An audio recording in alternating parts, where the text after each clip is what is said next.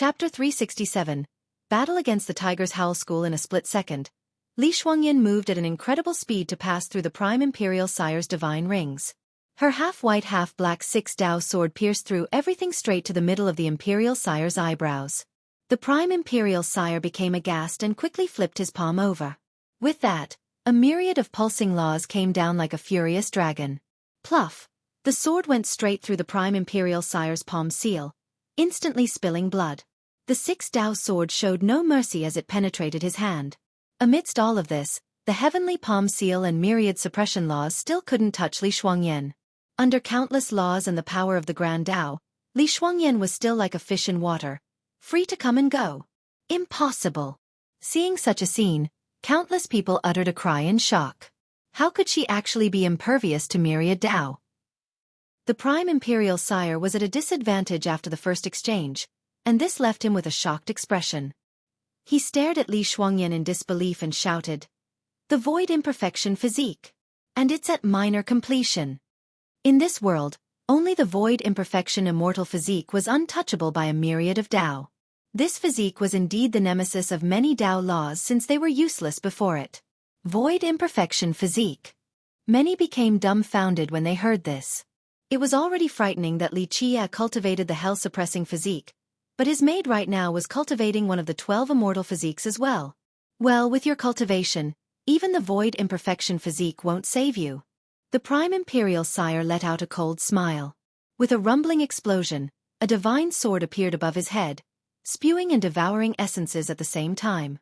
This soul-stealing sword caused others to shiver without being cold. This is the virtuous paragon, true treasure of a great paragon that had been bestowed a title. Seeing this divine sword with its own consciousness hovering about the Prime Imperial Sire, someone couldn't help but emotionally exclaim, "Boom!" At the same time, 6 fate palaces appeared above Li Shuangyan's head to immediately form a domain. The hymn of a sword formation rang as the 6-dao sword turned into a gigantic 6-dao yin-yang sword formation that entered this absolute domain. Zhang zhang zhang. In the blink of an eye, each sword beam became even larger than the heavenly pillars inside Li Shuangyan's domain. The sword beams utilized its supreme array to trap the Prime Imperial Sire right away. 6 palaces. She already has 6 palaces at the enlightened being realm.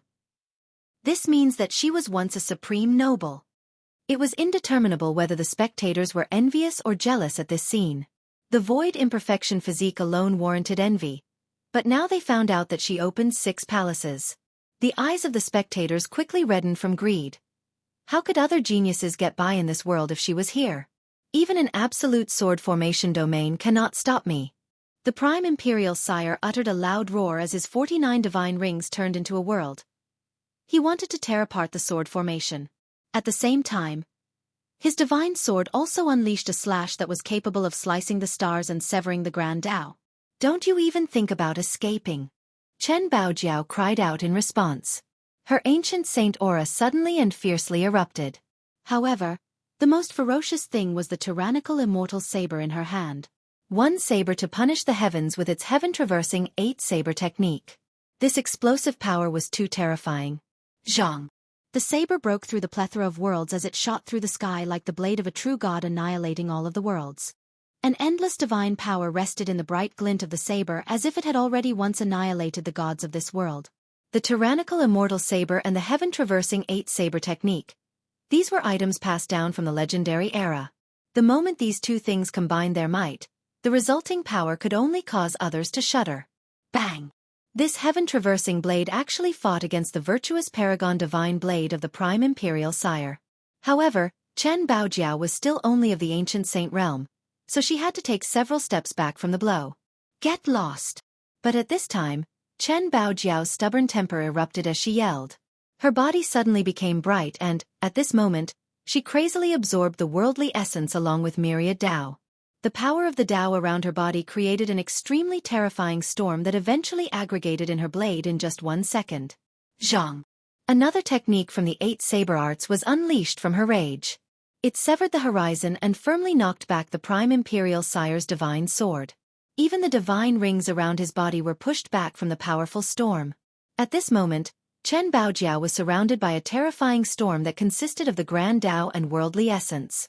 Its power could crush all things, and it accumulating on the blade increased her strike's effectiveness by several dozen times. What physique is this? Many people sucked in through their teeth in confusion after seeing this explosive Grand Dao storm on her body. The tyrannical sacred spring physique not only increased her cultivation by leaps and bounds, but it also allowed for her to absorb the worldly essence to create this terrifying storm. Even though Chen Baojiao did not open 6 palaces like Li Shuangyan, her physique allowed for her cultivation to quickly catch up to Li Shuangyan in just a few short years, allowing her to reach the ancient saint realm. At this moment, Li Shuangyan was a 7 celestials enlightened being and was 1 step away from ancient saint. Chen Baojiao had to restart her cultivation from the beginning after destroying her foundation, but she still managed to catch up. This was the strength of the tyrannical sacred spring physique. This physique was not necessarily stronger than the void imperfection physique, but it was also not likely to be any weaker than the immortal physiques. This was an ultimate and supreme physique. Kill! Li Shuangyan let out a cry as her hand moved the formation arrays. The moment it opened, cries of dragons and tigers emerged as if millions of prehistoric beasts were rushing out. This was the 6 beasts formation. It had an extraordinary origin. The moment these beasts rushed out, they used their crushing momentum to hunt down all enemies. At the same time, her true fate also jumped out of her master palace and used an unparalleled momentum to attack. Chen Baojiao also uttered a battle cry and unleashed a horizontal slash that carried the overbearing Grand Dao storm, like a storm goddess. Even as a jewel sovereign, the prime imperial sire was startled by these strikes. He quickly grabbed the divine sword and took out a shield for his other hand. His shield was also a virtuous paragon true treasure. Boom! With a deafening explosion, the prime imperial sire used the shield to slam straight towards Li Shuangyan and sliced his sword towards Chen Baojiao. He understood that the tiger's howl merit laws were useless before Li Shuangyan's void imperfection physique. Even his jewel sovereign cultivation wouldn't do unless he had a heaven's will secret law. Thus, he used the shield to meet the enemy, using his powerful brute strength. There is no justice in this world. The actions taken by Li Shuangyan and Chen Baojiao astonished even the spectators outside. A once supreme noble who was now a 7 celestials enlightened being actually had a minor completion immortal physique. This allowed for her to even surpass the confinements of levels and directly fight against a heavenly sovereign. The other person was an ancient saint with an unknown physique. However, with just a glance, one could tell that this physique was only stronger than saint physiques, no weaker. And not to mention the divine saber in her hand that was capable of sweeping through the 8 desolaces. Even though the prime imperial sire was a jewel sovereign that could easily kill enlightened beings and ancient saints under ordinary situations, he was not able to kill them because of the combined efforts of Li Shuangyan and Chen Baojiao. I can forgive Li Qiye for cultivating an immortal physique, but his 2 maids. One person has an immortal physique while the other has an unknown powerful physique. Is there any justice in this world? Does he want to use physiques to bully the rest of the world? A person murmured right outside of the school. Countless covetous glimmers appeared in people's gazes. The appearance of these physiques meant that Li Qiye had at least 2 immortal physique laws. Even immortal emperor lineages craved for these laws, so who could be exempt from such desires? The ex-imperial advisor of the furious immortal saint country was also alerted. Even though the saint country boasted of having an immortal physique law, its lower tyrannical immortal law had flaws despite being complete. How could he not be stimulated when 2 immortal physique laws appeared right before him? Little brat, be smart and surrender. This imperial advisor can grant you a peaceful death. At this time, the ex-imperial advisor stepped forward with a domineering momentum, attempted to suppress everything in Li Qiye's direction. His own cultivation was very powerful, and his tyrannical saint physique had already reached grand completion. This allowed for him to challenge even heavenly kings despite only being a heavenly sovereign. With only you? Li Qiye responded with a carefree laugh without batting an eye. Bobby. But before Li Qiye and the ex-imperial advisor could begin their fight, an extremely terrifying lightning tribulation descended from the sky. In just a second, it became an ocean of torrential lightning followed by an evil energy that soared to the sky. Bang! The earth cracked after a loud explosion. Everyone then heard a cracking sound. The old treasure that was suppressing the lion's roar heavenly king suddenly blew apart into several pieces and flew out everywhere. Open! After a sound that was akin to a dragon's roar, one could make out a golden lion capable of devouring the heaven and earth suddenly turn into a huge mystical form. It powerfully pierced through the sea of lightning. No way! Such a sudden change left the Tiger's Howl schoolmaster in shock. This ancient treasure was something passed down throughout the school's history and was extremely powerful. However, it was actually crushed by someone today. Ha ha ha ha! I have finally shattered this last tribulation. An imposing voice resonated as a lion-like old man appeared in front of everyone. The lions roar Heavenly King. He actually succeeded. Seeing this old man fight his way out of the ancient treasure suppression, many people were moved and murmured, "Is this a minor completion immortal physique?" It seems that the rumors were true. The Heavenly King had actually found his ancestors' unbeatable immortal physique law. In a split second, Li Shuangyan moved at an incredible speed to pass through the Grand Imperial Sire's divine rings. Her half-white half-black six-dao sword pierced through everything straight to the middle of the Imperial Sire's eyebrows. The Grand Imperial Sire became aghast and quickly flipped his palm over. With that, a myriad of pulsing laws came down like a furious dragon. Pluff! The sword went straight through the Grand Imperial Sire's palm seal, instantly spilling blood. The six-dao sword showed no mercy as it penetrated his hand. Amidst all of this, the heavenly palm seal and myriad suppression laws still couldn't touch Li Shuangyan. Under countless laws and the power of the Grand Dao, Li Shuangyan was still like a fish in the waters, free to come and go. Chapter 368. Tiger's Howl Ancestor Grandpa. Seeing this old man that resembled a lion, Qi Xiaodao was both surprised and glad as he immediately shouted. At this time, the pair of lion-like eyes of the old man hovered upon the ex-imperial advisor from the Saint country. Then he loudly laughed. "So it turns out to be the ex-imperial advisor. You actually got involved in these muddy waters. Amazing. It seems that you have truly found your ancestors' immortal physique law. Nothing can be better since this is the thing our Saint country requires." The ex-imperial advisor was not intimidated and instead was rather ecstatic. In fact, they suppressed the Heavenly King in order to test whether or not he actually had the immortal physique law. To find out that this was the answer, it was actually good news to them. No matter what, they wished to capture him alive and seize his physique law. Enough talking, it's time to fight. The lion's roar Heavenly King laughed wildly like a lion. In just a second, the inner physique before his chest suddenly became bright and was brimming with immortal power, causing his blood energy to surge, promoting him into an invincible tyrannical lion. The minor completion furious immortal tyrannical physique. Seeing the frightening immortal power on the Heavenly King's body after his physique erupted, many people were shocked with envy. Just in time. I'd like to see your ancestors' immortal physique law. The ex-imperial advisor also roared. An immortal power surged from his body as well. It was dauntingly similar to the Heavenly King. At this time, universal laws began to resonate. These laws frantically increased the advisor's battle power and blood energy for a short period of time. This is also the furious immortal tyrannical physique, but it is from the lower immortal tyrannical physique law. A person emotionally exclaimed after seeing the old advisor's state. The lower immortal tyrannical physique law was the defining art of the furious immortal Saint country. This art could be cultivated into the furious immortal tyrannical physique, but not just anyone in the Saint country would be able to cultivate this law. Unless they were from the main branch, one would need to greatly contribute to the country and have their loyalty tested. Without a doubt, the ex-imperial advisor satisfied all of the conditions to cultivate this immortal law. Is the fate of this world going to be decided by immortal physiques now? A dumbfounded person murmured. Earlier, Li Shuangyan's void imperfection physique and Chen Baojiao's invincible nameless physique were already amazing enough, but now two furious immortal tyrannical physiques came out of nowhere. Seeing immortal physiques would normally be a rare sight, but now, one appeared after another. This was too ridiculous. Slay. The furious immortal tyrannical physique's essence was in its hegemonic nature of ruling by force. It could instantly increase the user's cultivation, battle power, and blood energy to an insane level, allowing the user to easily fight against a much more powerful existence.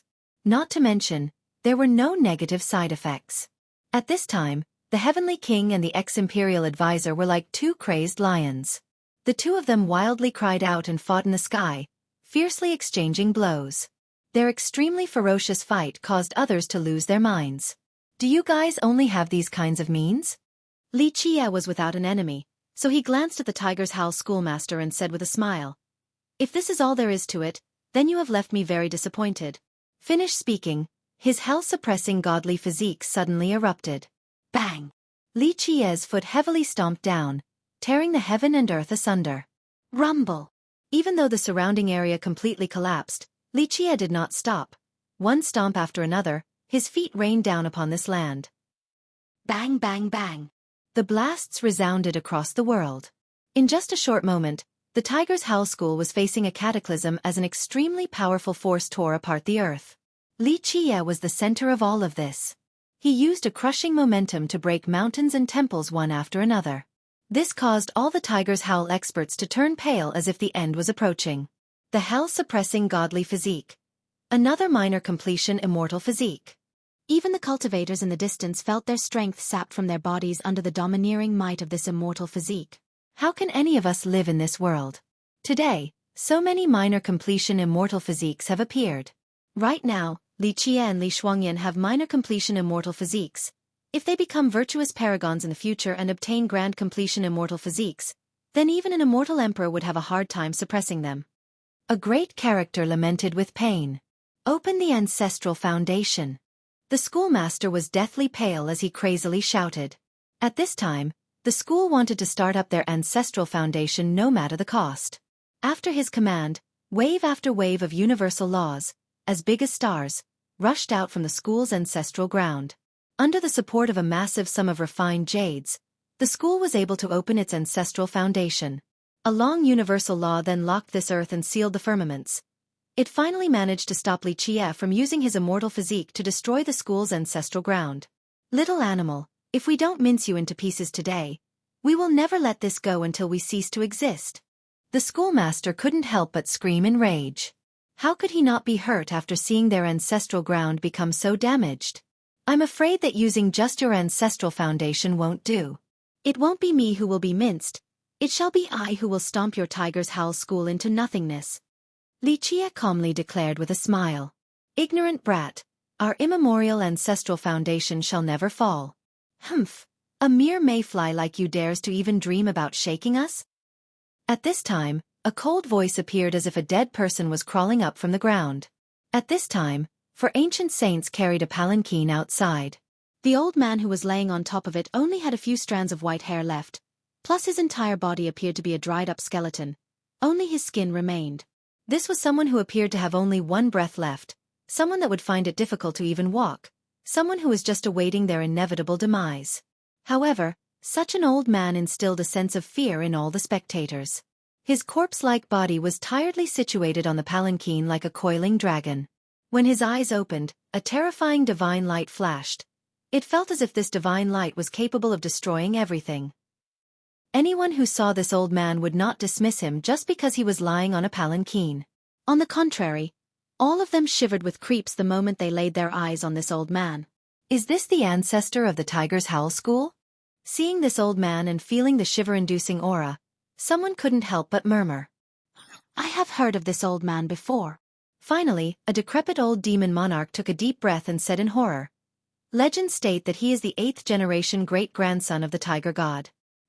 He had always been sealed in the deepest parts of the school with an era bloodstone to resist the erosion of time. Many were horrified after hearing this. The 8th great-grandson of the Tiger God. Just how long had this person lived for? Even if he had been gathering dust underground, it was still enough to scare other people. When this old man was carried out, everyone from the Tiger's Howl School quickly prostrated and chanted, "O great divine ancestor!" The dying old man that was lying on the palanquin spoke without any strength. Junior, you were able to force me to come into being. Even if you die today, you have done enough to warrant a lifetime of arrogance and pride. Be reasonable and hand over the immortal physique laws. An old undying. Li Qiye narrowed his eyes and peered at the ancestor before he cheerfully smiled. I'm afraid today is the last time you will ever come into being. An existence only of the old undying level is not enough to protect the Tiger's Howl School. With that, Li Qiye stomped down towards the old man with an unrivaled domineering attitude. Such a domineering style astonished everyone. This was an existence of the ancestor level. An old undying capable of petrifying anyone. Many great sects sealed one or two of these old undyings, but when these characters came into being, it could easily result in their death. This was why they would not easily come out unless their sects were facing certain destruction. Heavenly sovereigns and even heavenly kings were filled with dread when they saw this old undying ancestor. But Xueqi still stomped his foot towards him with an overbearing attitude. The ancestor on the palanquin didn't even move one bit. He simply flicked his finger and with a pop, Xueqi was blown away, crashing heavily into a peak. So powerful. A finger easily knocked away Xueqi with a minor completion immortal physique. Many spectators felt their scalps tingle since they all knew about Xueqi's ferocity. Yet the ancestor blew him away with just one finger. Crash! Xueqi rushed out from the rubble with some bloodstains on his robes. However, they were merely external wounds and were insignificant to Xueqi. It is a pity. You are far from enough. An existence that has yet to enter the path of the Grand Era. Not enough to reach the apex. Xueqi burst out in laughter and didn't pay the ancestor any mind. Too arrogant. Many people sucked in air through their teeth and exclaimed after hearing Xueqi's words. The ancestor still sat on the palanquin, appearing to look down on all existences as he weakly spoke. You do not know the immensity of the heaven and earth. Even though I haven't stepped onto the path of the Grand Era, it is still more than enough to kill a little brat like you. Above heavenly kings were virtuous paragons. There was a saying in this world, if immortal emperors do not come into being, then virtuous paragons were unbeatable. In fact, this phrase was very vague. Virtuous paragons were divided into many types, so even though the cultivators of this world considered any existence right below a mortal emperor to be of the virtuous paragon realm, for millions of years, virtuous paragons that did not enter the path of the heavens or the path of the Grand Era were called ordinary virtuous paragons. For these ordinary virtuous paragons, their levels, in ascending order are Early Era Virtuous Paragon, Rising Era Virtuous Paragon, Peaceful Era Virtuous Paragon, Prosperous Era Virtuous Paragon, and Golden Era Virtuous Paragon. It could be said that a Golden Era Virtuous Paragon was at the peak of ordinary virtuous paragons, but this was not the ultimate end of this realm. Might be an exaggeration. Chapter 369. Eight-Winged Divine Tiger. Once a cultivator reached Golden Era Virtuous Paragon, there would be two paths available to those who could continue onward. One was the path of the heavens and the other was the path of the Grand Era. These two paths were very easily classified. The path of the heavens was to reach the supreme heavenly Tao of oneself. People who traveled on this path had the chance to obtain the heaven's will and become an immortal emperor. However, the path of the heavens had always been very cruel and heartless throughout each generation since those who walked on this path had to compete against countless others. Throughout the ages, countless heaven-defying existences all died miserable deaths on this path towards the heavens. In contrast, those who trod on the path of the Grand Era were more likely to die of old age. This was the Tao of the Grand Era that didn't compete for the heaven's will. This was a path that simply aimed for the apex of the virtuous paragon realm. Those who trod on the Grand Era's path could build a country to gather resources. Once they gained a certain degree of power, they would be able to open the divine investiture list. This meant that virtuous ancestors that reached the apex of the Grand Era's path were comparable to the mysterious true gods and could not be looked down upon by even immortal emperors. Future generations began to divide these two paths. They called the virtuous paragons that walked towards the heavens heavenly paragons, and those that strode towards the Grand Arab divine paragons. Without a doubt, the ancestor of the Tiger's Howl School was a virtuous paragon, but he had not entered either of these paths. He was only an ordinary virtuous paragon. However, as an old undying that had been sealed for countless years and the ancestor of a great sect, he was still an existence worthy of awe and fear. Is that so? Xueqi smiled and said, Then come out and show me the power of a virtuous paragon like yourself. Having said that, immortal emperor auras flooded the sky. At this moment, Xueqi's left hand wielded the violet imperial hammer and his right hand held the black tortoise rod. Immortal emperor life treasures. The moment he took out these weapons, surging flame-like imperial auras appeared, causing everyone to shiver and nervously swallow their saliva. The violet imperial hammer of the azure mysterious ancient kingdom and the black tortoise rod of the brilliance ancient kingdom. Countless people were in awe before these two weapons. Some big shots couldn't help but to show their unsuppressible greed despite their legs growing weak. One of them even murmured, "This kid is too scary." To be able to actually unlock the Emperor Seal of the ancient kingdoms, this is truly unbelievable. Many were driven mad from jealousy, seeing two emperor weapons in the possession of Xueqi. Outside of immortal emperor lineages, who would have two emperor weapons? But this kid did, so how could they not go crazy from jealousy? And the even more astonishing part was that this kid could actually unlock the legendary Emperor seals to take others' Emperor weapons for his own use. Since he was facing Emperor weapons, even the ancestor of the Tiger's Howl School did not dare to act recklessly. In the end, the school was not an immortal Emperor lineage. They did not have Emperor merit laws, so before the might of an Emperor weapon, great sects like them were at a huge disadvantage. The ancestor solemnly stood up and opened his eyes. Suddenly, an endless net of lightning encompassed the entire school. At this moment, he was no longer an old undying nearing his end and was more like an awakened divine tiger. Before his piercing gaze, even heavenly kings would find that their legs would give in. Boom! The ancestor's powerful virtuous paragon aura destroyed the earth. At this time, 8 tiger wings appeared behind his back, turning him into a divine tiger with 8 wings. Even though his vitality had withered, his ferocious might still remained. I know who he is now. Someone saw the 8 wings behind his back and exclaimed in horror. He is the 8-winged divine tiger. During the generation of immortal Emperor Tion, he was a virtuous paragon that once ruled over an entire territory. By accomplishing such a task, one could absolutely be referred to as a genius amongst devilish geniuses. Li Shuangyan had 6 palaces, and now Li Qia also had 6. Becoming dumbstruck in horror was the only appropriate reaction. Motherfucker! A big character from the previous generation couldn't help but let out some vulgarity. With these 2 great geniuses appearing in one day, what are our juniors going to do? It was not their fault for being lost in despair since both Li Shuangyan and Li Qia stole the radiance from all other geniuses.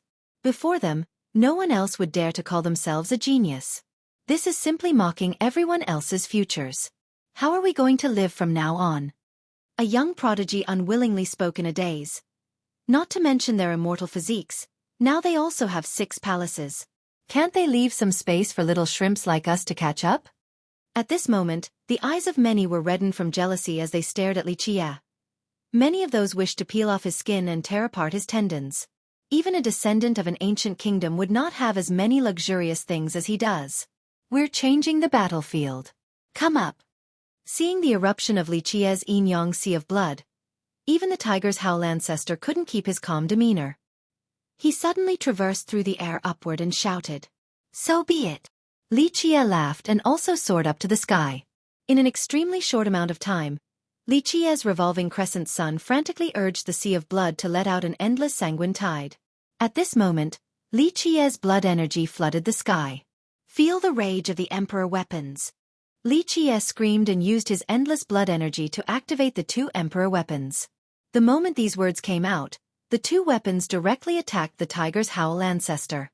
There were no merit laws nor techniques involved. It was only the direct attack of the invincible Emperor weapons. The moment these 2 weapons shot out, many strange images and phenomena appeared.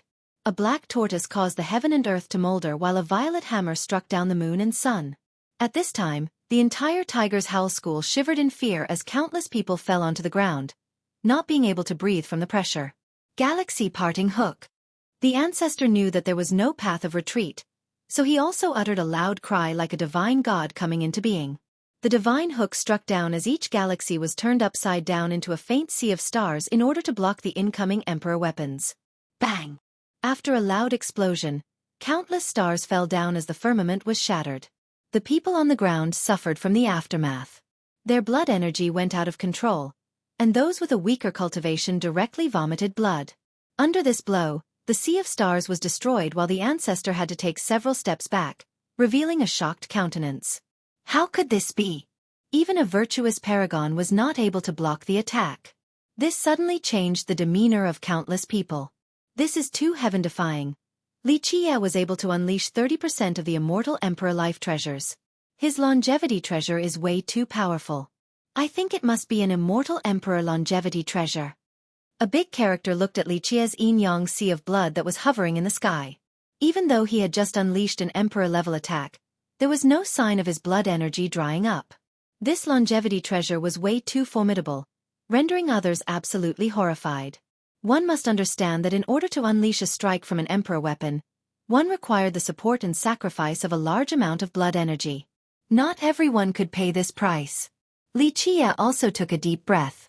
His sea of blood was indeed extremely powerful, but by attacking with 2 Emperor weapons in this manner, he was still unable to bear it despite the support of his sea of blood.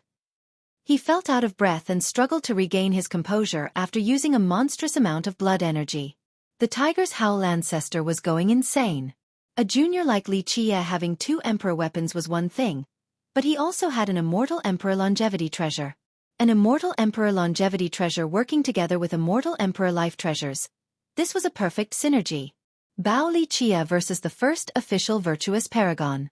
I wonder how many virtuous paragons we have seen so far? Once a cultivator reached Golden Era Virtuous Paragon, if they could still continue onward, then there were 2 available paths. One was the path of the heavens and the other was the path of the Grand Era. These 2 paths were very easily classified. The path of the heavens was to reach the supreme heavenly Tao of the self. People who traveled on this path had the chance to obtain the heaven's will and reach immortal emperor. However, the path of the heavens had always been very cruel and heartless throughout each generation since those who walked on this path had to compete against countless others. Throughout the ages, countless heaven-defying existences all died miserable deaths on this path towards the heavens. In contrast, those who trod on the path of the Grand Era were more likely to die of old age. This was the Tao of the Grand Era that didn't compete for the heaven's will. This was a path that simply aimed for the apex of the virtuous paragon realm. Chapter 370. Battle against the Divine Tiger, damn it! One person with 2 emperor weapons and an emperor longevity treasure. This is a rich young master, no, an imperial young master. Only the direct children of immortal emperors would be able to enjoy such privileges. A person exclaimed with indignation. After a sad bellow, he was also killed by this attack. In just the blink of an eye, 2 experts from the Tiger's Howl School were killed. The Tiger's Howl ancestor was stunned. He couldn't help even if he wanted to since Li Qie's 2 emperor weapons had been fixated on him. Seeing such a scene, not only the Tiger's Howl disciples, but even the spectators outside were astonished. Li Qie's camp was way too powerful. If this is the limit of your capabilities, then there is no chance of stopping me today. Li Qie glanced at the Tiger's Howl ancestor whose face had become cold to the extreme. Angered to the point of vomiting blood, the ancestor angrily laughed and then coldly declared, "Good, good. Junior, do you think you are the only one with immortal emperor life treasures? Please come out, ancient kingdom's emperor weapons." Bang, bang, bang. The moment the ancestor finished his words, an immortal emperor's aura suddenly ravaged the nearby land with a force even more powerful than Li Qie's 2 emperor weapons. In just a split second, 4 emperor weapons appeared on the side of the Tiger's Howl School with a terrifying pressure that shook the entire eastern 100 cities. An immortal emperor true treasure. At this time, people felt a presence as if an immortal emperor had personally come. They couldn't help but become pale from fear. At this time, 3 immortal emperor life treasures and 1 immortal emperor true treasure descended to the school and sealed this entire location. Even the spectators right outside had to lie limp on the ground. Is this the prelude to the eventual sinking of the Tiger's Howl School? At this moment, countless old undyings of the great sects at the Eastern 100 cities became alarmed after feeling the immortal Emperor True Treasure's presence. The evil subduing rod, immortal Emperor Fu Mo's true treasure. And also the water dragon rod, the fire phoenix rod, and the wood tiger rod. Seeing the 4 weapons, someone became overwhelmed with shock and murmured, "All of immortal Emperor Fu Mo's weapons have gathered here today." Immortal Emperor Fu Mo of the Brilliance Ancient Kingdom had left behind an arsenal of weapons, including the evil subduing rod and his rods crafted after the 4 images. It was said that this arsenal could turn into an invincible emperor formation. Including the black tortoise rod in Li Qie's hands, all of Immortal Emperor Fu Mo's weapons had appeared at the Tiger's Howl ancestral ground. But outside of these 3 life treasures, even an Immortal Emperor True Treasure arrived. Everyone couldn't help but take a deep breath after seeing such a scene. Today was a battle between Immortal Emperor weapons. Such a grand performance. All the Emperor weapons of an Immortal Emperor have arrived. Only an ancient kingdom would be able to put on such a play. Seeing the 4 weapons suppressing the 4 directions of the school, many were awestruck. This is the Tiger's Howl School working together with the furious Immortal Saint Country and the Brilliance Ancient Kingdom. It's not just the school alone. Maybe the Brilliance Ancient Kingdom is the real mastermind behind all this. A sect master figured it out and emotionally spoke. The Tiger's Howl School was merely the battlefield. The real player was the Brilliance Ancient Kingdom. The Brilliance Ancient Kingdom finally came. Li Qie became serious and commanded the group of Li Shuangyan. All of you leave first, I shall deal with them. It is too late to leave. At this time, a terrifying voice resonated. A faint shadow appeared in the sky. The emergence of this shadow made the world seem insignificant. Wherever he stood was his personal domain. He was a god that controlled the heaven and earth. Countless people felt the impulse to kneel down and worship before this faint shadow as if an almost primal, instinctive fear emanated from the depths of their minds. The Brilliance Ancient Kingdom's divine beast protector. Li Qie's eyes narrowed as he stared at the fuzzy shadow in the sky and said, "The divine beast protector from the Brilliance Ancient Kingdom." After hearing this name, someone screamed. Even old undyings that hid in the darkness became shocked and murmured, "Is this an eternal existence?" The title of eternal existence would not be granted to just anyone. Even an old undying like the tiger's howl ancestor was not qualified to be called an eternal existence. Even legendary masters lacked this privilege. It was said that only people who opened the divine investiture list could be called eternal existences. Although there were no clear standards to this title, eternal existences were far beyond ordinary virtuous paragons. This was something known to everyone. Damn it! One person with 2 emperor weapons and an emperor longevity treasure. This is a rich young master. No, an imperial young master. Only the direct children of immortal emperors would be able to enjoy such privileges. A person exclaimed with indignation. Good, good, good. The Tiger's Howl School's ancestor was laughing from anger. He, a terrifying ancestor had been sealed for so many years underground, had to come into being today just for a little junior. He thought that he could deal with this as easily as flipping his palm, but he didn't think that he couldn't garner even the least bit of advantage. As a powerful ancestor who failed to kill a junior even after using his true fate weapon, it was extremely humiliating for him. Take this! In a wrathful outrage, the ancestor took out a treasure that stole the colors from the moon and sun while the stars lost their luminosity. Opposing an ancient kingdom was a foolish endeavor. The Brilliance Ancient Kingdom had 2 immortal emperors and stood strong for millions of years. How could a junior like him be able to affect them? Let us watch to see how this genius will pathetically die. Another great power's disciple excitedly spoke. To those who had grievances with Li Qie, this kind of development was their greatest wish. What a pity! Li Qie glanced at the faint shadow in the sky and said, "Only a Dao clone, truly a disappointment. Why would I personally come for an insect?" The shadow looked down and said, "Hand over the immortal physique laws." Li Qie laughed and said, "If your real body came, then I might have let you see my immortal physique law. What a shame. I was waiting for your real body to come so that I could refine it. Even if an old guy like you, someone who had lived for generation after generation, is really hard to chew, I really wanted to refine you and turn your beast blood into treasure blood. This is a really nutritious thing." These words surprised everyone, and they all felt that Li Qie had become crazy. This was an eternal existence, someone even stronger than legendary masters. One could not compare it to the likes of an old undying like the tiger's howl ancestor. An existence like the divine beast protector could easily kill ordinary virtuous paragons. As for heavenly sovereigns and heavenly kings, they were nothing but ants in their eyes.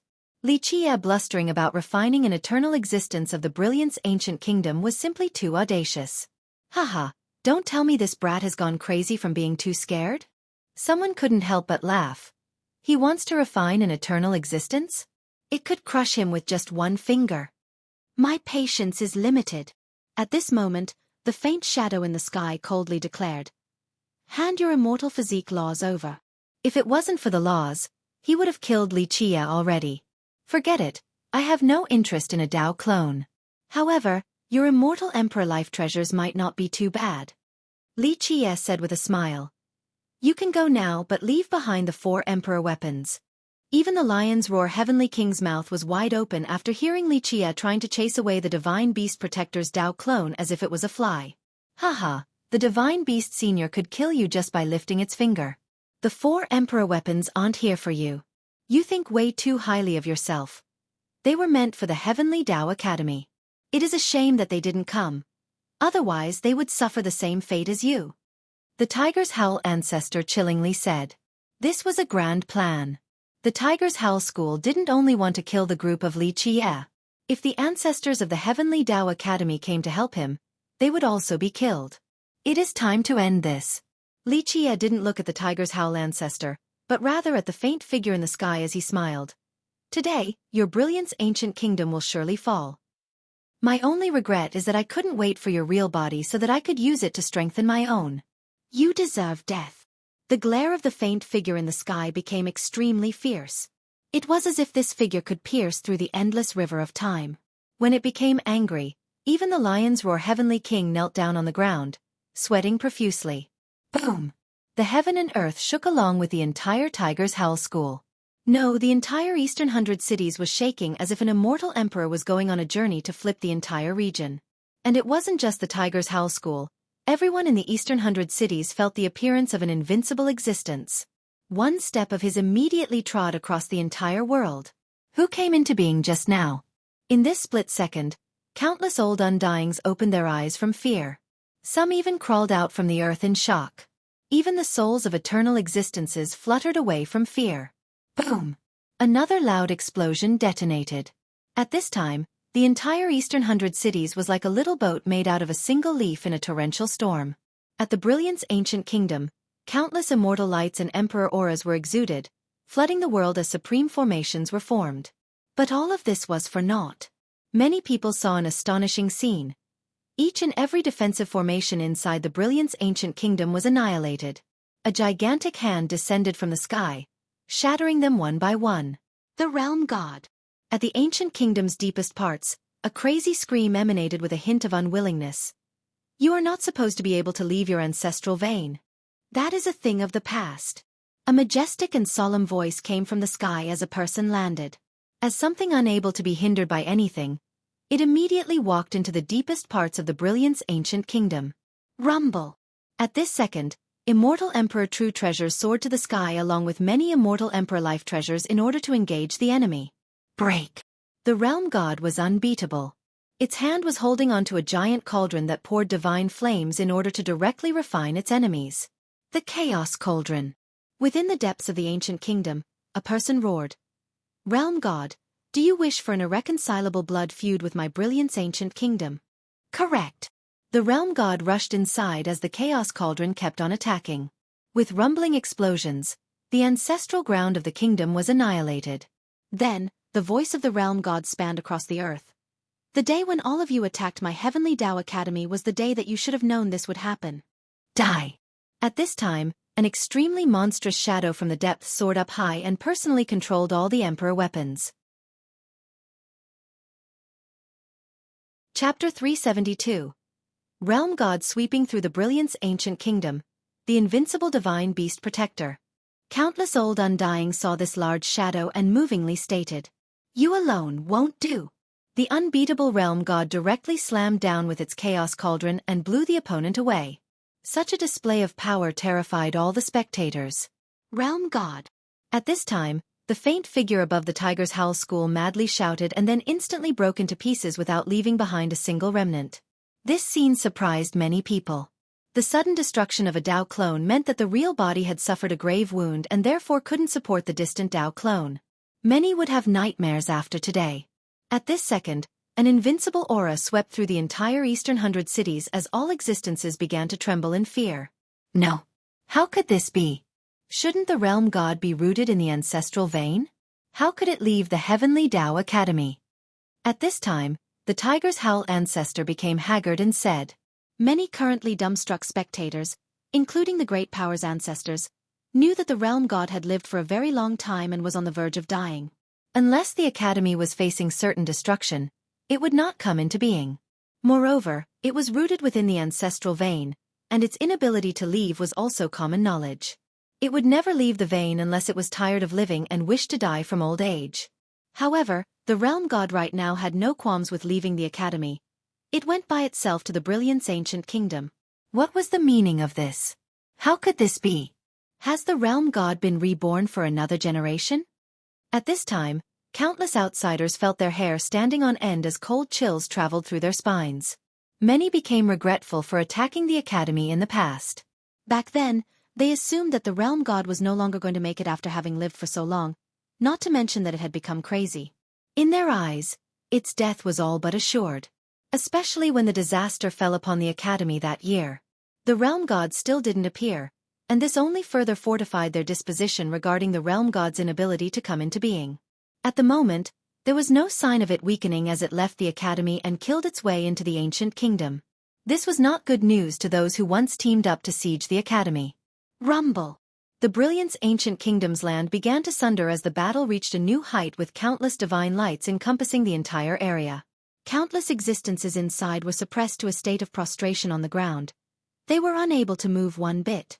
Activate the Emperor Foundation. The terrified voice of the divine beast protector resounded across the earth.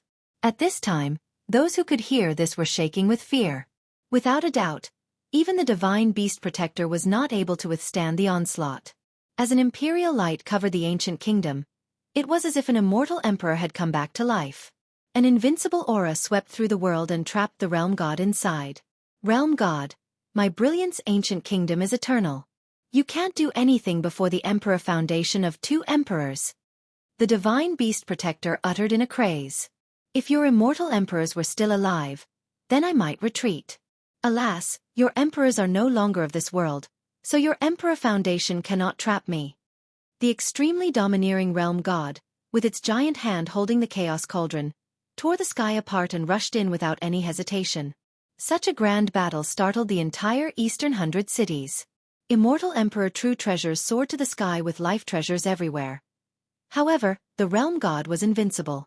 The chaos cauldron in its grasp was unstoppable even when facing true treasures. This was a battle that shook even the heavens. With the realm god taking action, all contemporary great powers were aghast. It was an extremely ancient being. Even though legend stated that it was unbeatable for a generation as the protector of the academy, something that could not be defeated even by immortal emperors, not everyone deemed this as trustworthy, especially when it had not fought in a very long time. And so, everyone who knew of its existence assumed that its lifespan and blood energy were completely dried up. However, its attack today against the Brilliance ancient kingdom was of an unparalleled magnitude. At this time, everyone felt sweat forming on their bodies and understood that the phrase, the Heavenly Tao Academy, unshakable for millions of years, was not just mere empty words. It is our turn now. At the Tiger's Howl School, although no one could see the battle at the Brilliance ancient kingdom, all the experts were astonished when they felt the invincible momentum. It was as if the realm god was the sole ruler of this world. Many people finally calmed down while Lichia slowly looked at the Tiger's Howl ancestor and spoke. In a state of panic, the Tiger's Howl ancestor initially thought that this battle was already won with the Brilliance Divine Beast Protector's Tao clone personally arriving with 4 emperor weapons. They not only wanted to catch Lichia, but also all of the 7 ancient ancestors if they decided to help Lichia. However, in contrast to their expectations, only Lichia came. None of the 7 ancient ancestors showed up. And the worst part was that the realm god came into being and swept through the Brilliance ancient kingdom. Now, the Tao clone of the beast didn't even have the chance to attack before it disappeared. One could only imagine how terrifying this battle was if the true body of the divine beast protector became gravely wounded right from the start. The guaranteed victory had been completely reversed, causing the Tiger's Howl ancestor to become pale. However, in the end, he was still a virtuous paragon capable of calling for the wind and summoning rain. He took a deep breath and made a decision before speaking in a cold tone. The victor has yet to be decided.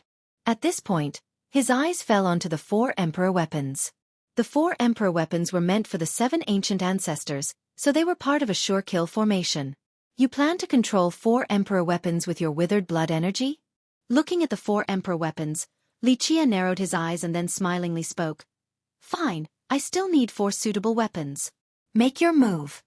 At this time, he was fixated on the weapons from the Brilliance ancient kingdom. He already had the black tortoise rod, so these other 4 weapons were a perfect match for it. Go! The Tiger's Howl ancestor suddenly disappeared from the horizon and emerged at the top of a peak. This was the focal point of the sure kill formation. At this time, all of his blood energy gathered into this place to activate the 4 emperor weapons as they exuded an endless amount of emperor power. A buzzing sound resonated. The ancestor wanted to use this formation to kill Lichia, but the 4 weapons suddenly quivered and tore apart the void. Not good. With an unexpected look on his face, Lichia wanted to take action, but he was too late.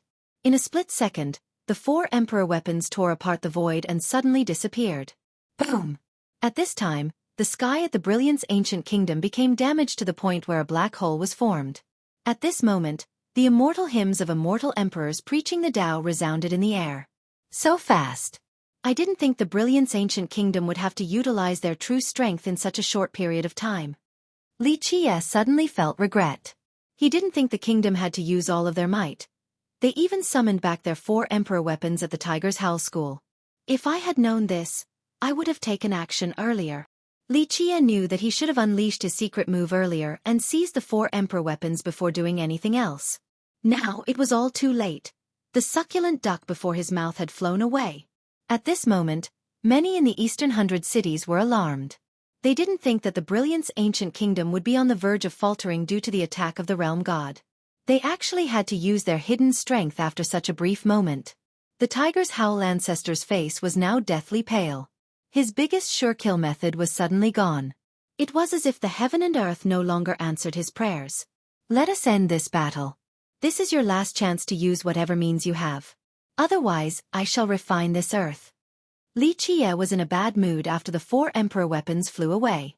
He no longer wanted to waste time and wished to end this battle so that he could run to the Brilliance Ancient Kingdom and steal their creations. With a livid look, the ancestor finally ground his teeth and harshly spoke after stomping on the ground. Little animal, we shall die together. Open the ominous graves.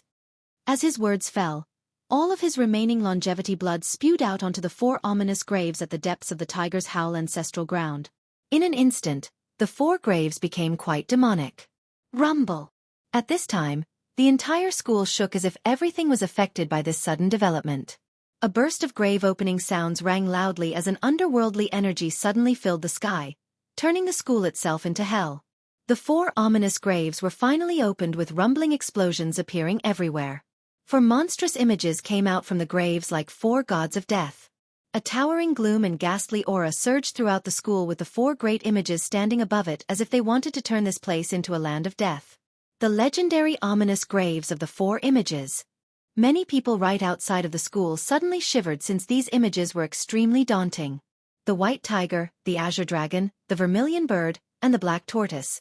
These huge shadows stood there like 4 mythical beasts. Their empty eyes caused others to feel the creeps. These are extremely legendary existences that were refined into the ancestral foundation of the school by its progenitor, the tiger god. Chapter 373. 4 Ominous Images, Slay. The Tiger's Howl ancestor uttered a loud cry as all of his blood energy was consumed by the 4 ominous graves. Regardless of the outcome of this battle, his death was assured. Even if Li Qie didn't kill him, he was doomed to die of old age. Rumble. The 4 great images came pressing forward with an endless amount of dark energy. Bang! Li Qie met this attack with the emperor weapons, but he was still blown away. Nevertheless, he roared as the sky became bright due to his hovering Grand Tao. At this time, Li Qie revealed all of his strongest techniques. 1,000 hands against the 9 worlds, daylight immortal secret, and 9 sun locking heaven law. With the hands lifting up 3,000 minor worlds, their combined power aggregated on the 2 emperor weapons. The heaven's will secret law descended like a heavenly path with all of the forces in the world focused on Li Qie's body. The 9 suns began to rise as an endless amount of refined flames became the most powerful catalyst for the 2 emperor weapons. Boom! After a loud blast, the 2 emperor weapons in Li Qie's hands exuded an immemorial emperor power to stop the suppression from the 4 great images. However, like before, Li Qie was still unable to withstand this force. At this time, the Grand Tao shattered as the earth beneath his feet fractured. Rivers and ancient pavilions all fell apart as the universal laws under the Tiger's Howl School could no longer protect this area. Thick strands of laws began to burst. In a short period of time, miserable screams emanated throughout the school. Many disciples brought along the young and old to escape from this place that was facing its impending doom. Poof! Poof! Poof! At the worst possible time, a problem appeared on Li Qie's body. His true fate appeared to be affected by the 4 images as an evil aura emerged and spewed out countless flames. These evil flames towered over Li Qie like a tide and turned into a terrifying vortex that wanted to engulf him. Fate calamity. Seeing this evil ocean-like vortex appearing above his head, even the group of Li Xuanyan was shocked. His fate calamity picked the worst time to appear. Not good.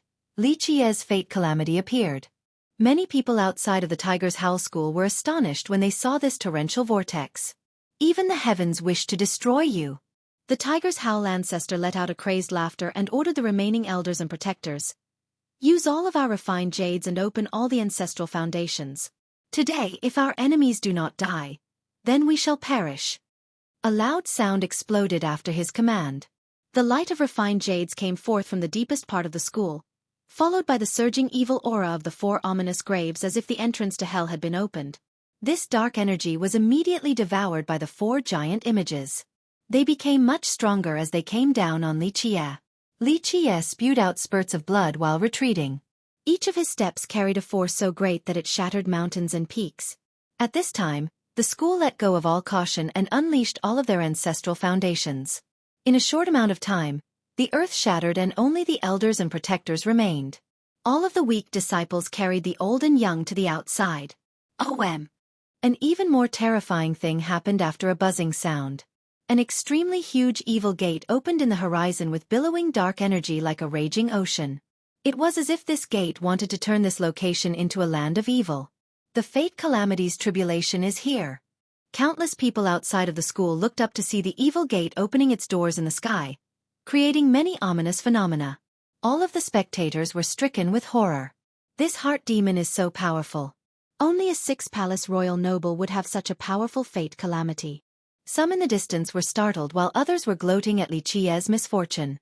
Ha ha ha, little animal, the heavens surely shall end you. After seeing so many evil images descending from the sky, the Tiger's Howl ancestor wildly laughed. Time to end this. Take a look at my trump card. Li Qie was not afraid and laughed contrary to expectations. With a boom, his 6 palaces turned into an endless domain that was filled with primordial energy. Boom! The tiger vein of the Tiger's Howl School was torn apart as the earth itself cracked. Inside Li Qie's absolute domain was a huge lake filled with worldly essence. The Terra's root was growing inside this lake. An incredible thing happened at this time. The endless worldly energy from the crack in the tiger vein suddenly spewed out a huge pillar that was crazily absorbed by Li Qie's domain. No! The Tiger's Howl ancestor bellowed and didn't dare to believe his eyes. This was an impossible matter since even he couldn't control the worldly essence from the white tiger vein. Even their progenitor, the tiger god, could barely control it. Yet, at this moment, its worldly essence was suddenly devoured by Li Qie. He was completely reluctant to believe such a thing was happening. How is this possible? Even the spectators outside were stunned at Li Qie's domain suddenly swallowing the worldly essence of the white tiger vein. One shouldn't be able to control this grand vein, let alone swallow its energy. However, no one knew that the Terra's root of this place had already been refined by Li Qie, and was now firmly planted in his domain. With its help, devouring the energy of this entire white tiger vein was a trivial matter. Bang! After he finished the devouring process, his absolute domain suddenly turned into his third eye, immediately bringing forth the hottest and brightest radiance. At this time, his absolute domain seemed to be the origin of the grand Tao as it burst with its power. This was the strongest orderly Tao that could crush all things. Before the countless evil images that were being released from the evil sea above Li Qie's head could descend to the ground, they were all rendered into ashes before this invincible and destructive blow from the brightest radiance. I was waiting for this moment. Li Qie, in the most elegant manner, destroyed his fate calamity. Easy and absolutely perfect. All of this happened in the mere blink of an eye. From devouring the worldly essence of the tiger vein and using one blow to destroy the fate calamity's tribulation, barely any time had elapsed. Everyone stared with their mouths wide open since they had never seen such a shocking scene before. One blow to surpass the fate calamity and completely destroy it. It is over. Li Qie's expression darkened. With the immortal's blood spear in his hand, he threw it down. This was a strike to punish the gods and devils. A spear that sent fear into the hearts of myriad worlds. Something that was capable of causing the downfall of gods and warranting retreat from immortal emperors. When this spear was thrown, it left an indelible mark in the horizon. In a great battle, tearing apart the sky was a common thing. Even if the sky was split, it would easily recover since very few people could destroy the fabric of time and space forever. However, this spear left behind an everlasting mark that was unlikely to go away for a very long time. Regardless of whether they were outside the Tiger's Howl School or simply within the Eastern Hundred Cities, countless people were forced to prostrate on the ground. At this moment, many ancestors from the great powers lost their minds from fear. Someone is unleashing an imperial massacre or a heavenly annihilation? An old ancestor let out a loud scream. An imperial massacre was the ultimate blow of an immortal emperor life treasure. Outside of immortal emperors, very few descendants could unleash such an attack. A heavenly annihilation, on the other hand, was the ultimate attack of an immortal emperor true treasure. These attacks were just like their names. The massacre committed by immortal emperors or the annihilation carried out by the high heavens. These were the most terrifying attacks this world would face, and even virtuous paragons would lose their colors when they heard about them. No! In the end, the Tiger's Howl ancestor let out an indignant scream. With a loud explosion, the ancestral ground of the school was suddenly wiped out, leaving only a bottomless black crater. At this time, Xueqi carried the immortal's blood spear with a frightening murderous intent that filled the entire horizon. Even the old undyings that hid in the darkness to watch the fight felt their legs give out. As for existences like the Lion's Roar Heavenly King, they lay flat on the floor after being completely horrified. Some of the stunned spectators had their mouths open so wide that one could fit an egg inside. Some would find that their jaws became dislocated from this shock. Under this one spear, the ancestral ground of the school became ashes. This place that once resembled a giant tiger had fragmented as countless mountains and rivers collapsed while the main area became a horrifying crater. What a shame! Xueqi put away the immortal's blood spear and murmured, "One step too late from seizing the immortal emperor true treasure." He borrowed the spear from Xueqi in order to suppress the true treasure, but he took action way too late. "We're going." In the end, while the group of Li Shuangyan was still in a daze, Xueqi commanded. They all woke up immediately and followed him right away. "Even the heavens wish to destroy you. Ha ha ha, little animal, the heavens surely shall end you." Chapter 374. Intimidating the Eastern Hundred Cities. Xikong Taotian and the Lion's Roar Heavenly King would have nightmares from this event. This was too domineering. They had never seen a fate calamity get destroyed in one blow without even having the chance to fight back. Under this one spear, the Tiger's Howl ancestor, for ominous graves, and even the school's ancestral ground became nothing in an instant. An imperial massacre. No, it had to be a heavenly annihilation. A long time after Xueqi's group left, the people who were in a daze finally calmed down and exclaimed in shock. Heavenly annihilation, the ultimate attack in this world. Many looked at the ancestral ground that was now a dark crater. Then they looked at the unerasable remnant in the sky. They felt their entire bodies become slowly drenched in cold sweat. Even the spectating ancestors from the great powers were shivering since even they would die under such a blow. However, they didn't know that it was not a heavenly annihilation nor an imperial massacre. Xueqi's immortal's blood spear was neither a life treasure nor true treasure. It was just that this spear had once tasted the blood of an immortal emperor as it pierced through his throat. Xueqi took the group of Li Shuangyan on a journey to the Brilliant's ancient kingdom. He was not willing to accept the escape of the evil subduing rod. He wanted to seize it as the realm god was attacking the ancient kingdom. However, before he could reach it, a thunderous message spread across the Eastern Hundred Cities that left everyone aghast. The Brilliant's divine beast protector has been slain by the realm god. The ancient kingdom has surrendered. The Brilliant's ancient kingdom. One sect with two emperors. This unshakable monster within the Eastern Hundred Cities had to surrender before the murderous might of the realm god. The realm god has shown mercy to the Brilliant's ancient kingdom. The kingdom will pay 10 times the losses the Academy suffered last year, and will declare a state of containment. They will never come into being again. While everyone was still dumbfounded from shock due to the first piece of news, the second piece of news that was even more shocking arrived. Everyone became paralyzed for a long time.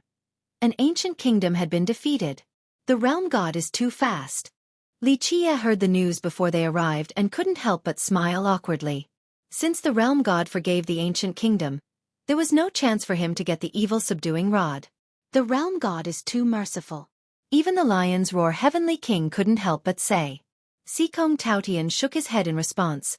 The Heavenly Tao Academy had always been like this. Also, destroying the Brilliance Emperor Foundation must not be so easy. It was very likely that the realm god didn't want to leave the academy for so long, so it spared the ancient kingdom. Damn! Let us go.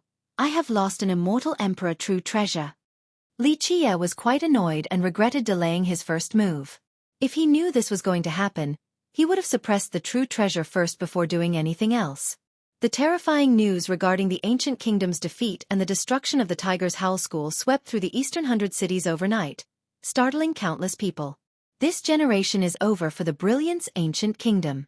Even though the merciful realm god spared the kingdom, its divine beast protector, all of its ancestors, and even the elders and protectors died in the battle.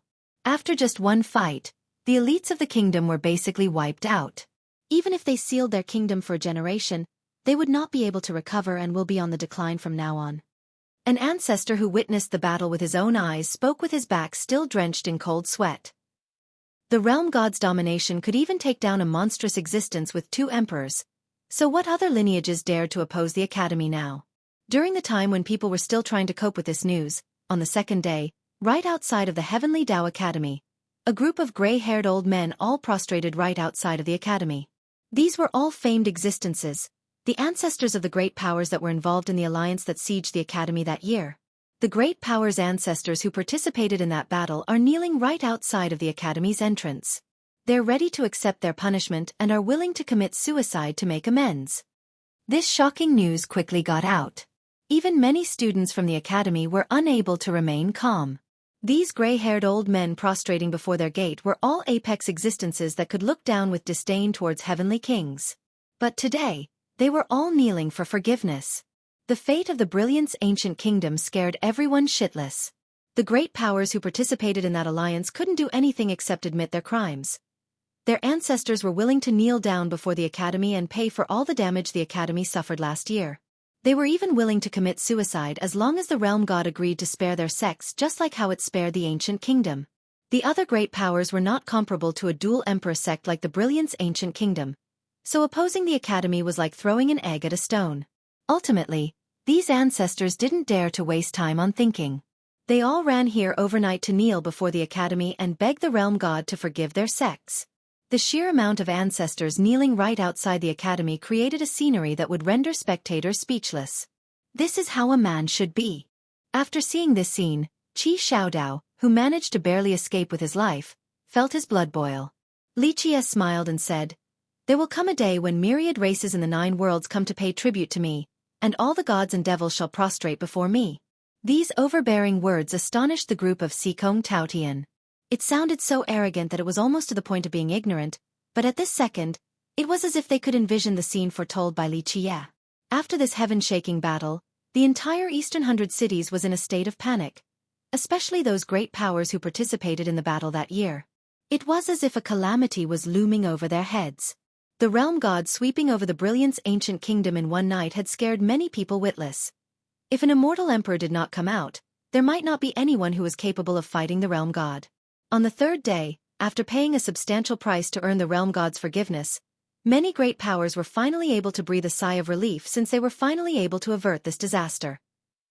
Ever since the Black Dragon King fought against immortal Emperor Ta Kong, there had not been an event as great as the decline of the Brilliance Ancient Kingdom. Even a dual emperor monster could fall before the might of an invincible existence, so no other great powers were safe. Compared to the defeat of the ancient kingdom, the destruction of the Tiger's Howl School was not a hot topic. This was not anything strange. Since the school and the ancient kingdom were not even close to the same level, its destruction was not as impressive.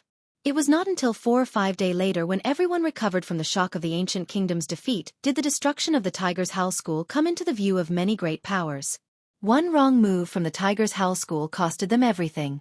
They lost the inheritance that was accumulated bit by bit by their past ancestors. After hearing the news, a person lamented with emotion. Another person added, "The Tiger's Howl School is finished. It is just like what Li Qie said, there will no longer be a Tiger's Howl School at the Eastern 100 cities from now on." At that time, Li Qie had announced that the school's name would be erased from the Eastern 100 cities. Countless people then sneered at his overestimation of his own abilities. However, those people were now regretting everything. Why did they feel the need to mouth off Li Qie in such a manner? What if Li Qie retaliated? Wouldn't they become the second Tiger's Howl School? In the eyes of many, the Tiger's Howl School was finished, but there was still a chance for the Brilliance Ancient Kingdom in the far future. This generation was finished for them since they had to seal themselves, but their emperor foundation still remained. This was not the case for the Tiger's Howl School. It lost its ancestral foundation, and moreover, even its white tiger great vein had been sucked dry of its worldly essence by Li Qie, so only ruins remained. Although many disciples managed to escape, the loss of the ancestral foundation and the great vein had completely cut off all hope for the school. A great power could come back from losing its elites in battle, and also endure the loss of weapons and merit laws. After all, any great power could find all of these things in the future and train new personnel. However, the destruction of the ancestral foundation was irrecoverable. The ancestral foundations of these great powers were all paved by extremely powerful existences. If one was not a virtuous paragon, then they would not even be qualified to talk about erecting a kingdom or a sect. The ancestral foundation of a power was the embodiment of the effort of the past sages. It was the result of their blood and sweat of countless generations. Fixing a destroyed ancestral foundation was even more difficult than reaching for the heavens. However, what was even more disastrous was the destruction of the great vein. This was the real cause for despair. Chapter 375. Preparing for the journey. Take a step back and look at the overarching situation. Even if a great power's ancestral foundation was destroyed, it would still have the chance to be rebuilt in the future. However, if a great vein was destroyed, then it would truly be over. Great veins were created by the heaven and earth after millions of years of accumulation. A destroyed ancestral foundation meant that it could not be recovered for a generation, but a destroyed great vein meant that it could never be rebuilt. After both were destroyed, even when their young and old managed to escape along with some disciples, there was no chance for them to rebuild the Tiger's Howl School.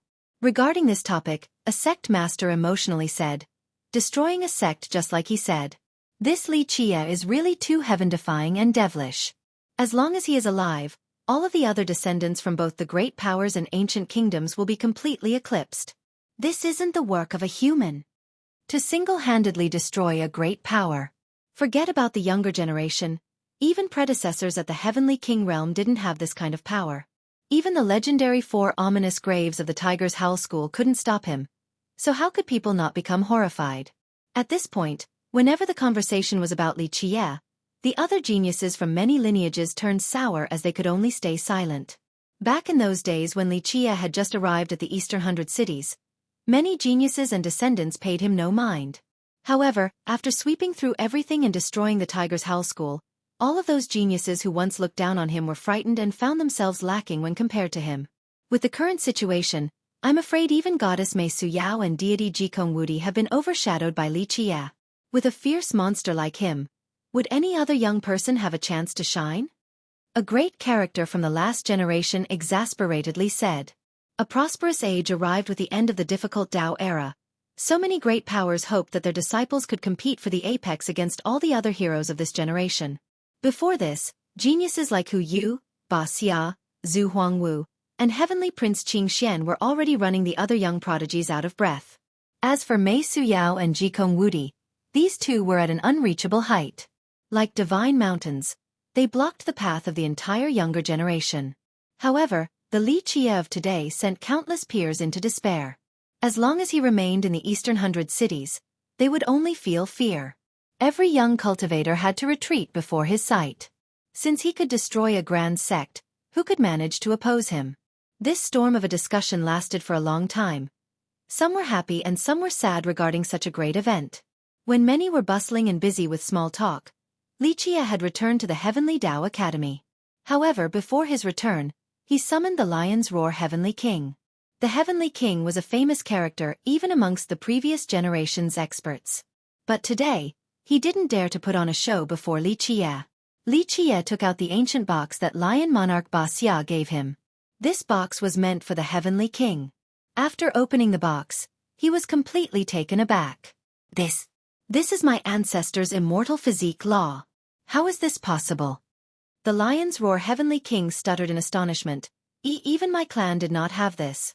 Qi Xiaodao, Qi Xiaodai, and their father, who were beside him, were also shocked. An immortal physique law was something that even immortal emperor lineages coveted. The Heavenly King stared at Li Qie in disbelief, since this item that was not even in their clan's possession was in his hands. In their clan, There was a rumor that the lost immortal physique law was taken away by their ancestor. In exchange, their ancestor left behind a copy, but later on, even the copy was lost. From that point on, their clan no longer had an immortal physique law. It is nothing. Lichia nonchalantly said, I have met your ancestor back at the heavenly corpse burial ground and sowed a karmic fruit with him. I promised him to let his descendants reap the benefits of the fruit, so I am here to give you back your ancestors' belonging. The heavenly corpse burial ground. The heavenly king was too dumbfounded to speak. After a while, he managed to calm down. He took a deep breath before speaking. So our ancestor truly is staying at the burial ground. I have also tried to go there, but unfortunately, I couldn't go in very deep. The heavenly king had heard of their ancestor being buried at the heavenly ground. After their immortal physique law was lost, he wanted to go inside to find their ancestor. But what kind of place was the burial ground? Even a heavenly king would find it difficult to enter the burial ground, let alone reach the legendary dragon vein where the ancestor was buried. So even though he tried to explore the location, it was an unsuccessful endeavor. In the end, he couldn't do anything and had to give up, so he shifted his gaze towards the Heavenly Tao Academy. After a long struggle, he managed to calm down and bowed to Lichia. Your kindness to our Lion's Roar Gate cannot be described with mere words. From now on, if you ever find yourself in need of our assistance, we shall do our best without any hesitation no matter how arduous the task may be. The excitement in the Heavenly King's mind was unspeakable. This was an item craved by all, yet Lichia gave it to him so easily. For him, this was too important. He was missing the complete version of his ancestor's law, so Lichia giving this back was akin to giving him coal during the cold wintry days. One has to keep in mind that the Heavenly King was a natural-born saint physique, so his aptitude was very high. However, despite his great circumstances, he spent his whole life to barely reach the minor completion of his immortal physique, and this was with the help of the hall masters of the academy that found an immortal physique law of his ancestor. Today, Lichia bringing back their ancestor's immortal physique law was of great significance to both the Heavenly King and his sect. Regarding the Heavenly King's pledge of allegiance, Lichia only smiled and didn't say anything else. He then immediately left with the group of Li Shuangyan. Before his departure, the Heavenly King spoke privately to Qi Shaodai.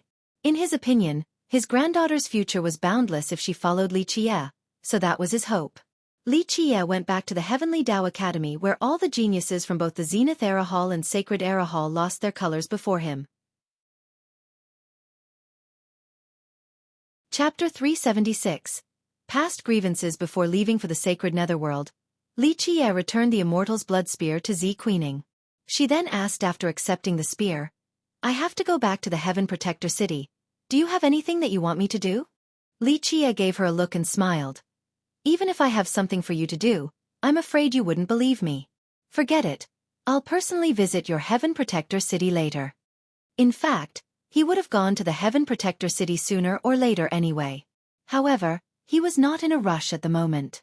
Although he didn't mind starting a massacre at the Heaven Protector City, out of love for the Black Dragon King, he didn't hope that it would escalate to such a state. Tell me. If I am capable, then I will surely lend you a hand. Xueqi pondered for a moment before speaking.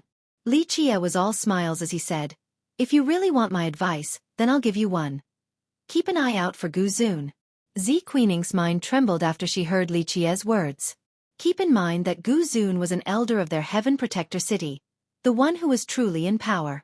One could even describe him as their high ancestor. And now, an outsider wants her, the descendant, to watch out for her own ancestor.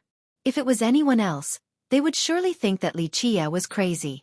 See, you do not believe me at all. Lichia waved his hand and smiled. Just let it be up to fate. Do whatever you want as long as you maintain a hint of caution. Xueqi became silent for a moment. However, she wasn't able to hold back her question. Do you have some sort of grievance with our ancestor Gu? Grievance? Lichia squinted his eyes and gently shook his head as he smiled. Frankly, your Gu Zun is still not worthy of having a feud with me. If it wasn't because of the Black Dragon King's plea, Lichia would have already killed Gu Zun in a past era instead of letting him do as he pleased at the Heaven Protector City. However, he chose not to bring this up. Xueqi's gaze became serious. Any other listener would think that Lichia's tone was too boastful because Gu Zun of the Heaven Protector City was one of the strongest existences. Perhaps, He was only a little bit weaker than the realm god. She became quite perplexed because their ancestor Gu had not come into being for a very long time. Logically speaking, he should have never met Li Qie, so there should not have been a chance for grievances to form between the two of them. However, Li Qie was clearly antagonistic towards him. "All right, little girl, I know you have a lot of questions on your mind, but I cannot reveal many things to you. In short, you came from the Little Sea Village, so you will not be on the same side as old man Gu Zun. Regarding this, you can go talk to the old men in the village. As for Gu Zun, if you really want to know, then I can tell you one thing." Li Qie greatly valued Xueqi, so he revealed one thing to her. "Your Heaven Protector city has a certain treasury, a real treasure trove that is vastly superior to your city's treasury." A treasury. Xueqi was stunned for a moment with a shocked expression. She was then reminded of a few things that were not talked about back at the city. Its disciples did not know about this, and she only sometimes heard a few ancestors talk about it in secrecy, so she didn't know the exact details regarding this particular treasury. Now Li Qie raised this issue that was unbeknown to her, the official descendant of the city, as if he knew everything. "It seems that you don't know about this matter," Li Qie said with a smile. "It does not belong to your Heaven Protector city, but Gu Zun had coveted it for a very long time." This was Li Qie's treasury. But of course he could not say these words. "What kind of treasury is it?" Xueqi took a deep breath and asked after failing to hold on to her curiosity. "Well, how should I say this?" Li Qie smiled and leisurely said. "If immortal emperors knew about this treasury, they would start to salivate uncontrollably. There are things in there that even they do not possess." Xueqi couldn't help but become astounded. A treasury coveted even by immortal emperors. Just what kind of treasury was this? Gu Zun had been after this treasury for a very long time, but unfortunately for him, he would not be able to open it even if he had 10 generations of time. Li Qie shook his head and said, "Your so-called ancestor is only an ungrateful wretch. Too much time has passed, and your city's ancestors have nearly all passed away. That year, if it wasn't for the intercession of your patriarch, the Black Dragon King, an ingrate like Gu Zun would have been thrown into the blue abyss a long time ago. You are besmirching our ancestor's name." Xueqi could no longer bear it and had to protest. In the end, she was still the Heaven Protector descendant. Li Qie gently shook his head and replied with a smile. "It is fine if you don't believe me. If there is still an old man from the same generation as Gu Zun, you can go back and ask about it to see whether or not Gu Zun was nearly thrown into the blue abyss that year. If it wasn't for your Black Dragon King. Even if he had 10 more lives, it still wouldn't be enough." The stunned Xueqi had to think about this for a moment. When their patriarch, the Black Dragon King, was still of this world, their city's prestige towered over the 9 worlds. Who would dare to oppose them? Who would actually dare to capture their ancestor Gu and attempt to throw him into the blue abyss only to have their patriarch intervene? A very long time ago, Li Qie wanted to kill Gu Zun.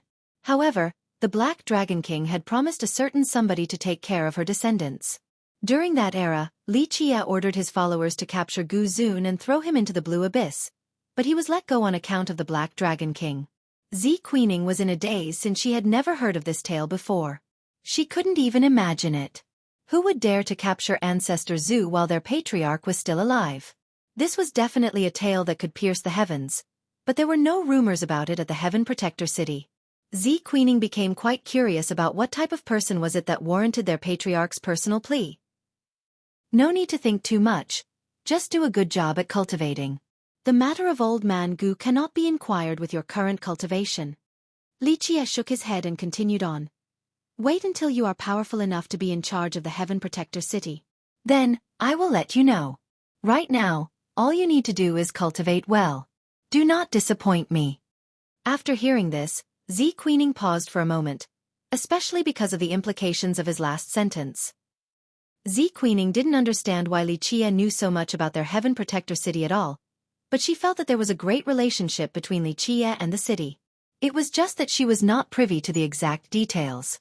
After meeting Li Qie, she felt that there were many secrets behind the city that she did not know. Sometimes, she even suspected that the reason behind her becoming the descendant of the city was not so simple. A long time ago, an ancestor once told her that she had unparalleled talents and was chosen as the new descendant by the other elders. Later on, There was another rumor saying that she was the heir chosen by the patriarch many generations ago. To this day, she herself was in doubt about whether becoming the descendant was due to her own talents, or if it was due to the Black Dragon King choosing her since she came from the little sea village. She had absolute confidence in her talents, but after experiencing a few things, she felt that the selection for her to become the successor was more than what it appeared to be on the surface. Especially after meeting Li Qie, she became suspicious of both of these possibilities. Perhaps it was not the Black Dragon King's choice, and perhaps it wasn't even because of her unparalleled talents. It could be an unknown reason that stemmed from behind the scenes. All right, little girl, don't think too much. Seeing her in a daze, Li Qie shook his head and said with a smile, there are certain things that you would be better off not knowing right now. The only thing you need to do is to train in peace. Xueqi finally took a deep breath and said, very well, I will wait for you to come to my Heaven Protector City in the future. Li Qie smiled and said, I certainly must go to the Heaven Protector City, but you shouldn't look forward to it too much. My trip to the city will not necessarily be a good thing. If it does not bode well, then rivers will run with blood. With a shaken heart, Xueqi quietly left. She immediately departed from the academy on that very day to run back to the Heaven Protector City. After she left, Li Qie couldn't help but sigh softly. Before Li Qie's trip to the sacred netherworld could begin, old Taoist Pang came to see him. Of course, he didn't come to see Li Qie off. Hee, I heard from the realm god that young noble Li wants to go to the sacred netherworld. The old Taoist said with a grin. Li Qie gave him a look and said, if you have something to say, then say it. Don't walk in circles with me. The old Taoist let out an awkward laugh and replied, heh, I heard that the sacred netherworld's eyelet ghost eyes is a delicacy known throughout the 9 worlds. This old Taoist wants to have a taste, and since young noble Li is going to the sacred netherworld, do you mind taking me along? Li Qie glared at him and said, you should be asking the realm god, not me.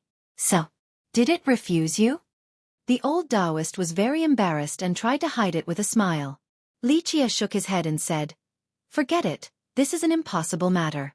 My destination is a bit problematic, and the realm god cannot guarantee an accurate landing. Not to mention, rather than bringing an old man like you to the sacred netherworld, I would rather bring a beauty as my companion. At least she would be more pleasing to the eyes than you. Before leaving for the sacred netherworld, Li Qie returned the immortal's blood spear to Xueqi. She then asked after accepting the spear, I have to go back to the Heaven Protector City. Do you have anything that you want me to do? Li Qie gave her a look and smiled. Even if I have something for you to do, I'm afraid you still wouldn't believe me. Forget it. I'll personally visit your Heaven Protector City later. In fact, he would go to the Heaven Protector City sooner or later anyway. However, he was not in a rush at the moment. Although he didn't mind starting a massacre at the Heaven Protector City, out of love for the Black Dragon King, he didn't hope that it would escalate to such a state. Tell me. If I am capable, then I will surely lend you a hand. Xueqi pondered for a moment before speaking. Chapter 377. Departure. Li Qie's words left the old Taoist with a sad face. Then, Li Qie looked at him and continued on. It might seem that you are firm, but your heart has been wavering. If you continue on like this, when will you ever finish cultivating the eternal physique? The old face of the Taoist became hot as he forced a wry smile. He, it is only a little trip to the outside. Cultivating day after day is very boring. Taking in some fresh air will help my cultivation. If that is the case, then you should take a trip to the Grand Middle Territory. Li Qie became serious and said, there are a few secret realms in that region. I can tell you some of the locations, so you can try to find some supreme delicacies. And since you will already be in the region, you can just stay at the Cleansing Incense Ancient Sect for around 10 years as a guest elder. It would not be a bad choice. You want to drag me into a pit of fire? Old Taoist Pang was not willing to do so and replied, this would be a laborious trip. The old Taoist was as cunning as a devil. Li Qie glanced at him and leisurely said with a smile, if you don't want to go, then I won't force you. However, I think there really are ruins from the legendary era that had not been visited by anyone for a long time. The divine carp in that sacred lake might have become a god. Buzhou Mountain snapper. This must be the most delicious thing in this world, something that only belongs in the land of fairies. However, There were no inhabitants and no sign of life, as if it had been deserted for a long time. Stargate, something capable of reaching all the other worlds. Not long from now, this place will become very prosperous. A place where all the major heritages will stay together. Li Qiye said with emotion after seeing this abandoned ancient city. Back then, during that day when the Black Dragon King fought against immortal Emperor Ta Kong, they didn't dare to stay in the 9 worlds and had to enter space, the battlefield of the legendary era, but they still destroyed everything. The Realm God continued on. The Black Dragon King tore apart the heaven's will and eventually broke the channels that connected the 9 worlds, so the spatial walls became sealed. From that day on, the 9 worlds were separated and cultivators could no longer travel from one world to another. Even people capable of opening the divine investiture list could not do it carelessly. Over 30,000 years ago, the 9 worlds were connected. As long as one had enough refined jades or was powerful enough, they could use stargates. Each world had a stargate capable of traveling to another world as long as one could pay the fee. Unfortunately, the fight between the 2 great ones destroyed the paths to the 9 worlds, so the connections were completely severed. In fact, within the last 30,000 years, many people tried to open the path to the other worlds. Unfortunately, since the spatial walls were closed, it was impossibly difficult. Even if one could open a channel, the path itself would be extremely unstable. Even virtuous paragons would not recklessly attempt to use such a channel, since the collapse of the path would result in unimaginable consequences. Even death was not out of the question. When the Realm God took Li Qiye into space, many people were alarmed when they saw a pine branch stretching out into the sky. What is the Realm God doing? After the Realm God's heaven-shaking battle, at this moment, even a whiff of the wind from the academy would garner the focus of all others. So this sudden move from the Realm God instantly startled many old undyings within the Eastern 100 cities. In a short period of time, many looked up towards the horizon while the more powerful cultivators opened their heavenly gazes to look all the way out into space. These ancestors saw a branch of the Realm God carrying Li Qiye into space, and they all became quite surprised. A heavenly gaze of an ancestor noticed their destination and murmured, "That is the place with the Stargate." Many ancestors and legendary masters were touched by this scene. Ever since the paths that connected the 9 worlds were destroyed, all of the lineages in this world deserted the Stargate, so it became an empty city in the last 30,000 years. Very few people traveled to the Stargate in recent years, since traveling in space necessitated a great flying treasure with a powerful master at the helm. In the present times, there was no point in going to the Stargate, so no masters were willing to waste their time doing such a thing. Today, the Realm God suddenly carrying Li Qiye to the Stargate shocked many people. An ancestor from a great sect took a deep breath and muttered, "Is this Li Qiye trying to go to another world?" Many shivered as they came up with such a thought. Li Qiye, at the mortal emperor world, was able to do as he pleased. Why did he suddenly want to go to another world? So bold. He wants to go to another world in the present times. He has to forcefully open the spatial wall. It is hard to imagine the consequences of failure. Even a legendary master felt a chill in his heart. Li Qiye's words left the old Taoist with a sad face. Then, Li Qiye looked at him and continued on. "It might seem that you look to be firm, but your heart has been wavering. If you continue on like this, when will you ever finish cultivating the eternal physique?" The old face of the Taoist became hot as he forced a wry smile. He, it is only a little trip to the outside. Cultivating day after day is very boring. Taking in some fresh air will help my cultivation. If that is the case, then you should take a trip to the Grand Middle Territory. Li Qiye became serious and said, "There are a few secret realms in that region. I can tell you some of the locations. You can try to find some supreme delicacies.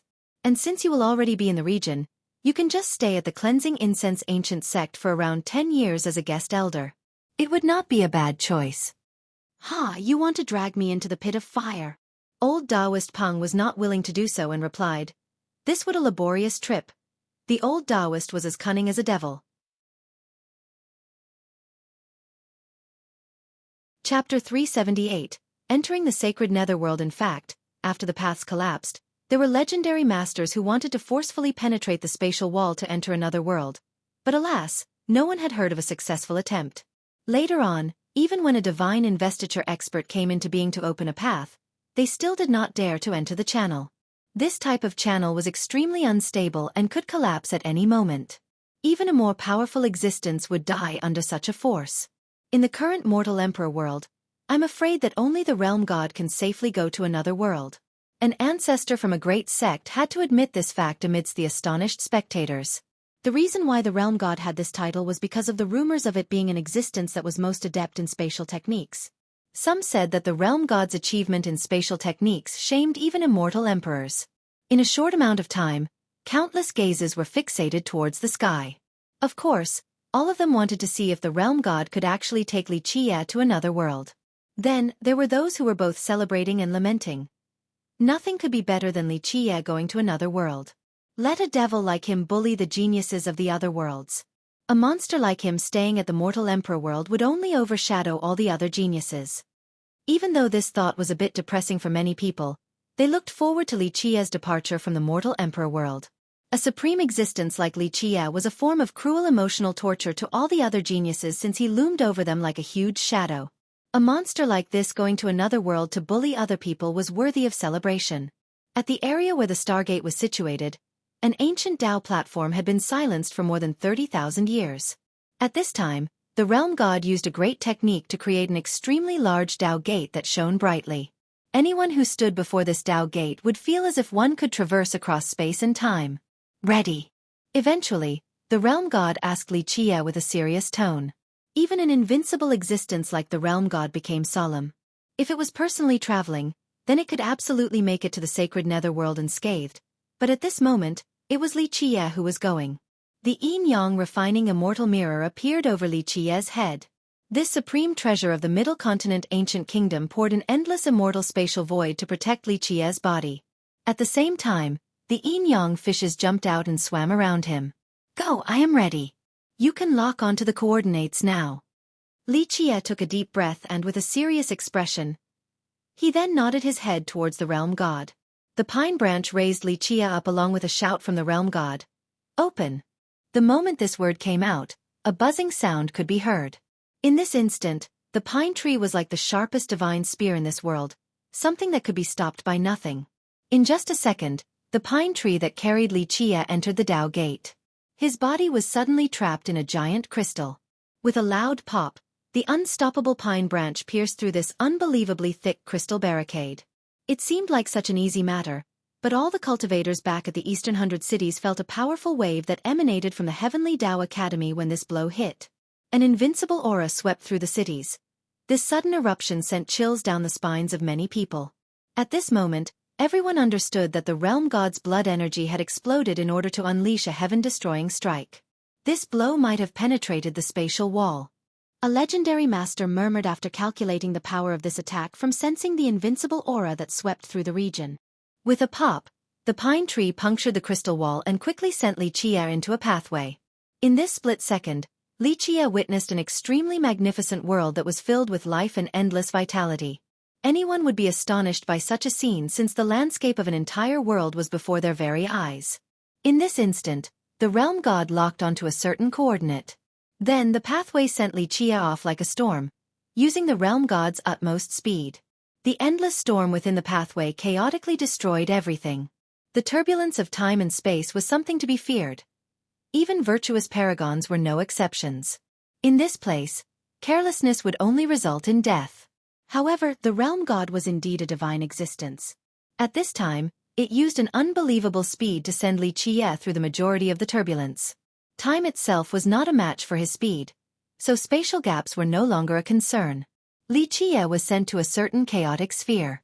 It was as if this sphere had naturally formed itself and was then filled with great sects of the heaven and earth. Boom! With a deafening explosion, the pine branch also penetrated this chaotic sphere. Keep in mind that this strike of the realm god could easily kill a large group of virtuous paragons, but it still couldn't pierce through this chaotic sphere. Open! The realm god crazily roared. At this second, the pine branch became extremely bright and sharp as if it could even pierce through the body of a celestial existence. Exe! Primordial chaos gushed everywhere after the realm god finally managed to pierce through this chaotic sphere. Then, it immediately threw Xueqi inside. Bang! A loud destructive sound resonated right when this chaotic sphere was pierced. Suddenly, an endless wave of Emperor Aura emerged. This Emperor Aura instantly annihilated the pathway as if an immortal emperor came to life. Immortal Emperor Fei Yong. Truly amazing. Li Qie screamed. With one hand holding the fragmented realm spatial disk, he slammed it into the chaotic sphere. At the same time, the yin-yang refining immortal mirror also shot out an immortal light to block the power of this chaotic place. Buzz! The yin-yang fishes jumped up and carried Li Qie as they soared towards the chaos. But during Li Qie's advance, the vast emperor aura crazily erupted once again as if it wanted to crush him. At this critical juncture, the fragmented realm spatial disk spewed out a brilliance and immediately sucked Li Qie inside. Rumble! The emperor aura failed to crush Li Qie, resulting in the pathway getting ravaged from the enraged emperor aura. At this time, the realm god used an unbelievable speed to retreat as the emperor aura wildly pursued it. Boom! In the end, under the devastation of the emperor aura, the entire pathway collapsed. At the most critical moment, the pine branch of the realm god managed to escape to the outside. The collapse of the pathway emitted a terrifying power that alarmed even the legendary masters within the Eastern 100 cities. Many looked up to the sky and saw the retreating pine branch. An ancestor with keen eyes noticed that there were burn marks on the pine branch, and this astounded many people. Did the pathway actually collapse? Seeing the burns on the pine branch, an ancestor took in a deep breath and murmured, "Where did Li Qie want to go?" Even a pathway opened by the realm god was destroyed. Just what kind of powerful suppressive force was present at his destination? This is terrible. The hearts of many legendary masters sank when they saw the wounds on the branch of the realm god. Even a pathway created by it was destroyed. The difficult Tao era was over, and a new heaven's will was being created to signal the start of a new grand era. Many hidden existences had begun to take action. Some even planned to go to different worlds, but after seeing the realm god's situation, they quickly dispelled this thought. Despite it personally escorting Li Qie, the pathway was still destroyed. If it was them who met such an event instead, death would be assured. The group of Li Shuangyan was shocked to see the wounds on the pine branch back at the academy. They all felt that something terrible had happened. He is fine and had arrived safely. The realm god spoke. The group of Li Shuangyan finally felt relieved to know that Li Qie had made it safely. They then bowed to the realm god before they left. The realm god then stared at the horizon and after a long silence, it finally lamented with a sigh and uttered, "It really is that legendary existence, the most mysterious existence. Tens of millions of long years. This generation will be constantly troubled with restless times. It is truly a pitiable fate for those who live in the same era as him. Who in this world could possibly compete for the heaven's will against him?" Eventually, the realm god no longer spoke and quietly went into a deep slumber. However, on the second day after Li Qie's departure, many pieces of news began to leak. Have you heard? People said that Li Qie wanted to go to another world and, in the end, the pathway collapsed and he died in there. A person said while acting mysteriously. Despite his attempt at being secretive, there was still a hint of gloating and delight. Many people naturally became elated after they learned of Li Qie's death. A disciple from a great power sneered. Someone who commits many bad deeds will naturally be punished one day, and that day had finally come. That's right, the heavens is not blind. It will not forgive anyone. A personally cheerfully laughed. To people like them, this was the best pieces of news they heard this year. But there were also those who pitied him. A great character from the previous generation lamented. Why did he have to seek his own death? He would be alive and kicking if he stayed in the mortal emperor world. Why the need to do this? Li Qie's might would allow him to tread on the path of the heavens with no problem. It could even be said that he had a great chance to reach the heaven's will. But now, he already buried himself before becoming invincible. A cultivator couldn't help but say, "The path of the heavens is arduous, so it is better to be careful." No matter how stunning a genius may be, they could still die an early death on this path. Someone finally ended with these words. Tonight's teaser is from Nact. Immortal Emperor Bao is busy pumping out chapters, so I've taken over. Wahaha. There is no going back. Chapter 379. Soaring Remembrance Village. The Sacred Netherworld and the Mortal Emperor World are two of the 9 worlds. If the Mortal Emperor World was the ancestral home of the human race, then the Sacred Netherworld was the origin of the ghost race. In fact, whether or not humans originated from the Mortal Emperor World was still up for debate. But since the beginning of the Desolate Era, humans had been at that world and began their explorations. After countless efforts of many sages, they finally took root in that world as the strongest race. Today, whether or not the mortal emperor world was the origin of the human race no longer mattered to its inhabitants. The only pertinent matter was that it had become the ancestral ground for human generations from that point forth. However, the sacred netherworld was different, since its ghostly inhabitants were certain that this place was their origin. Of course, certain ghost tribes called this world the Ghost Immortal world because they preferred to call themselves Ghost Immortals, but outsiders kept on calling them the Ghost Race. Since this world was the origin of the Ghost Race, perhaps people would think of it as a place infested with nether energy. However, the reality was that this was completely false. The sacred netherworld was a place with beautiful scenery, just like the mortal emperor world. There was an endless amount of mountains and rivers worth exploring. Even the members of the ghost tribes didn't all have nether energy. In fact, there were many different ghost races with unique characteristics, but outsiders all generalized them together as a unified ghost race to distinguish them with the human race, the blood race, and others. Only a handful of tribes had a relatively thicker nether aura while others were not that different from ordinary humans. Then, there were also some who had physical bodies and were not actually ghosts. The majority of the ghost tribes were just like humans. Their future generations were comprised of their offspring. The two worlds were similar in that they were extremely vast. There were 4 domains of the sacred netherworld. To the east was the nether border, the south was the distant cloud, the west was the green river, and the north was the misty field. These 4 locations were called the 4 Desolaces. However, the old village head's home had been very rowdy because a haunting phenomenon had been occurring inside his house. At the sacred netherworld, the domain of the ghost race, it would be silly to make a fuss about ghosts. In this world, not to mention cultivators, even ordinary mortals didn't believe that there were ghosts in this world. If there were actually supernatural ghosts, and if they were just like the ghost race, then they were not that much different compared to humans, so mortals would never be afraid of such a thing. However, strange things had been happening in backyard of the old village head. A ghastly shadow would drift back and forth regularly regardless of whether it was night or day. The ones who were more timid were easily scared out of their mind at such a sight. It seemed that a young ghost was haunting the old village head's backyard, but their group couldn't describe its exact figure. In summary, it was a young shadow, but this shadow had no true substance. It flew like an ethereal existence in the backyard of the old village head. This haunting ghost was quite a sight for the husband and wife pair. They had lived for very long, so, to them, humans and ghosts were the same, but this actually made their house become more lively. At the very least, the villagers would visit their house to look at this ghost.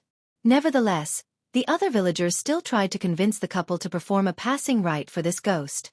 Regarding such advice, the old village elder said with a smile, "This ghost is just wandering in our backyard and isn't committing any bad deeds. One day, it will naturally become bored and leave." Old man Yong, this isn't the case. Who truly understands these ghosts? Maybe one day, it will hurt someone. What are we going to do then? A person in the village tried to persuade him with good intentions. "Oh right, isn't your little girl studying at the Thousand Carp River? Why not have her come back and take a look? With her skills, giving a little ghost a peaceful passing shouldn't be difficult." Another villager came up with an idea. At last, the old village head couldn't handle all the counsel from the villagers, so he could only go to the Great Wisdom Temple right outside of the village to invite the temple's presiding abbot, Monk Daji. According to the villagers, Monk Daji was a monk with boundless Buddhist wisdom, but one would be gravely mistaken if they were to imagine him as a monk with long eyebrows and a white beard. He was a very young monk, only around the age of 20. His head was smooth and reflective and had 2 crooked rows of 3 ordainment markings. Seeing just how crooked they were left people wondering whether his markings were real or not. Monk Daji's eyes were very bright, and he always had a smile on his face. When standing before the public, this smile appeared to be kind and compassionate, but when no one was paying attention, the smile became a bit villainous.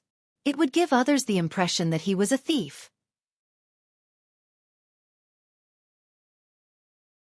Chapter 380. The village's secret. A series of large round Buddhist beads hung around Monk Daji's neck. If he didn't look like an accomplished monk before, then just by wearing these beads, others would be convinced that he was one.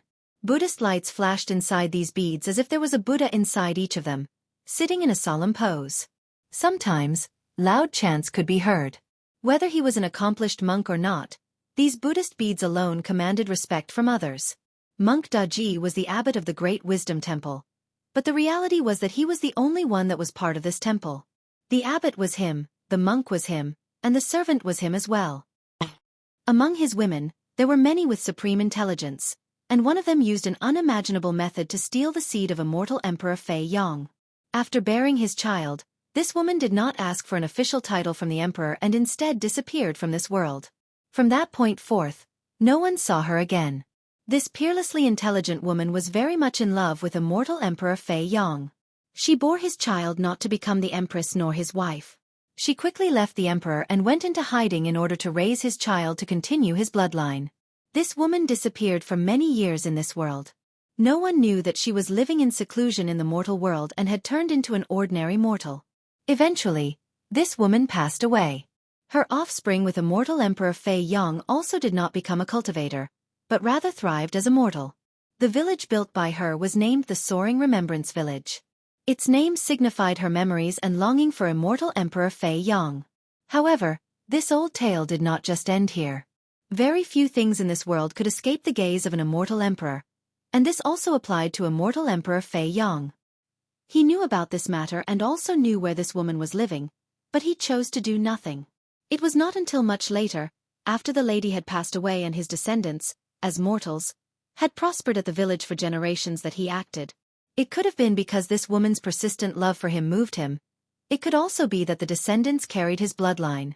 Regardless of the reason, immortal Emperor Fei Yong laid out a supreme spell at the village. An immortal emperor exerted countless efforts to perform a spell at this location and left behind many things. This supreme spell remained active for millions of years at this location and had always been quietly protecting this village. Because of this, the village had produced many geniuses. Many great characters came to visit the village as well. However, despite all of this, they were all just fleeting passengers to the village. No matter who came and went, nothing could break the tranquility of the village under the spell's protection. Nothing could stop the village from being a paradise in this world. Tens of millions of years went by again. Generation after generation in the village, immortal Emperor Fei Yang's descendants had multiplied, but the village remained peaceful and unknown. This whole thing was odd because, despite the supreme spell and the presence of many treasures, the emperor did not pass on any cultivation methods to his descendants. Later on, the village did produce some cultivators and some great ones at that. However, they did not come from immortal Emperor Fei Yang's Dao lineage. Instead, they were recruited by other great powers from the outside world, and they had no relationship with the emperor. An eternity had passed. Perhaps no one else knew the secret of the Soaring Remembrance Village. Even those who knew of this secret during the emperor's generation were no longer of this world. However, Li Qia was one of those who knew this secret, and he was also someone who had survived to the present era. A series of large round Buddhist beads hung around Monk Daji's neck. If he didn't look like an accomplished monk before, then just by wearing these beads, others would be convinced that he was one. Buddhist lights flashed inside these beads as if there was a Buddha inside each of them, sitting in a solemn pose. Sometimes, loud chants could be heard. Whether he was an accomplished monk or not, these Buddhist beads alone commanded respect from others. Monk Daji was the abbot of the Great Wisdom Temple, but the reality was that he was the only one that was part of this temple. The abbot was him, the monk was him, and the servant was him as well. Chapter 381.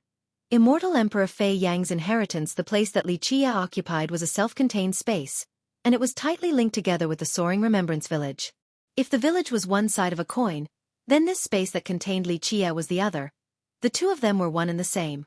Li Qia visited this place for a very specific reason. It was created by immortal Emperor Fei Yong, and the emperor had left a lot of things behind.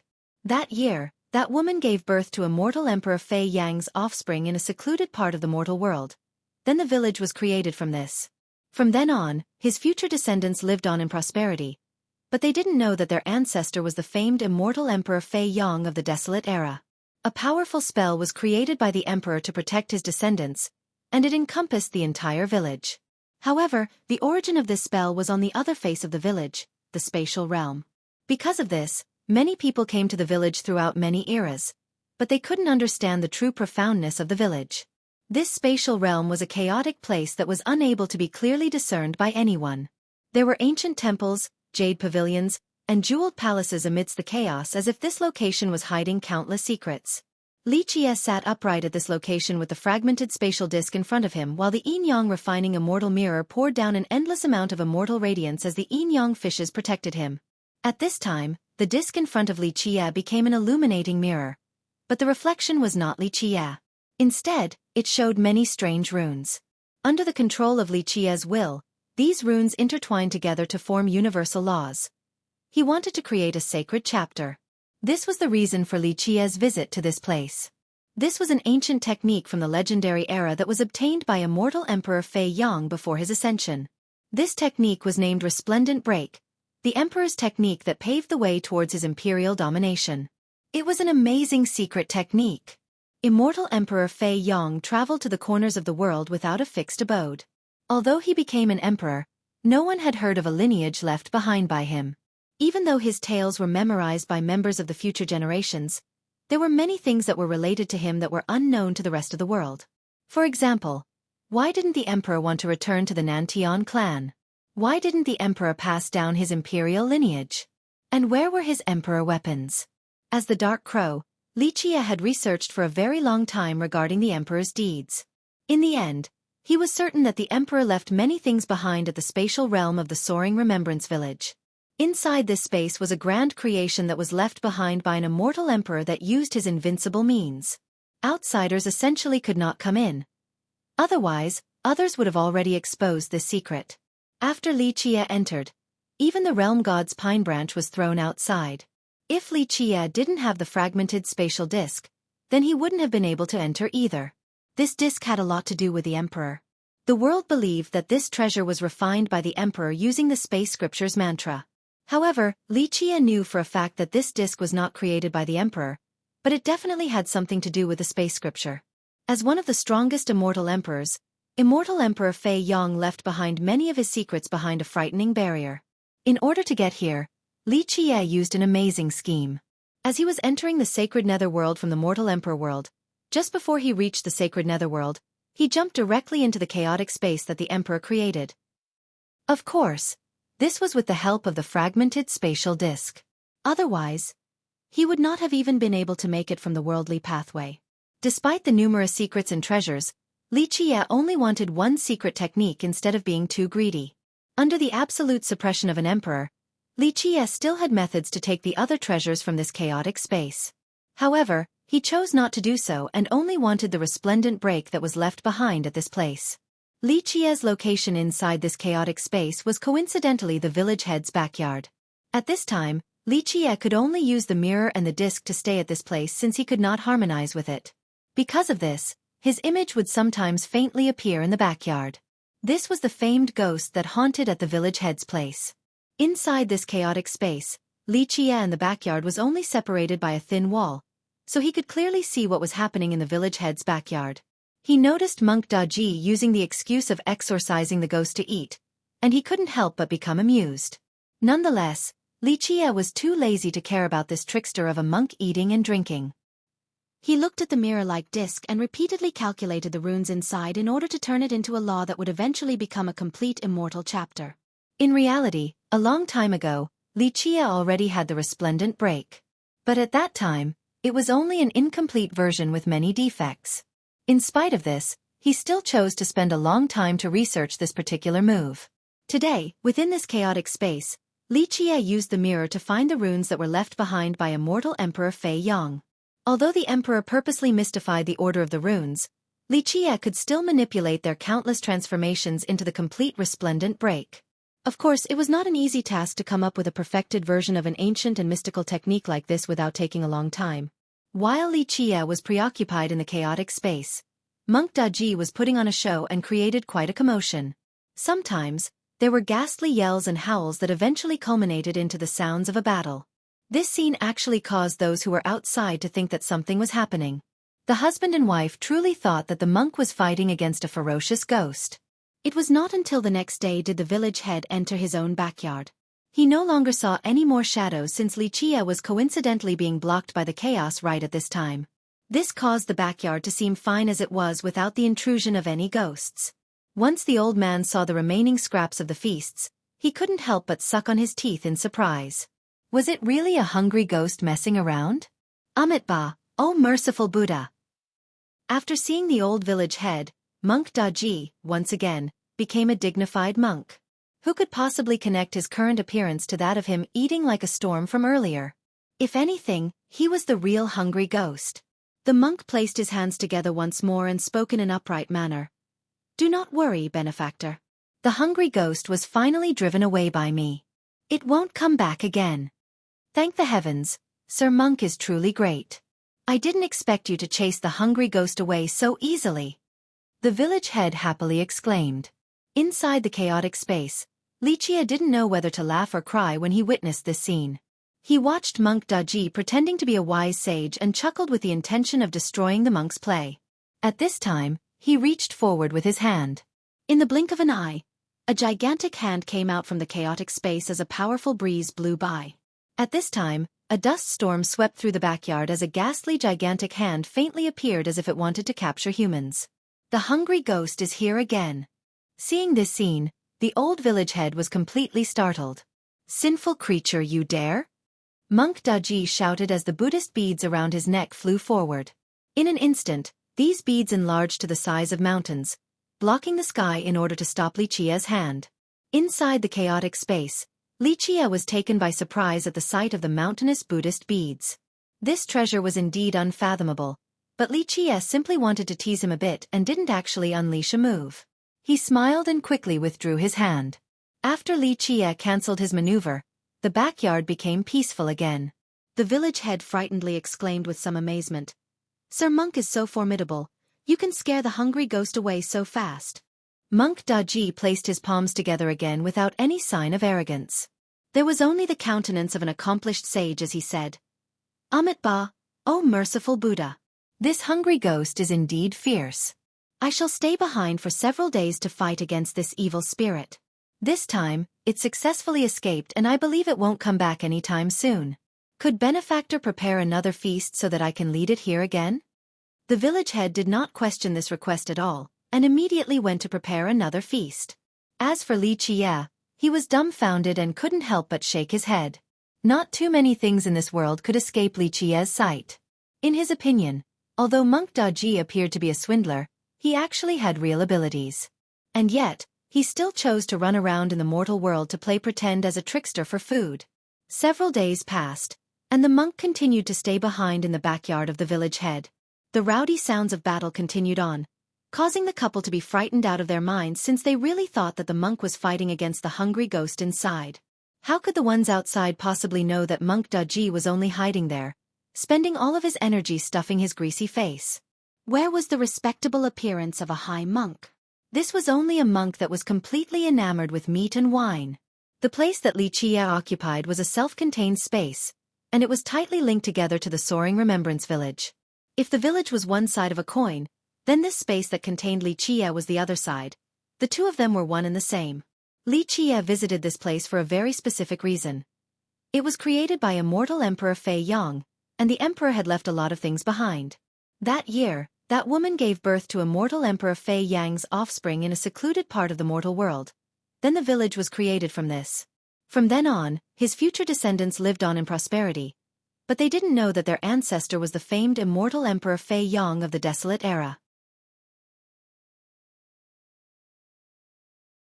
Chapter 382. Ghost Expelling Monk. The battle sounds were created by Monk Daji's illusion spell so that those who were outside would think that he was fighting against the hungry ghost. For the next few days, Monk Daji stayed in the backyard only to eat and drink. Meanwhile, inside the chaotic space, Lichia was about to finish deriving the resplendent break. Eventually, he managed to obtain the full version of the attack. He then couldn't help but take another look at this chaotic space as he murmured, "The suppression of an immortal emperor true treasure is indeed amazing." He didn't continue to stay in this space and used the fragmented spatial disk to open an entrance to instantly go outside to the backyard. At this time, many luminous stars were hanging amidst the skylight above the quiet, small village. The gentle breeze from the mountains caused the villagers to take deep breaths on their strolls. In the meantime, Monk Daji seemed unable to ever be satiated. Even after all the meals, it was as if he was the reincarnation of a hungry ghost. "Are you here to chase away a ghost, or are you here to eat and drink?" Lichia slowly said while standing right behind Monk Daji. Right now, They were in the middle of the night. If someone suddenly appeared behind one's back, they would have been scared to death. However, that would only be the case if it was someone else. Monk Daji was not startled at all. His 2 hands held onto a fat pig's leg as he crazily devoured it with his greasy mouth. He saw Li Chia and cheerfully smiled. "Fellow Taoist, sit down and have a taste. Old Lin is really skillful." "So you are just a thief." Li Chia smiled and sat down as he gazed at the monk before continuing. "You came here to chase away a ghost, but are you not afraid that a hungry ghost will possess you while you are acting like this?" These words only induced a smile on the monk's face as he cheerfully replied. "These words might scare people somewhere else, but this is the sacred netherworld. There are more ghosts running around on the surface than there are in hell. Even if there were ghosts here, it wouldn't scare anyone." Li Chia smiled as the monk told him to sit down and eat. However, despite his courteous proposal, he didn't wait for Li Chia as he instantly consumed a roasted chicken and a big fish just like a hungry ghost. Compared to Monk Daji's table manners, Li Chia was countless times more refined since he was only trying out a few things. Hee. Which treasures did fellow Taoist manage to grab in there?" the monk asked with a grin while eating. Li Chia gave him a look and asked, "Oh? Are you also here because of the soaring remembrance village?" Monk Daji put his palms together and laughed. "Amitba, this village contains treasures.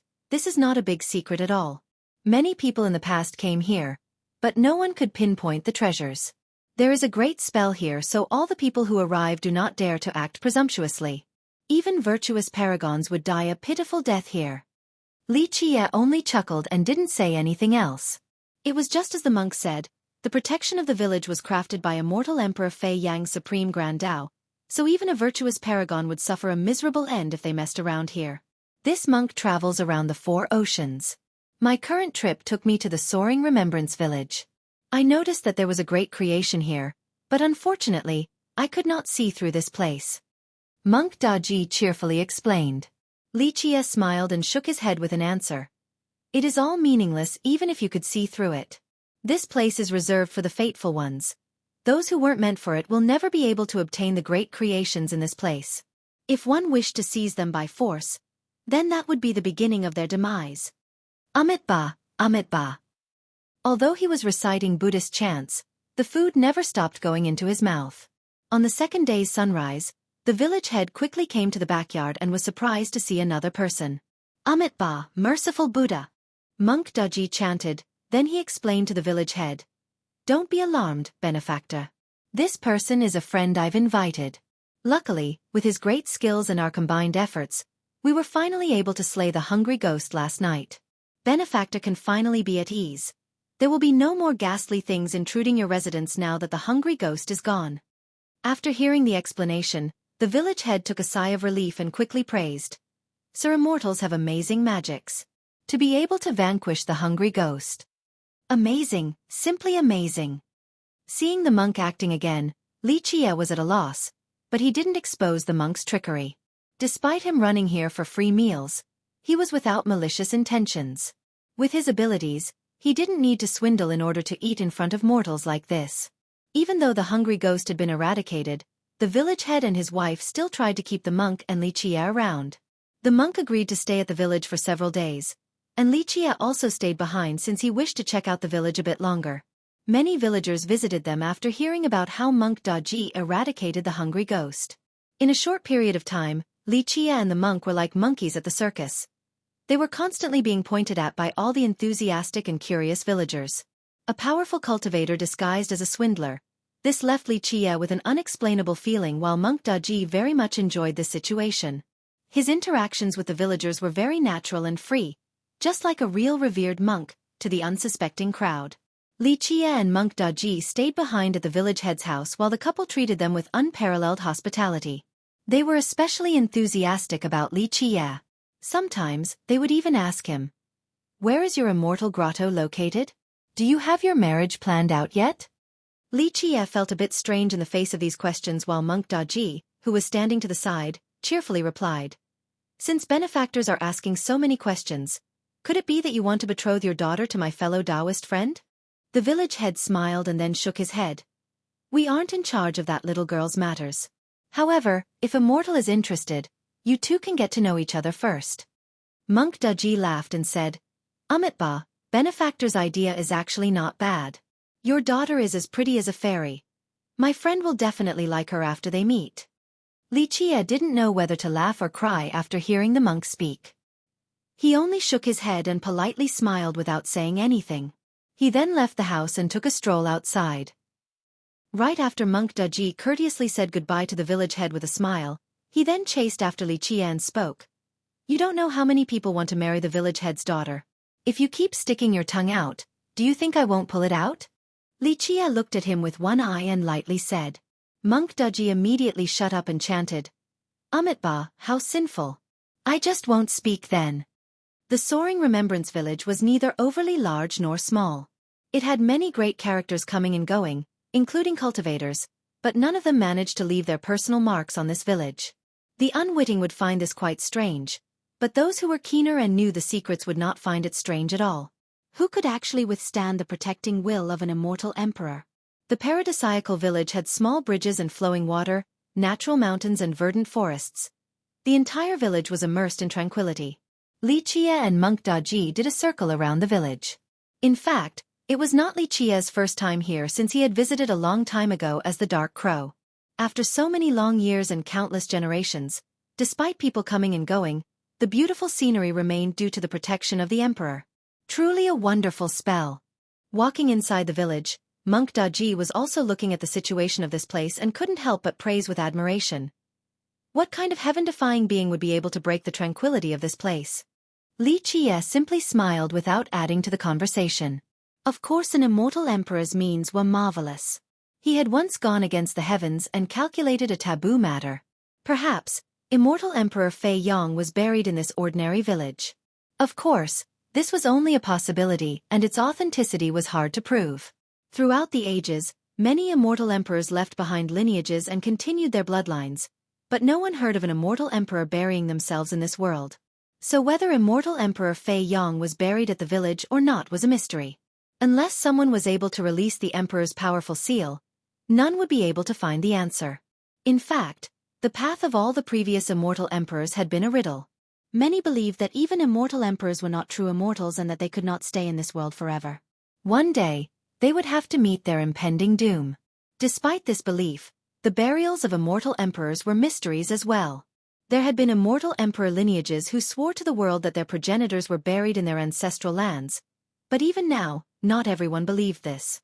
The battle sounds were created by Monk Daji's illusion spell so that those who were outside would think that he was fighting against the hungry ghost.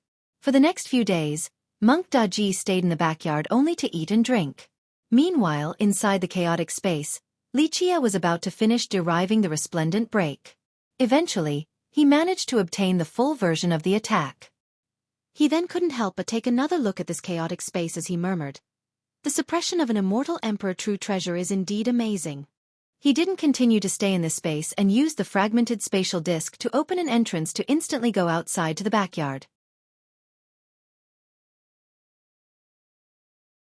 Chapter 383. Dream Wishing Tree. Li Qie and the monk inadvertently walked to the entrance of the village during their stroll. There was an old tree that was basked in countless streaks of moonlight. It required several people to hug the tree completely as its branches emanated outward like one big umbrella. Because this tree had existed for so many years, a lot of moss was growing on its trunk. Although it appeared to be very ordinary, even Li Qie couldn't help but to emotionally sigh as he looked at it. Dream Wishing Tree, a rare sight in this world. Only an immortal emperor would be able to do such a thing. Monk Daji also muttered, such a small village having a great divine tree protector at its entrance. How grand is this sight? With this dream wishing tree protecting it, even virtuous paragons have to behave well when they come here. Li Qie had nothing to say as he stared at this divine tree. Even though it was only an ordinary village in the mortal world, it had the secret backing of an immortal emperor. Not to mention, it was something never used before. Wasting the resources of an immortal emperor on a regular village might have never been done before in this world. While the two of them were standing underneath the tree, the village head came by and saw them. He quickly greeted them, then stood in front of the tree and put his palms together as if he was praying. After he whispered a prayer, he then prostrated before the tree. Legends state that a dream wishing tree could grant the wishes of other people. Could it be that benefactor is also wishing on a dream before the tree? Monk Daji said with a smile after the village head stood up. The village head shook his head and replied, "No, I am praying for my little girl. Back then she stood here and made a vow, so I come here every day to pray for her." "Your little girl made a vow?" Monk Daji exclaimed in astonishment. "This can't be it. Your girl is quite surprising." The village head wryly smiled and said, "This is all because us old people have been pressuring her non-stop. She is not young anymore, so my wife and I had been hoping that she could find a suitable husband to pass down our lineage. However, this girl would not listen. After all of us constantly tried to convince her, she undertook a vow beneath the dream-wishing tree. That is, if the tree picked a suitable husband for her, then she would marry right away. But if not, then she would remain single." Li Qie couldn't help but smile after hearing this. The dream-wishing tree was indeed rumored to have wish-granting abilities, but this dream-wishing tree in front of them had formed its own consciousness and was not just a regular dreaming-wishing tree. It seems that the little girl had been pressured too much by her parents, so she had to make a vow in front of the tree. Crash! An item from the dream-wishing tree fell down and suddenly hit Li Qie in the head. He then conveniently took it down from his head. With a glance, he found that it was a piece of jade. This jade ornament was very warm and had the word Zhu carved on it. It was easy to tell that it belonged to a girl. "Heh, you better deal with it well, because if you want to escape this marriage, maybe an army will chase after you at that time." The old monk swiftly fled all the way to the horizon. Although he was reminding Li Qie, his words carried a gloating tone. Li Qie could only helplessly shake his head. Although he ran away from the village, compared to the monk running for his life, he had an unhurried appearance. After Li Qie calculated the right direction, he also shifted his body and quickly disappeared from sight. This time, Li Qie came to the sacred netherworld with a goal, so he jumped to the south and took out the ghost's origin ancestral key and murmured, "I want to unravel a few mysteries in this generation." He was searching for a particular thing, so he kept on going south towards a familiar location. Nevertheless, he was still inside the Thousand Carp River's territory. Speaking of this name, it was a sect as well as the name of a river. In the sacred netherworld, cultivators would certainly first think of the demonic gate that was passed down by immortal Emperor Qian Li. In fact, the Thousand Carp River was a huge body of water not just in the distant cloud region, but the entire sacred netherworld. It spanned for millions of miles like a coiling dragon around the region before streaming off straight into the ocean. The Thousand Carp River's territory encompassed the millions of miles on the two banks of this river. There were many sects and countries that were tributaries to an immortal emperor lineage like the Thousand Carp River. The monstrous river, perhaps the biggest river of the sacred netherworld, originated from an extremely high mountain. Some people tried to trace it all the way back to the prime ominous grave. And so, there was a theory in the sacred netherworld. The Thousand Carp River starts from the prime ominous grave and ends at the Thousand Islands. Because of its relationship with the prime ominous grave, this huge river was filled with colorful legends and tales. For millions of years, the river had always been shrouded in a fog of mystery, as if there were many secrets in this river that wished to remain hidden from outsiders. Many had tried to find out the river's secrets, but very few were successful. Even so, people believed that if there was someone who was privy to the secrets, then it had to be immortal Emperor Qian Li. This phrase was not an arrow shot without aim, since the mysterious immortal Emperor Qian Li was rumored to also come from this river. Li Qie went south along the river. He was not in a hurry to reach his goal, so he took his time and indulged in his memories as he trod on this land. Li Qie had come to the sacred netherworld many times in the last few hundreds of millions of years. He had also come to this river several times, especially during the generation of immortal Emperor Qian Li. Li Qie's footprints were left all over the banks of the Thousand Carp River. Li Qie and the monk inadvertently walked to the entrance of the village during their stroll. There was an old tree that had been basked in countless streaks of moonlight. It required several people to hug the tree completely, as its branches emanated outward like one big umbrella. Because this tree had existed for so many years, a lot of moss was growing on its trunk. Although it appeared to look very ordinary, even Li Qie couldn't help but to emotionally sigh as he looked at it. Dream wishing tree, a rare sight in this world.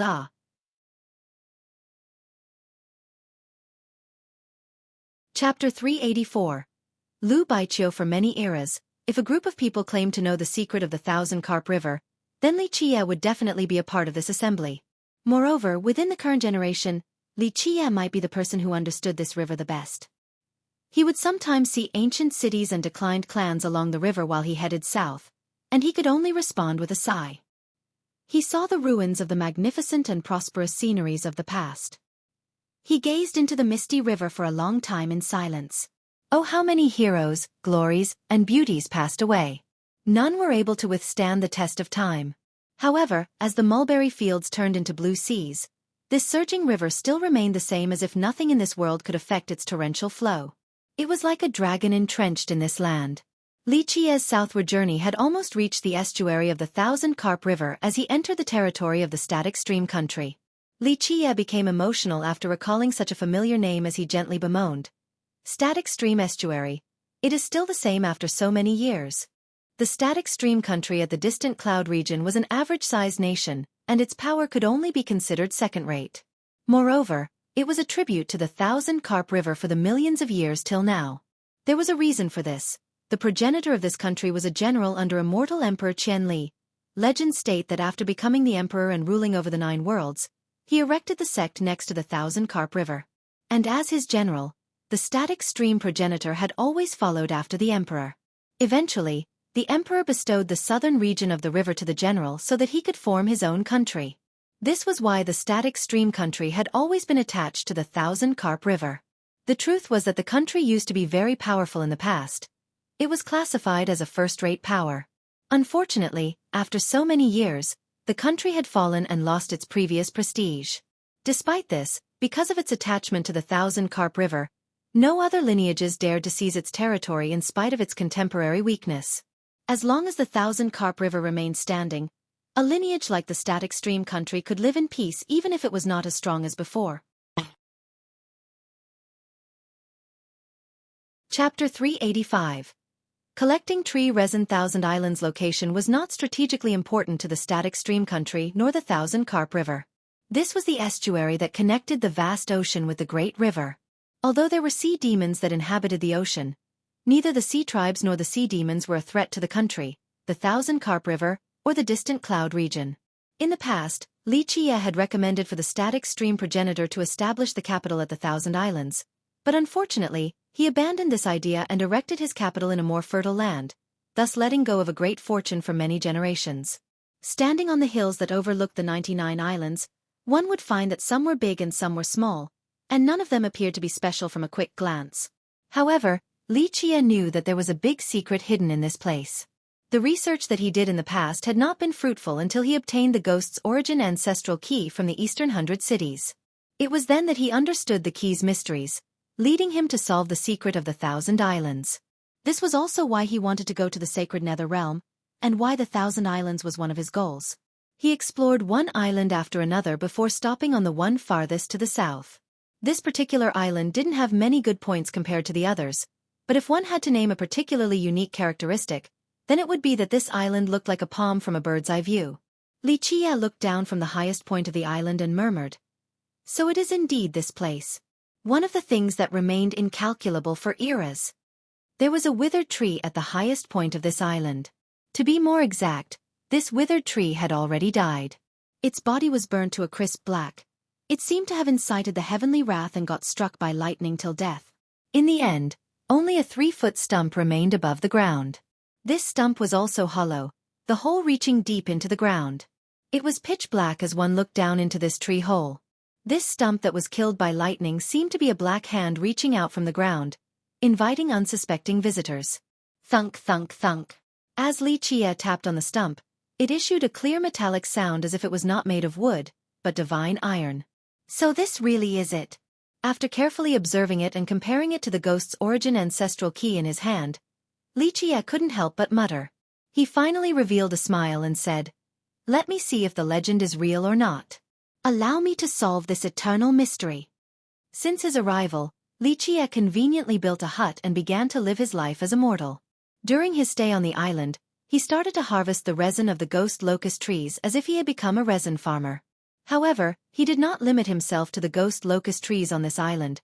He wanted to harvest resin from all of the islands. Not only did he require a large amount of resin, he also needed to leave behind a unique mark on all of the trees on the islands. If it was something as simple as harvesting, then he could have just hired some mortals to do so to save himself the trouble. It was obvious that Li Qie required more than just the resin alone. Ever since his stay at the islands, day after day passed by as he performed farming duties, cutting the tree bark, then harvesting the resin. He did so over and over again from sunrise all the way until sunset. Despite being so close to the sea, there were still hundreds of thousands of mortals that lived on the islands with cities that were no less grand than the inland ones. It could be said that the Thousand Islands was quite a bustling place. The mortals here mainly fished for a living. There were not too many farmers because the resin of the ghost locust tree essentially had no use. The mortal inhabitants found it quite strange to see Li Qie going around the islands to harvest the resin from the trees. Nevertheless, the islands belonged to the static stream country, and the highest authority of the islands was the region lord, Lu Baiqiu. Since Lu Baiqiu allowed for Li Qie to harvest resin on the islands, other people didn't bother to interfere with him. Later on, Lu Baiqiu also came to see Li Qie. It had to be said that Lu Baiqiu was indeed a good lady. As long as human cultivators who came to the islands didn't cause any trouble, they would receive help from the island's authority. Of course, Lu Baiqiu was also surprised to see Li Qie collect so much resin. What are you going to do after harvesting so much?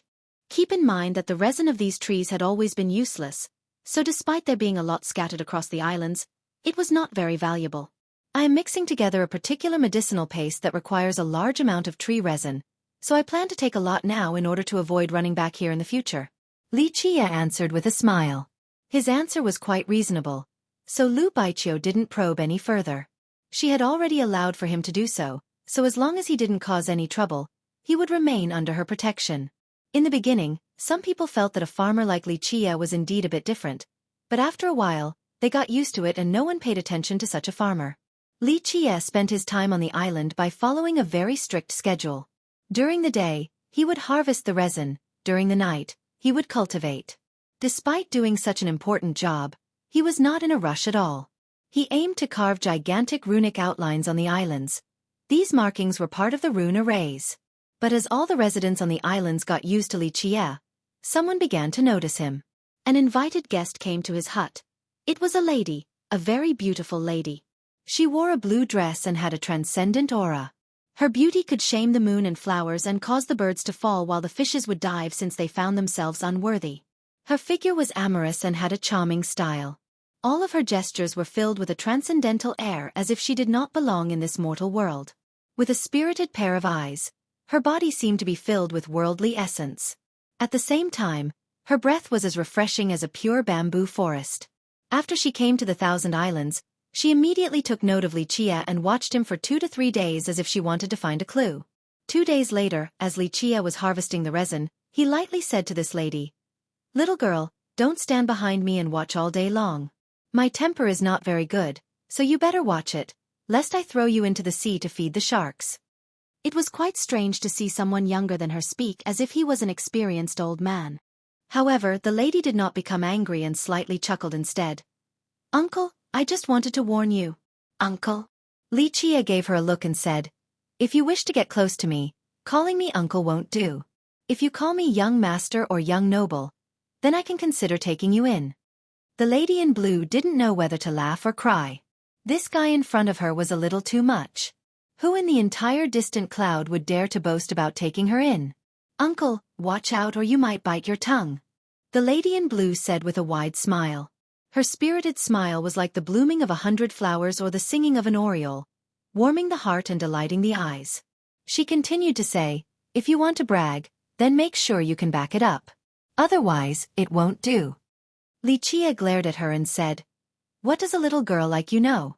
Don't interfere with my business, or I'll really throw you into the sea no matter how great your origin may be." Having said that, he started to ignore her and kept on harvesting the resin. The lady in blue was astounded. She had met many arrogant people, but not one this outrageous. However, she did not give up and continued to follow Li Qie as he harvested and said, "Uncle, I'm giving you a warning out of kindness." "What warning?" Li Qie said as he was collecting the resin. The lady in blue also put on a demeanor similar to Li Qie's and nonchalantly smiled. "Do you know the origin of the Thousand Islands?" "The Thousand Islands' origin?" Upon hearing this, Li Qie couldn't help but smile.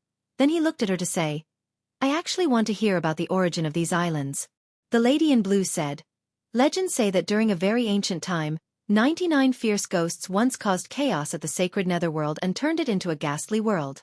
The high heavens was enraged by the actions of these 99 ghosts and unleashed their supreme wrath to kill the 99 ghosts. In the end, the bodies of these ghosts drifted down the Thousand Carp River and eventually reached the estuary before sinking into the ocean. In the end, their bodies turned into the islands that you see here.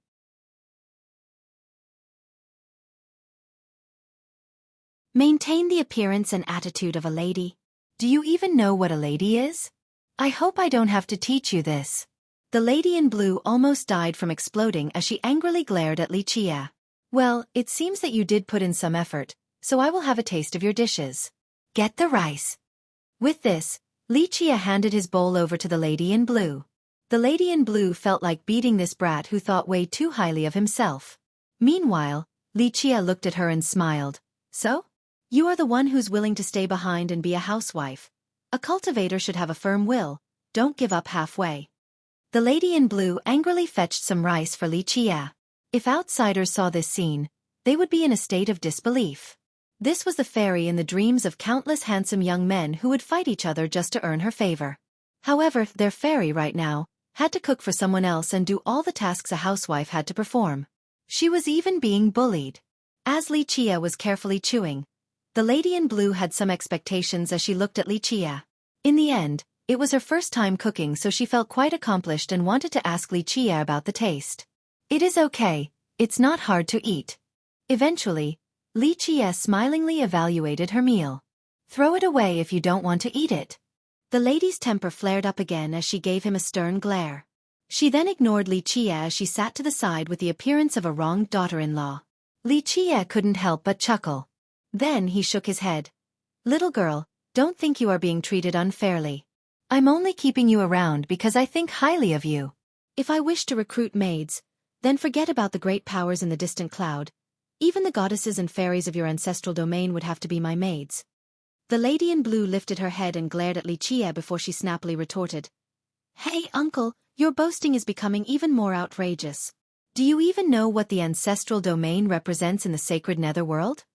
What does it represent? Xueqi lazily said. It's only a bunch of things that are neither human nor ghost hiding underground, not daring to come out. If their real great ghost could come out, then it might be a bit amazing. If not, then they are no big deal in my eyes. Less bragging, please. The lady in blue angrily said. Xueqi only smiled and didn't say anything else as he continued to eat in a carefree manner. The lady looked at Xueqi and didn't know what to say for a while. Now she was completely lost. Her initial intention of judging his identity was now completely muddled with confusion. There was nothing strange or special about this brat. Regarding geniuses, talents and prodigies, she had seen many of them. However, this brat before her simply could not compare to geniuses. His arrogant tone was just out of this world. It was as if nothing could get into his sight despite this world being so vast. Right now, she didn't understand where this guy's confidence was coming from at all. He didn't seem to be ignorant to the point of being arrogant, but if he wasn't ignorant, then he should know better and not have so much self-confidence.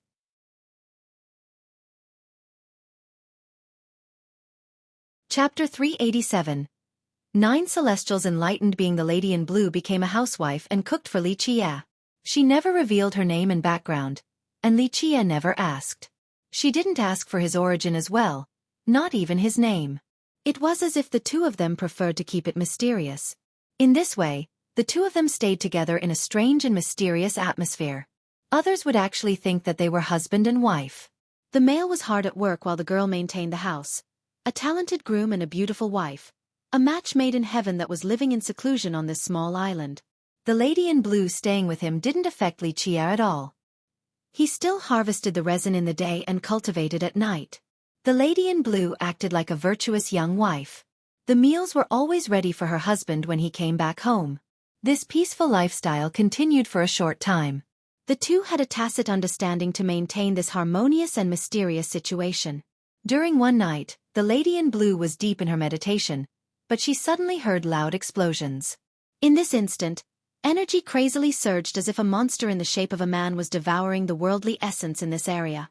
With a shocked expression, she immediately dashed outside and saw an astonishing sight. Li Qie was sitting in the meditative pose on a hill with his fate palaces out in the open.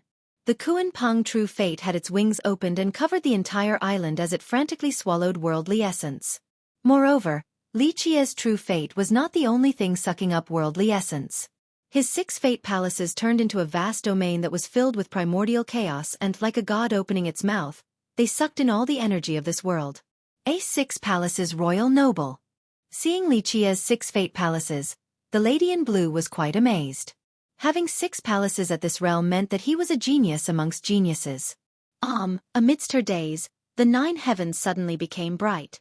The starry sky promptly ushered forth countless celestial lights in the form of a magnificent galaxy onto Li Qie. However, these lights were not absorbed into his body. Instead, a supreme universal law chained them down. The surging tide-like lights were locked by Li Qie's Tao foundation in the sky, as his true fate used an unparalleled technique to craft them into stars. After some crisp sounds, 9 dazzling stars were suddenly created and hovered around Li Qie. At this time, Li Qie carried a majestic air like the ruler of the universe as he emitted a peerless aura. 9 Celestials. Seeing the 9 stars, the lady in blue lost her colors. She then took in a deep breath and murmured, "Impossible. 9 Celestials enlightened being. Someone like this has not appeared for a long time." Above Royal Noble was the star-plucking realm, and cultivators of this realm were called enlightened beings. This realm directed the stars from the 9 heavens in order to craft one's own stars. Only when one could seize the stars would one be able to also seize the universe. For ordinary cultivators, 7 stars were the limit. If one could create 8 stars, then it didn't matter if this person only opened 3 fate palaces in the Royal Noble realm. A royal noble with only 3 palaces had a very limited potential and couldn't reach Ancient Saint, let alone Heavenly Sovereign and Heavenly King. The more palaces, the greater the potential. Of course, if one couldn't open the 4th palace in the Royal Noble realm, then there was still a chance to surpass this limitation if they could create the 8th star in the Enlightened Being realm.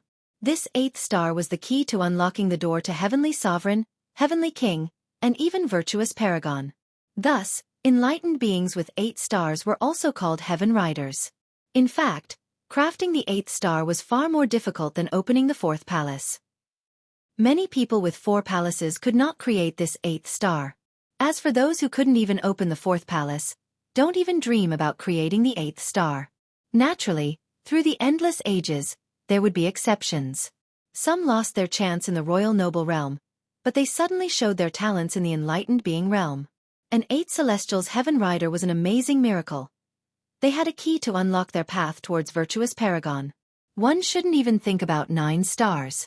Very few since time immemorial were able to create the 9th star. 9 stars meant eternal prestige. Having 9 stars was a very terrifying thing. Legends say that those with 9 stars could easily pick either the path of the heavens or the path of the Grand Era and would have a high chance of becoming a tyrannical immortal emperor or an invincible god. Currently, Li Qie had 6 palaces and also created 9 stars. Thus, this suddenly shook the lady in blue. She was an incredible genius that was matchless in the younger generation, and she was very confident in her gifts and cultivation. However, with Li Qie reaching 6 palaces and 9 stars, she suddenly became eclipsed since there was an uncrossable gap between them. "Even if I am too handsome, don't swoon over me so much like this." While she was still in a daze, she suddenly heard a nonchalant voice ringing by her ears. With a shiver, she immediately calmed down and saw Li Qie standing before her. He revealed his white as snow teeth and smiled. "I know that I am unreasonably handsome, but it is wrong for you to be so obsessed with me like this." The angry lady suddenly had the urge to stomp this egomaniac to death as she bitterly said, "Bah, your face makes me want to die. Who would ever want to look at you?" Finished speaking, she stormed back into the hut. Li Qie couldn't help but laugh after seeing the lady's attitude, and the lady who had just gone inside ground her teeth after hearing this laugh. There would be a day when she teaches this brat a good lesson. This kind of life lasted for half a year. At this time, Li Qie finished collecting resin, so he laid out his runic arrays across the islands. His supreme formation was finally created. At this time, he began to refine the harvested resin. Collecting this resin was not just an excuse, he actually needed it. It had a magical effect unbeknownst to others besides Li Qie. Although the old tale from the Lady in Blue seemed a little ridiculous, it indeed had some secrets that were purposely hidden to outsiders. These secrets had something to do with both the Thousand Islands and the ghost locust trees. At the time of refinement, Li Qie took out the myriad heavenly cauldron and shouted, causing the cauldron's flame to furiously burn as it turned into a gigantic cauldron. This giant fire seemed to be able to melt everything in an instant. Pour all the resin inside. Li Qie commanded his assistant, the lady in blue, who was standing to the side. She immediately poured all of the resin in. After such a long time of harvesting, the resin weighed more than 10,000 pounds. The lady who was assisting him felt a bit confused. She had never heard of any effects that this resin may have, so she was full of curiosity. Zzz. A melting sound appeared. All of the resin instantly melted away after it was poured in. Right after everything was melted, Li Qie activated the cauldron and, in just a split second, the powerful fiery contraption suddenly turned into a tornado of flames, causing the wind to fiercely howl. All of the resin was spun up high as the fiery dragon-like tornado crazily flung them about, resulting in a spectacular scene. The lady in blue had seen many alchemists, including legendary alchemists, but she was stunned when she saw Li Qie's technique. This alchemy style was a bit too violent. However, such a brutal technique instantly separated the impurities from the resin. These impurities were instantly brought to the primal flame and became incinerated in just a moment. The separated resin was now clear with a faint smell of wood. At this time, they seemed to be condensing into a jewel-like stone. Li Qie had a serious expression as he took out a box. He very carefully took out a leaf that was surrounded by golden lightning. What is that? Seeing this young leaf that resembled a jewel surrounded by golden lightning, the lady in blue emotionally asked. This is the legendary young leaf of the world tree. After a long time, she finally managed to identify the origin of this young leaf and was instantly rendered breathless. Even her sect would not be able to come up with such an item. In fact, it wasn't just her sect. Any other faction in this world would not be able to take out such an item because the young leaf of the world tree only belonged in the legends. Essentially, people had never seen it before.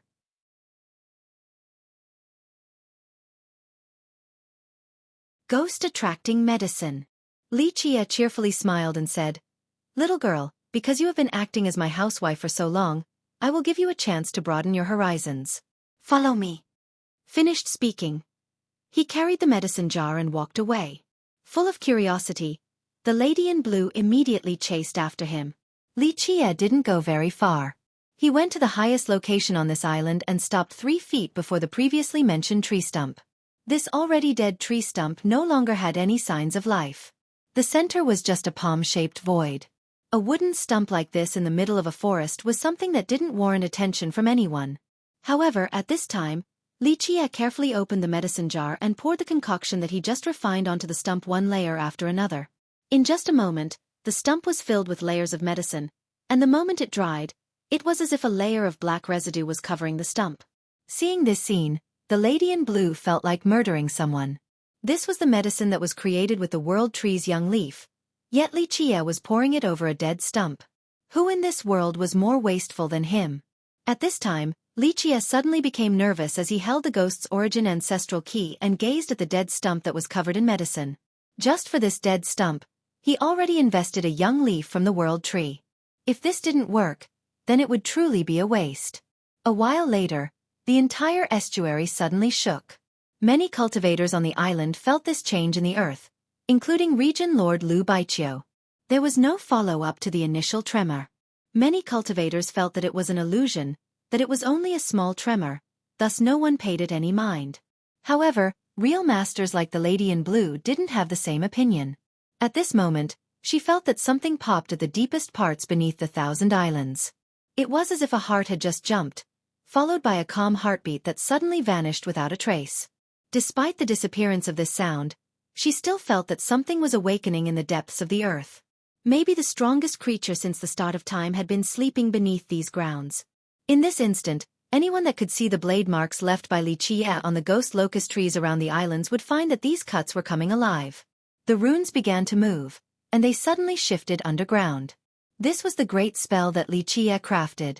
Keep in mind that his research regarding the islands was not something he recently started. He had already researched these islands a long time ago, and despite having menial returns, he still found a thing or two regarding the secrets of this place. Alas, he had been missing two key things: the young leaf of the world tree and the ghost's origin ancestral key. Especially during his sudden revelation when he looked at the key. At that time, he immediately answered a few questions that had been haunting his mind, a few secrets that were unsolved in the sacred netherworld. He stood there with bated breath as he watched the dead stump. An unknown amount of time passed by before a slight popping sound gently rang. At this time, the withered stump suddenly gave birth to a young green leaf. This young leaf had a magnificent green color and sprouted from the thick layer of medicinal paste, signifying that it was healthy and growing. Yes! Xueqi rejoiced after seeing this faint green leaf. Amidst this moment of jubilation, the dried stump suddenly spewed out a thick mist as black as ink. This mist was like a cloud of nether energy that caused others to shiver with their hair standing on end. Xueqi immediately threw the key in his hand into the mist. With a buzzing sound, the key actually hovered in the mist and emitted many waves of light that carried an everlasting energy. These strands of light suddenly penetrated the stump and drilled into the ground from that spot. Next, the lady in blue heard a series of sounds that resembled cheers, but she also felt as if this was merely an illusion and couldn't tell whether they were real or not. Amidst her confusion, little ghosts, one after another, suddenly jumped out from the empty tree stump. These little ghosts were all shrouded in mist, and all of them had different figures and expressions. One of the little ghosts wore a golden robe as if he was the king of the ghosts. Another had two fangs while a third had two wings. These ghosts suddenly rushed into the ghost's origin ancestral key. The 3-foot-long key initially had 99 little ghosts carved on it, so the ghosts that jumped out from the tree stump found their corresponding carvings and became one with the key. The lady in blue was speechless and in a daze, but she still managed to count the little ghosts that came out from the ground. After the last one emerged, a total of 99 little ghosts could be seen on the key. The 99 little ghosts all successfully found the carving that corresponded to them on the key and became one with it. It was as if the 99 engravings on the key were crafted from the figures of these 99 little ghosts from underground. After all the little ghosts entered the carvings, the key seemed to have a life of its own and emitted a divine mist-like aura. In a short period of time, a ghastly energy covered the key, but it was no longer ominous. Instead, it was filled with a divine aura as if it was the breath of a ghost immortal. The lady in blue was very knowledgeable since she came from a renowned sect. She had only seen this young leaf from an ancient scroll. Moreover, it didn't have a picture of the leaf. There was only a description stating that there was golden lightning circulating through it. It was definitely rare, and rumors say that only a mortal Emperor How High had gotten a hold of one. Even in her wildest dreams, she didn't expect for such a mythical young leaf to appear in Xueqi's hands, let alone see it on such an ordinary island. Meanwhile, Xueqi carefully placed the young leaf into the refined resin as he controlled the cauldron to refine the leaf as well. The flame appeared to have its own sentience as plumes of fire tenderly entered the leaf. In just the blink of an eye, the leaf turned into a liquid. The golden lightning entered the resin like calligraphy ink spilling onto a piece of paper inside the cauldron.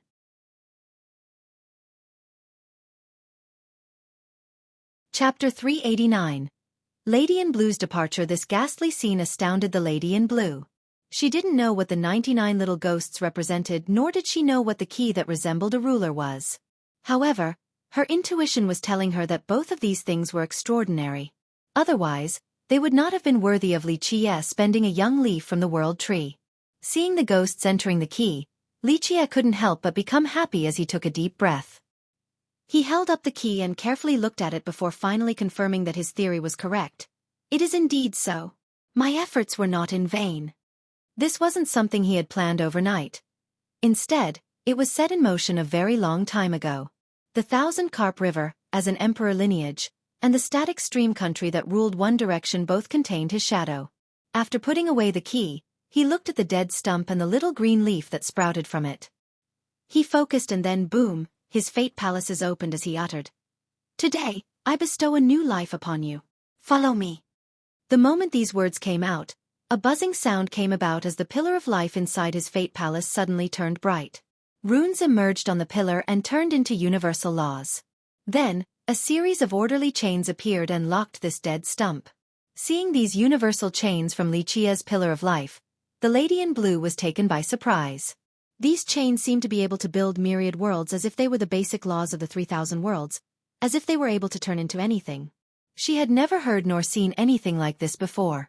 In fact, Not seeing something like this before wasn't anything strange because these chains from Li Qia's Pillar of Life were refined from the Void Gate's ancient runes. Thus they had an unbelievable origin. Go! With a loud cry, the dead stump was suddenly lifted up high by the universal chains.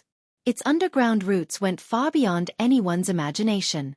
All of these old roots were so lush and long that it would make people think that they took root all over the Thousand Islands. As this process was occurring, these roots didn't seem to be dragged out by the chains. Instead, it was as if they were serpents emerging from the ground. The universal chains carried a root into one of Li Qia's fate palaces. At this time, the 4 images of life inside his palace welcomed the arrival of this root as they bestowed their blessings on its body. In a short period of time, the young green leaf that was growing on the dead stump became even more verdant as if it had obtained nourishment from the Tree of Life and Spring of Life. Not a bad harvest. Li Qia happily murmured after closing his fate palace and returning it to his Nigong meridian. Even a knowledgeable person like the Lady in Blue was sent into a daze. She had seen many things before, but the events of today exceeded her comprehension. Despite her great background, she didn't know what any of these things were, let alone Li Qia's goal. A critical step had finally been accomplished within his grand plan, so Li Qia joyously patted his palms clean. This step meant that all of his previous foundations weren't for naught. Little girl, are you still interested in being my fated old woman for a bit longer? Li Qia glanced at the dazed Lady in Blue and said with a smile. The lady came back to her senses and couldn't help but ask, "Where do you want to go?" Li Qia narrowed his eyes as he looked at the vast ocean in the distance and replied, "Hard to say. Maybe I will go out to sea, or maybe I will make my way back to the mainland, but I will most likely go out to sea first. Do you want to broaden your horizons?"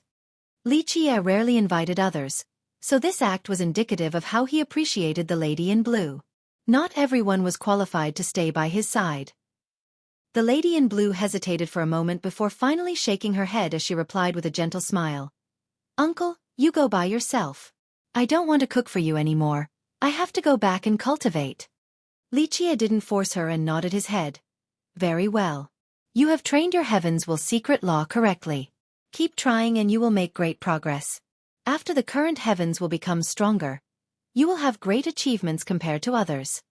While horrified, the Lady in Blue instinctively took a step back and gazed at Li Qia with caution. She believed that Li Qia didn't recognize her, but he actually just disclosed her main cultivation method. "Don't be shocked." Li Qia shrugged and said, "There are very few laws in this world that I haven't seen before. Even though a little girl like you hasn't told me who you are, I can tell what you are cultivating with a single glance." Not to mention, her secret law was far too familiar to him. How could something that he knew so clearly escape his sight? The lady thought that she hid her identity very well, but it was still not enough to elude Li Qia's eyes.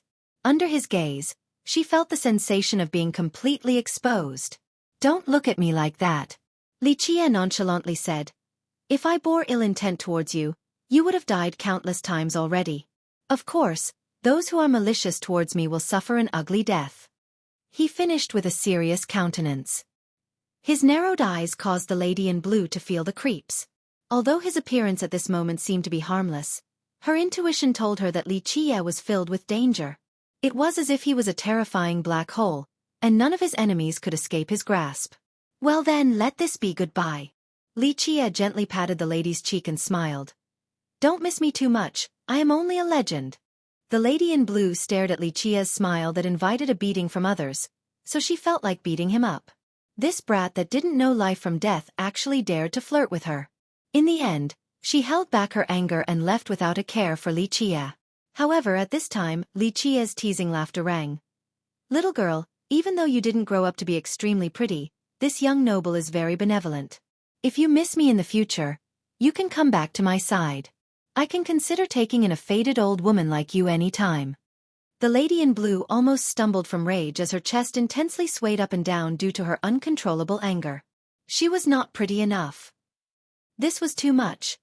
Even though she didn't care about her appearance, she was definitely on the forefront of the beauties list in the sacred netherworld.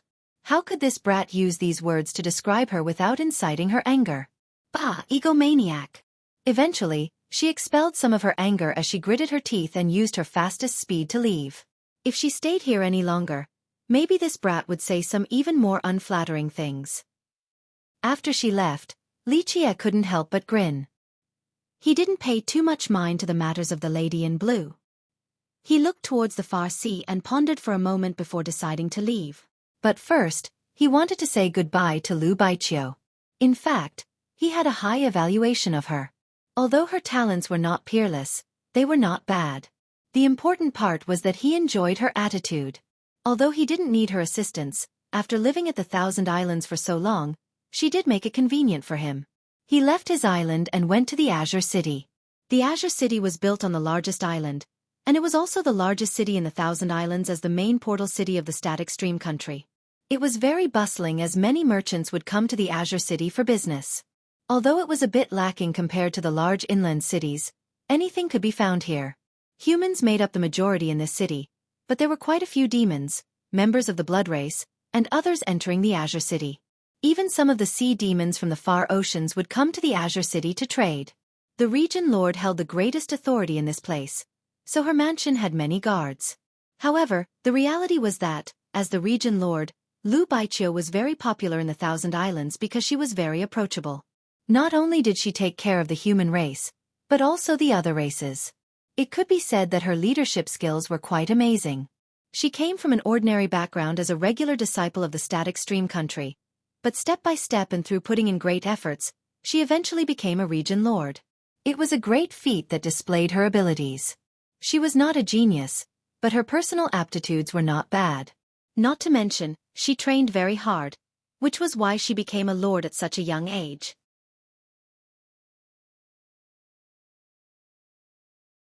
Chapter 390.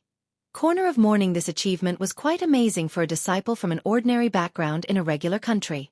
When Li Qie went out to the edge of the Thousand Islands to see if Lu Baiqiu was there, a sea guard said, "Regional Lord Lu brought experts to fight out at sea." Battle.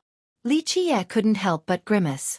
The Thousand Islands faced the vast ocean, and although there were a few demons and sea demons out there, they all lived in the far sea and would not start a war against inlanders. Recently, the mollusk tribe has started a war. The guard knew about Li Qie, so he immediately explained. They recently appeared in the waters right outside of the islands and stole our sea farms. In the last 2 to 3 months, a large amount of our sea jewels have been taken by them. There were many industries for the Thousand Islands since they were so near the sea, and the largest of them were the sea farms at the bottom of the ocean. Sea jewels were a type of refined jade. Although they could not completely replace refined jades, there were instances where it served as an acceptable substitute, especially in the Static Stream country. The spirit energy contained inside these sea jewels was still a part of the worldly essence. Regional Lord Lu and many experts had forced the mollusk tribe back many times, but they appeared again yesterday, so the Lord wanted to catch them all in one fell swoop. This guard explained. Right at this moment, Lu Baiqiu returned along with many wounded people that had to be carried back. Lord Lu. Seeing her injury, the guard was alarmed and quickly went to greet her. "I'm fine. Go treat the others." Lu Baiqiu was very decisive and ordered for the guards to bring the wounded back inside for treatment. Li Qie looked at their wounds and also followed them inside. After returning, Lu Baiqiu fortified the defensive perimeter and sent disciples to treat the injured with resolution befitting a general. After dealing with everything, she finally found Li Qie sitting silently in the main hall, so she immediately asked, "What prompted Dao Brother Li's presence here?" "Nothing," Li Qie said with a smile. "I plan to go out to sea, so I'm here to say goodbye." "The sea?" Lu Baiqiu slightly furrowed her brows. Among all the girls Li Qie knew, she was not the prettiest, but her short hair and valiant air had a remarkably cool charm. Lu Baiqiu gently shook her head in response. "Dao Brother Li, I'm afraid the outer sea is not very stable right now due to the constant disruption of the mollusk tribe. Recently it has gotten to the point of robberies. I think that it is better for you to wait until the storm passes before going out." Lu Baiqiu and Li Qie didn't have a deep connection, but she still looked out for him because he was part of the human race. "Mollusk tribe." Li Qie replied. "I know of them. The mollusk tribe is not a warmongering tribe among the sea demons. Plus, they are also very territorial and normally wouldn't leave their ancestral ground, let alone come to the shore to plunder others. That is the strange part." Lu Baiqiu let out a wry smile and said, "It is too strange. We originally planned to ambush them at the corner of morning, but I don't know how they suddenly appeared right behind us. They even ambushed us instead."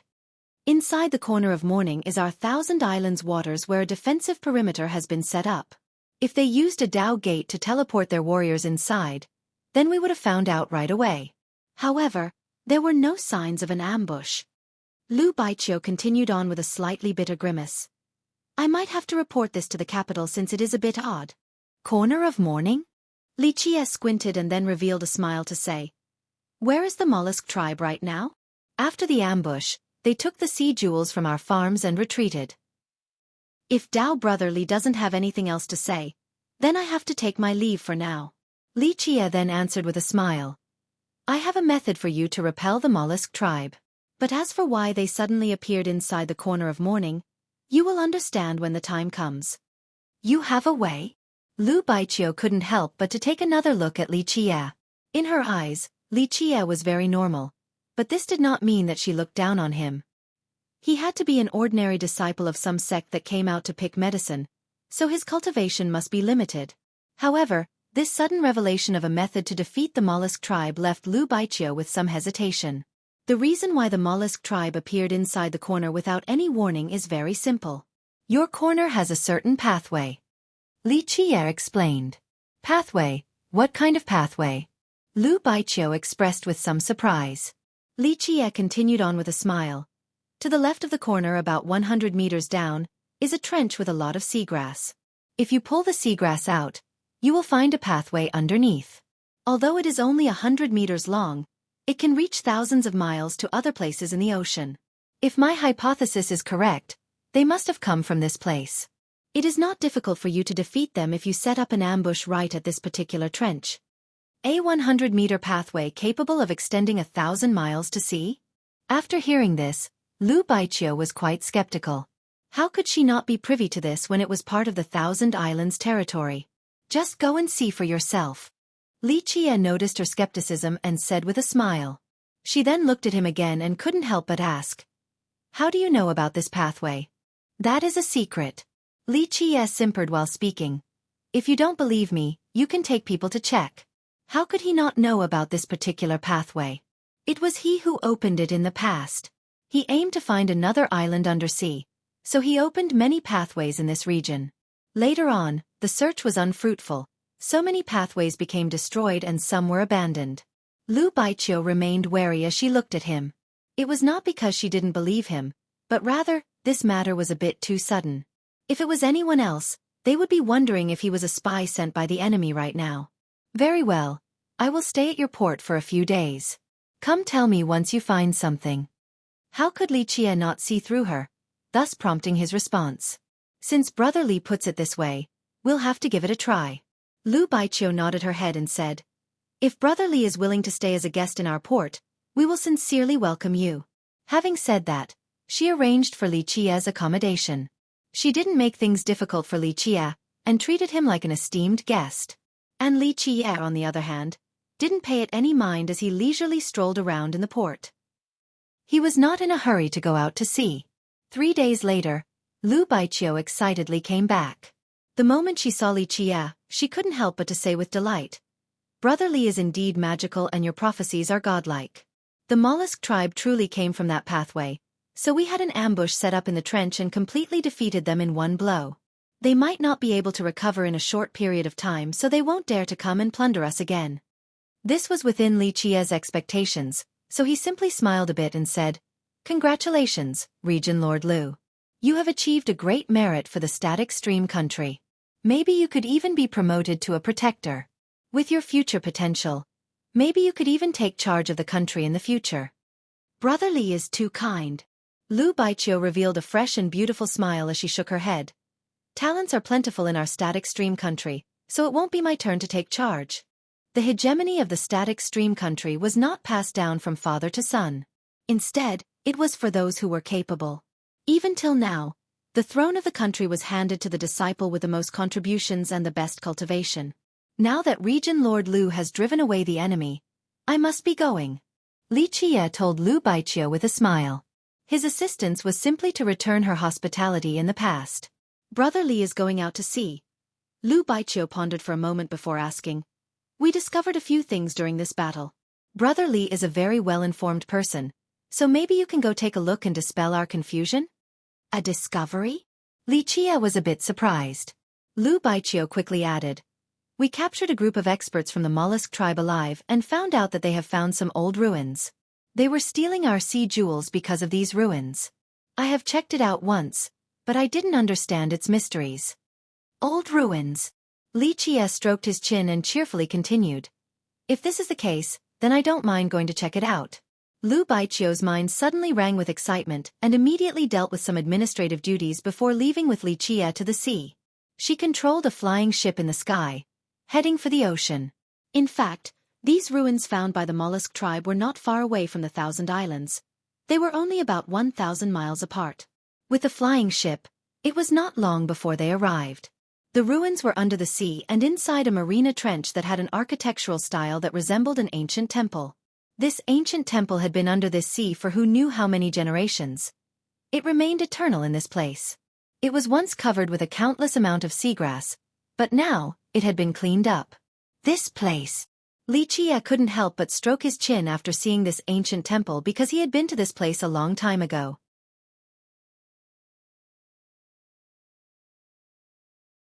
Chapter 391. Undersea Shrine. Back when Li Chia was looking for another island and had no results despite having searched everywhere, he also found this ancient shrine under the sea. He once looked through it and thought that this shrine and the other island had something to do with each other, but he also felt that this shrine was lacking a certain something, so he gave up on researching it. A master from the mollusk tribe was passing through this area some time ago. A light suddenly shot upward, so he went down to look and found this ancient shrine. Then, they found a gateway hidden below this area. Lu Baiqiu reported. A gateway? Having heard this, Li Chia suddenly became serious and rushed into the ancient shrine like the wind. Sure enough, there was a gateway floating inside the ancient shrine. However, during his investigations in the past, this gateway had not been there. Li Chia carefully observed this gateway. The other side contained a miniature continent that was as black as ink. Li Chia gently reached out to feel this gateway. He felt a fluctuation of space and murmured, "So this is the case, a dimensional banishment." His previous speculation of this shrine missing a certain key item was correct. This gateway was banished in the past. I learned from the mollusk experts that there has always been a legend in their ocean, that there was a mythical island that was lost through time. It had been hidden in a divine shrine, and only when one could solve the secrets of this shrine would one be able to reach this island. Lu Baiqiu said, after the mollusk tribe found this ancient shrine, they immediately tried using refined jades to open this gateway to reach the lost mythical island. Unfortunately, they weren't even close to having enough refined jades, so they had to plunder the sea jewels that we produced. She continued on, "When I came here, refined jades and sea jewels were abundant at this place, but it was still not enough to open the gateway. How could it be so easy?" Li Chia carefully looked at the gateway and responded, "The legend isn't necessarily accurate. To be more specific, this is not a lost mythical island, but the 100th island." The 100th island? Lu Baiqiu was a bit perplexed as she asked, "What is this 100th island?" "The 100th island of the 1,000 islands." Li Chia meticulously rubbed the gateway and felt the fluctuations of space as he continued. "Your 1,000 islands has a total of 100 islands.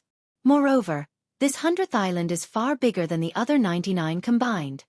But this is only a legend." The astounded Lu Baiqiu couldn't help but utter, "I have also heard of this legend, but no one had ever been able to find this island. Not to mention that if it was actually bigger than all the other ones combined, someone would have found it already. There are a few things beyond one's imagination," Li Chia asserted with a smile. "There are a few mysteries that one can never touch." With a changed expression, Lu Baiqiu looked at Li Chia, who was studying the gateway, and hurriedly asked, "Can this gateway be opened?" "That would depend on who is operating it." Li Chia withdrew his hand and chuckled. "In order to open this gateway, first, one must have virtuous paragon refined jades, and second, they must understand this gateway." Virtuous paragon refined jades. Lu Baiqiu had to take in a calming breath. An item of this caliber was a huge sum even for the static stream country, let alone her. Li Chia smiled and said, "This is only the beginning." Then, piece after piece, he took out virtuous paragon refined jades and slowly inserted them into the gateway. Virtuous paragon refined jades. Lu Baiqiu was stunned with her mouth wide open after seeing Li Qie take out multiple pieces. Even her country didn't have that many. But now, Li Qie freely took out so many. Before, she assumed that he was an ordinary disciple of some sect, but even someone from a great power would not be able to take out so many virtuous paragon refined jades. She felt a bit stupefied while looking at Li Qie. At this moment, she understood that he was hiding his abilities like a murky mist, completely undetected by her. Open! Li Qie activated the refined jades that were embedded in a particular manner on the gateway. From his cry, the gateway emitted a bright radiance. Ka ka ka! At this time, an amazing thing happened as the initially large gateway shrunk down to the size of a fist and fell into Li Qie's palm. Bang, bang, bang. Suddenly, the entire area started to shake as the ancient shrine that stood strong for countless years began to crack. What happened? Lu Baiqiu became startled by the commotion and drew in a deep breath. Go! Li Qie shouted as he dragged Lu Baiqiu away. They immediately soared to the sky and escaped from the current in just the blink of an eye. The moment they got out, an unceasing mist covered the initially blue sky. What is going on? The shrouding mist that covered the sea caused others to be disoriented. The moment Lu Baiqiu looked all around, she became quite shocked and pointed up ahead. On the other side of the shrouding mist, there were majestic towering peaks that one would find on a continent. It is so! Seeing the huge mountain range shrouded in mist, Li Qie's eyes narrowed as he murmured, truly unable to find the destination after wearing out iron soles, then inadvertently finding it without any effort. Could this be the mythical Lost Island? Lu Baiqiu uttered with emotion. People say that this island buried all the treasures from immemorial deities. We need to go take a look. Having said this, she intended to rush through the mist in order to reach this island. Don't go! Li Qie quickly caught her and shook his head to say, it is not so easy to get there. Take another look if you don't believe me. With that, he casually threw a rock with the speed of a meteor towards the island where it pierced through the mist. However, the moment when it approached its destination, this huge rock suddenly disappeared. Lu Baiqiu's expression greatly changed after seeing the sudden disappearance of the rock. It was as if the rock was swallowed by a giant monster. At this time, the vast rolling mountains inside the mist were like a monster silently waiting with its maw open for wandering prey. What is this place? Lu Baiqiu couldn't help but utter. Li Qie smiled a bit and said with squinted eyes, this is the 100th island and also what you guys call the Lost Mythical Island. After calming down, Lu Baiqiu gravely said, I must return to the capital and report this to His Highness. What is your opinion on this matter? Li Qie gazed towards the mountains in the mist and casually said, you go, I will stay behind to think for a bit. Lu Baiqiu bade a fond goodbye to Li Qie and then immediately returned while Li Qie stayed behind to think about this mist. He knew that as long as he could pass through this misty layer, he would be able to get into the 100th island. This place had many secrets that were purposely hidden from others. It dated back to a very old age, so it was not an easy matter to board this lost mythical island. Li Qie tried to get closer, but the result left him with a chilling sensation. The all-encompassing mist was like a ferocious beast. Anyone who went close would suffer a horrific fate no matter how strong they were. After pondering for several days, he understood that one must cross this layer in order to reach the island, but it was also a suicidal endeavor. This went on for a long time before he eventually smiled and left the sea to go back to the island where he used to live. At this moment, he was not in a rush to reach the lost island. He was waiting for the right moment, waiting for other people to court their deaths. The layer of mist was a bloodthirsty monster. Only when it became satiated would one be able to reach the island. Otherwise, it was an endeavor harder than reaching the heavens. Thus, he was waiting for others to come. When the time was ripe, he would easily set foot on the lost island. He was also not afraid of the items that he wanted being taken by others since he was certain of victory. After all, he was the one holding the real key of the lost island. With this settled, Li Qie leisurely stayed on his island and cultivated in peace. A short time ago, Li Qie created 9 stars, so he had reached the peak of enlightened beings. In fact, creating 7 stars already signified grand accomplishment enlightened being. But Li Qie was able to create 9 stars. This was a challenge to the limits of cultivators, to reach the apex of the enlightened being realm.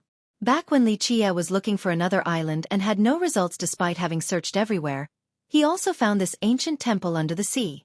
He once looked through it and thought that this temple and the other island had something to do with each other, but he also felt that this temple was lacking a certain something, so he gave up on researching this temple. A master from the mollusk tribe was passing through this area some time ago. A light suddenly shot upward, so he came down to look and found this ancient temple.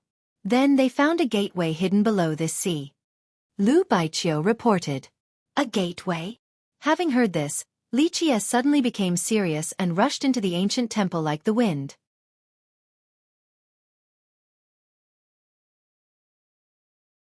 Chapter 392. Ancient Saint. In fact, to Li Qie, creating 9 stars at this realm was a matter of course. His Tao foundation was firm. Especially after the worldly prime liquid-tempered Li Qie, his foundation became unshakable right after he opened the 6th palace. For a royal noble, having 6 palaces carried great significance. It meant that their future path was paved for success.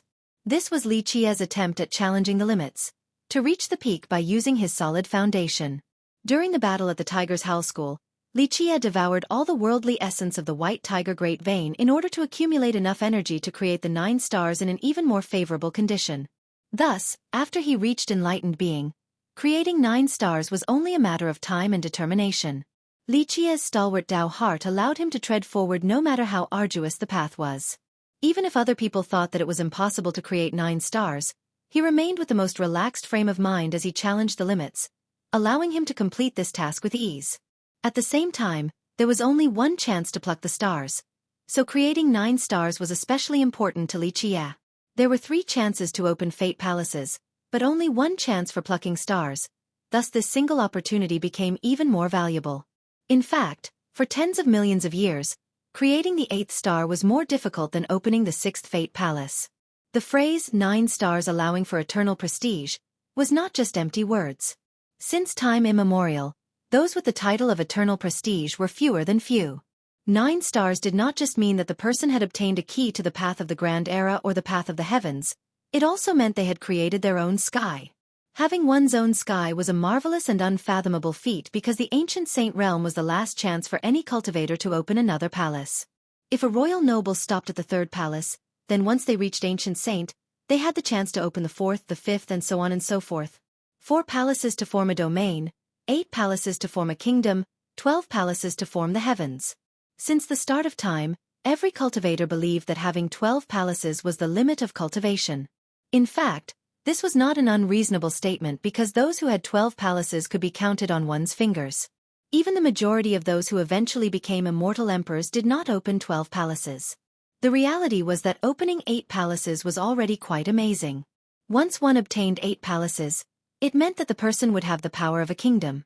This meant that there was a large possibility for them to found a country and eventually be bestowed the title of a god. 4 palaces form a domain, so in the ancient saint realm, one would need to turn these 4 palaces into a domain, then turn this domain into a city. For Li Qie, who had 6 palaces that had turned into cities capable of supporting existences, he could directly surpass grand accomplishment ancient saint and reach heavenly sovereign right away. However, Li Qie did not do so. He stopped at the ancient saint realm in order to fortify his foundation and absorb worldly essence to continuously strengthen his true fate to open the 7th palace. Ancient saints also had 3 levels: little saint, young saint, and grand saint. However, Li Qie was not part of this classification because opening the 4th palace was the beginning of this realm. A 5-palace saint is a heaven restoration saint because a royal noble with 4 palaces is called a heavenly noble. So an ancient saint with 5 palaces was only making up for what they were lacking back in the royal noble realm. A 6-palace saint is called a Tao restoration saint due to the same principle of catching up as the previous title. The moment one opened the 7th palace, they would be called a heavenly saint. This was the real starting point of ancient saints, just like the 4th palace of the royal noble realm. Those who opened the 8th palace were called grand Tao saints, and those with 9 were called pinnacle saints. Having 9 palaces was the limit of ancient saints, just like how having 6 palaces was the limit of royal nobles. Within this realm, a person with 9 palaces could directly suppress others of the same level. It did not matter how strong the opponent's cultivation was, as long as they didn't have 9 fate palaces, they would suffer a direct suppression. This was the reason why Bing Yuxia could be so proud with her 9 palaces. Even deity Jikong Wudi and goddess Mei Suyao had to be wary of her. As a pinnacle saint, she was a tyrant amongst all saints. It didn't matter which merit laws other saints cultivated since they were directly pressured by her palaces. At this time, Li Qia's blood energy soared like a magnificent rainbow as his Nigong meridian resounded with thunderous explosions, signaling the opening of the 7th palace.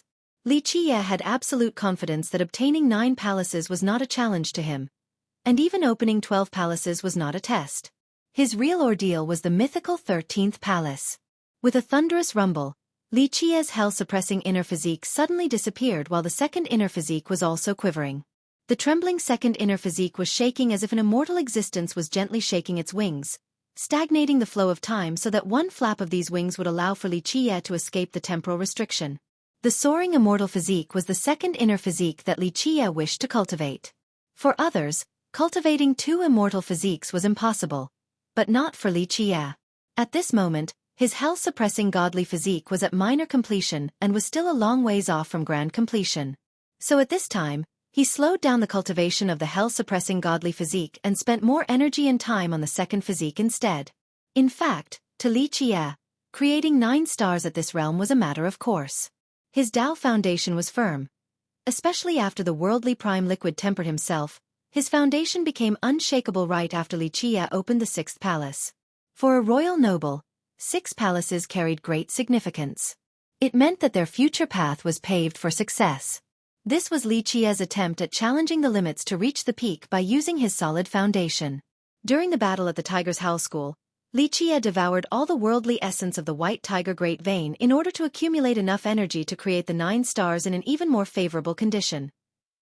Thus, after he reached enlightened being, creating 9 stars was only a matter of time and determination.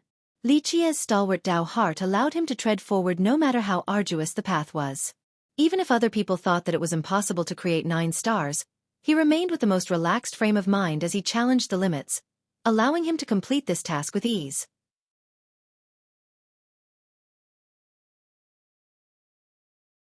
Chapter 393. Don't Provoke Me. The soaring immortal physique was no worse than any other immortal physique. Once successfully cultivated, it allowed its user to have unmatched speed. Once one's speed was invincible, treasures and techniques would no longer be important because if the opponent could never catch up to their speed, then the enemy would be killed before even having the chance to make a move. Once this physique reached grand completion, it could pass through any spatial fabric or even stop time itself. Imagine how frightening a person with unparalleled speed would be, then imagine how much more terrifying a time stopper would be. This was why once a person reached grand completion with the soaring immortal physique, essentially, no one in this world would be able to kill him. Someone once commented that only time would be able to kill a grand completion soaring immortal physique user. Li Qia had his own reasons for picking the soaring immortal physique.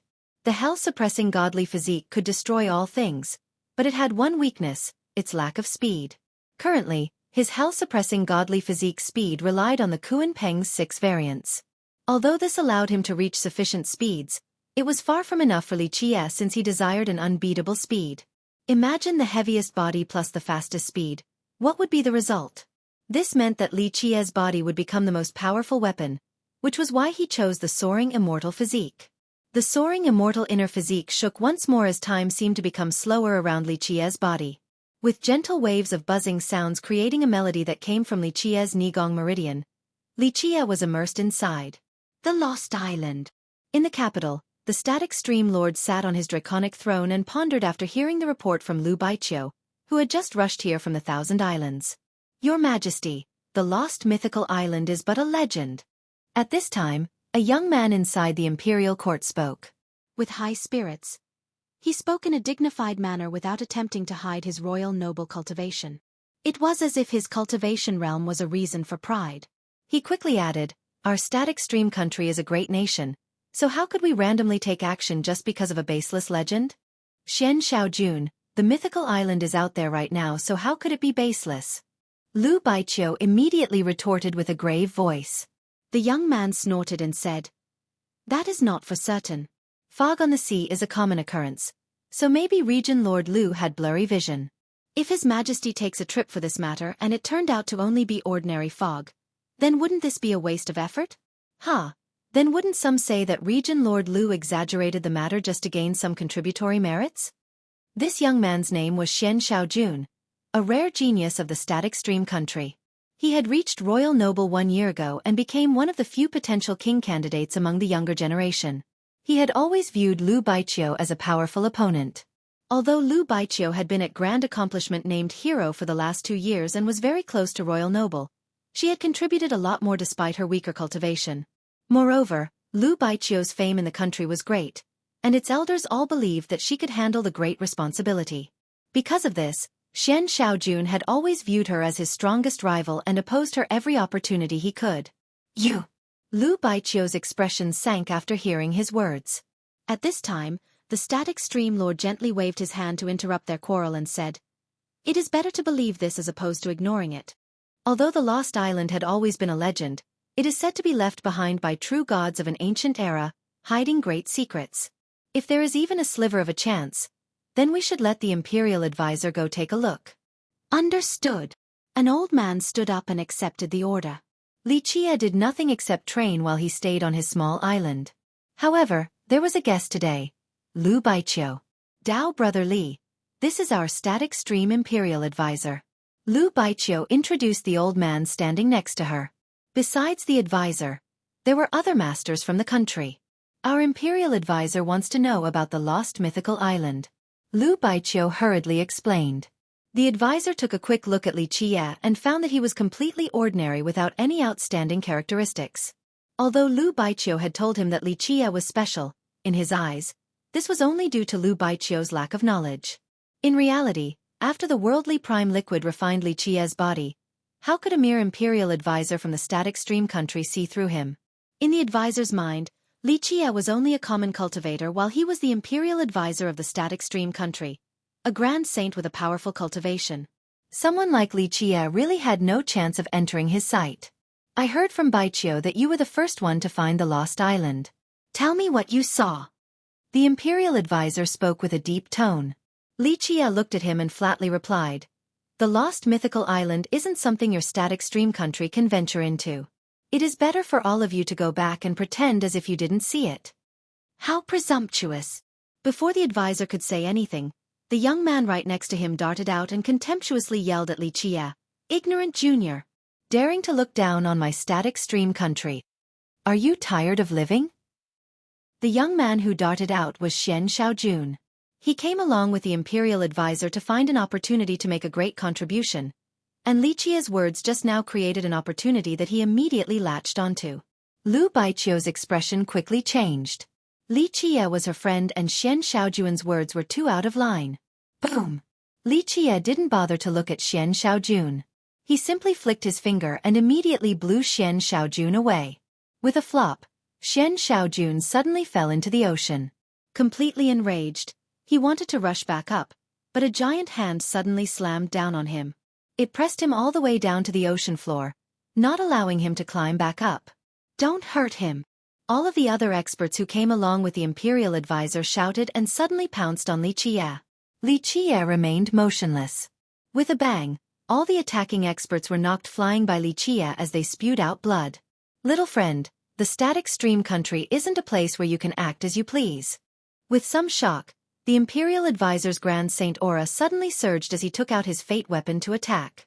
Li Qie's body suddenly shifted with a flash. Bang! Before the Imperial Advisor could figure out what was going on, blood had already sprayed everywhere as he was also blown away. Before his body could fall to the ground, Li Qie gripped him by the neck in the air. "You!" Suddenly aghast, the Imperial Advisor wanted to speak, but Li Qie clamped down. The sound of broken bones rang. The Imperial Advisor couldn't breathe anymore as his body became immobilized. He now had a complexion as pale as snow. "Dao brother Li, please show mercy." Lu Baiqiu was also deathly pale after the sudden turn of events. When she heard the noise of bones breaking, she quickly pleaded. Although the group of Xian Xiaojun acted out of line, in the end, they were still part of the static stream country, so Lu Baiqiu couldn't idly stand by. Li Qie casually threw the Imperial Advisor to the ground. Like a dead snake lying on the floor, the pale advisor struggled to finally take a single breath. Li Qie didn't bother to look at him and said, "Because of Region Lord Lu, I will spare your lives today. Next time, if you dare to clown around in front of me, do not blame me for not being considerate towards Region Lord Lu." The Imperial Advisor was an experienced person. As a grand saint, he couldn't even withstand one blow before being subdued by the enemy. Just how frightening was this person? If it wasn't for Lu Baiqiu's pleading, 10 lives still wouldn't have been enough for him. After thinking about the consequences, the imperial advisor felt a chill as cold chills ran through his palms. He took a deep breath and didn't dare to linger for a second longer. He carried the other wounded disciples and left. They also struggled to dig up Xian Shaojun, who was suppressed on the ocean floor. Dao brother Li, I didn't expect for this to happen. Before leaving, Lu Baiqiu awkwardly smiled and apologized. It is fine, this had nothing to do with you. Li Qie gently motioned with his hand and said, Go back and tell your royal lord that it is better not to provoke me, lest I destroy your static stream country. These words astounded Lu Baiqiu, sending a shiver down her spine. His first warning was a threat about destroying a country. How tyrannical and arrogant was this? But after thinking about how their imperial advisor was quelled after just a single move by Li Qie, she didn't think that Li Qie was simply blustering. It seemed that Li Qie was even more terrifying than she had imagined. In the end, Lu Baiqiu deeply bowed to Li Qie and then turned around to leave. What? After the imperial advisors group came back, the royal lord couldn't help but become enraged after hearing the report as he emotionally said, Even the imperial advisor is not his match. Your Majesty, it is truly shameful, but I have to admit that I couldn't withstand a single blow. I couldn't even recognize his background. The imperial advisor quickly responded. Despite being defeated by just one blow, the imperial advisor didn't dare to bear any resentment. He had experienced many waves and storms, so he knew that there were a few existences in this world that he could not provoke. Regent Lord Lu, just what is this Li Qie's identity? The imperial advisor asked with severity. Lu Baiqiu shook her head and said, Your Majesty, I don't know anything about his background. I only met him by chance, and it was with his advice that I was able to defeat the mollusk tribe. Ha, Regent Lord Lu, you are so close with that Li fella but you actually don't know his identity? Who would actually trust your words? The injured Xian Shaojun spoke with a strange undertone.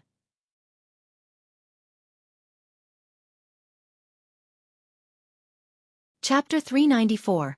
Suppressing a king with one hand. He was quite resentful after being put down at the bottom of the sea by Li Qie. A genius like him being suppressed by an unknown junior was an extremely shameful matter. Such a master. I actually want to personally witness his strength. The static stream royal lord's gaze became fierce as he spoke with austerity. Having said that, divine rings emanated from his body. Without a doubt, the royal lord was a powerful heavenly sovereign. Your Majesty, you shouldn't. Lu Baiqiu became aghast after hearing this and quickly spoke. Brother Li is only here for the mythical island and not to oppose our static stream country. Ah, Regent Lord Lu, what do you mean by that? Xian Shaojun sneered, hurting our disciples and shaming our imperial advisor. How is this not opposing our static stream country? His Majesty is invincible. So what can a little junior do? Could it be that Regent Lord Lu is on the same side as that Li guy and wants to collude with the enemy? Lu Baiqiu was angered, but she endured it and tried to persuade the royal lord. Your Majesty, in my opinion, Brother Li is not here to harm our static stream country. Why don't we take a step back and all shall be well? Lu Baiqiu trusted that Li Qie was not joking around. If the country actually provoked him, then he might kill his way into the static stream country. Your Majesty, I also feel that Regent Lord Lu's words make a lot of sense. This conflict was due to my rash conduct. The imperial advisor quickly said, if he was really antagonistic towards us, then he wouldn't have let us go. In my opinion, he must have a heaven-frightening origin, so there is no need to compete with him and court a powerful enemy.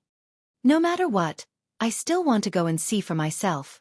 The royal lord gravely spoke. A powerful master like this appearing in our country. How could anyone be at ease if we don't know his identity? Lu Baiqiu became quite anxious after hearing the royal lord's words.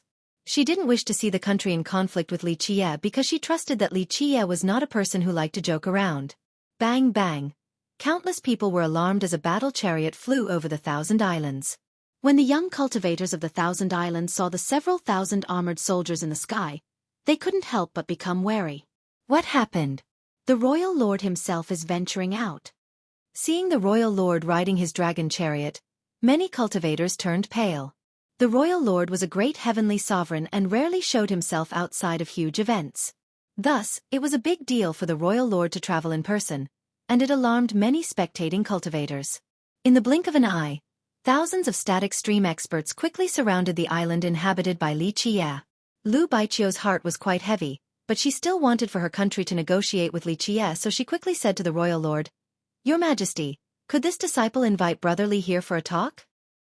Regent Lord Lu, you are friends with that Li person, so who knows if you will be informing him or not? If that Li person escapes, then will you be able to bear the responsibility? Regent Lord Lu, I only want what's best for you. Treason is not a small crime. Xian Xiaojun alleged. Lu Baiqiu's expression greatly changed with anger after being accused by Xian Xiaojun like this. She couldn't help but coldly say, "You would indeed say just about anything to frame someone. I only want what's best for Regent Lord Lu. If you are devoted to our country, then you should step aside to avoid arousing suspicion." Xian Xiaojun commented, "Royal Lord, let me go tell that Li guy to come out. Go ask him to come and see me." The royal lord sat on his dragon carriage with an overbearing sense of nobility. This was not an act of disdain. After all, as an expert who had basked in prestige for a long time, he was indeed qualified to act like this. Lu Baiqiu gently sighed. It seemed that this storm would not pass by very easily. She did not wish for this feud, but alas, she had absolutely no say in this matter. After Xian Xiaojun received the order, he appeared above Li Qie's island and shouted, "Li, quickly come and greet His Majesty." Li Qie, who was sitting on the small island, only gave a passing glance and with a poof, Xian Xiaojun didn't even have the chance to scream before being rendered into a bloody mist under one flick of a finger. This sudden development jolted the accompanying static stream experts. Xian Xiaojun, who was the most promising genius of their static stream country, was killed by someone in this manner. "Junior, you are insane." The royal lord was appalled as he stood up with his divine rings expanding from his body. There was a total of 7 rings. Amidst his rage, a shadow suddenly flashed as Li Qie stood right before him. He moved with an extreme speed that could not be followed by anyone else. "Protect our king!" the imperial advisor screamed out in shock. In an instant, the experts around the royal lord all cried out at the same time and many weapons aimed for Li Qie's head. There were pagodas, divine blades, and swords crafted from sacrificing one's blood. They all continuously emitted explosive detonations. Such an offensive didn't even make Li Qie bat his eyelid a single time. He swung his arm downward and, with a loud bang, none of the attacking treasures could stop Li Qie's invincible physique and were immediately shattered. The incoming experts' blood was spilled as they were blown away. "Watch yourself!" The static stream royal lord became angry as each divine ring opened up a wave of grand Tao, carrying a majestic force that rushed forward. "You're just a little sovereign without a complete 9 rings, yet you still dare to attack me." Li Qie was as calm as ever as he exuded an emperor's power. A Kuan Peng flew to the sky and followed Li Qie step by step. This primordial Kuan Peng leaped and created an enormous tidal wave that was sent towards the royal lord. Kuan Peng's 6 variants. Sea transformation. When this primordial Kuan Peng flapped its wings, all of the skies became an ocean with gigantic surging waves that were capable of drowning the stars. Bang! Even though the royal lord was a little sovereign, he couldn't help but take several thumping steps back under such a sweeping emperor law. The lights in his divine rings suddenly became dim. His blood energy was unstable after this strike from Li Qie, causing him to turn pale. Li Qie was an ancient saint with 6 palaces and 9 stars, and he also cultivated emperor laws. How could a little sovereign like the static stream royal lord compete with him? Li Qie's gaze turned cold as he emotionlessly spoke, continuing to provoke me time and time again. "Your ancestor's face is no longer enough. If I don't kill you all, then people would really think that I am easily bullied." Having said this, his 5 fingers stretched outward as they encompassed the royal lord like the heavens itself. "Brother Li, please wait." The frightened Lu Baiqiu quickly rushed forward and stood in front of the royal lord as she urgently begged. "Brother Li, our static stream country doesn't have any animosity towards you. It was only a misunderstanding." When Lu Baiqiu stood and blocked the front, Li Qie paused for a moment and looked at Lu Baiqiu. Then, he withdrew his heaven-like fingers before dismissively speaking. "Regent Lord Lu, there are times when your face alone is insufficient." Lu Baiqiu couldn't help but wryly smile. As a disciple of the static stream country, she couldn't just stand there and watch Li Qie massacre its people. She then quickly spoke. Our royal lord only wanted to speak to Brother Li about the lost island. There was a misunderstanding. I hope that Brother Li can forgive us. At this time, the royal lord had a shocked countenance. He saw the Kuan Pang above Li Qia's head and took in a deep breath. The emperor aura soaring in the sky caused him to realize that he had kicked a steel wall. Since the person cultivated an emperor law, without a doubt, he was from an immortal emperor lineage. Their static stream country could not afford to provoke such a lineage. Which emperor's sect is fellow Taoist from? The royal lord inquired while shivering inside. He couldn't do anything but bend down. A grand sovereign was far from enough to mess with an immortal emperor lineage, let alone a little sovereign like him. Li Qia glanced at the royal lord and said, "Out of respect for Regent Lord Lu, I shall let go of this matter this time. You can go and meet me on the island with Regent Lord Lu alone." With that, he turned around and quickly disappeared as he headed towards his island. Many of the accompanying experts were shocked at Li Qia's tone when he addressed the ruler of a country. "Regent Lord Lu, follow me to the island." The royal lord took a deep breath. As a royal lord, he couldn't help but consider himself superior at times. However, he was also an experienced man and knew when to back down. "Your Majesty." Many experts were alarmed when they heard that the royal lord wanted to go to the island by himself and wished to become the vanguard, but the royal lord stopped them with a wave of his hand. "Even if all of you come along, it would only end in even more meaningless deaths. Wait here." When a little sovereign like him was insufficient, other experts would just be giving up their lives trying to oppose Li Qia. After the royal lord entered the island, the other experts went into a battle-ready formation. As long as there was any sign from within, they would immediately rush in for the rescue. Li Qia was sitting directly on the island. The moment the royal lord saw him, he calmed himself and bowed down towards Li Qia with a slightly submissive attitude and said, "This time, my static stream country only wanted to ask about the matter of the lost island. I didn't expect for such a misunderstanding to occur. Truly unfortunate." The royal lord was a smart man. All the old cultivators like him were as wily as devils and knew the right time for small sects like them to acquiesce. In his eyes, Li Qia came from an immortal emperor lineage, a monstrous existence that his country could not afford to deal with. Moreover, Li Qia's strength was clearly enough to defeat a heavenly sovereign. This why was the royal lord first chose to admit his faults in order to ease the atmosphere between them.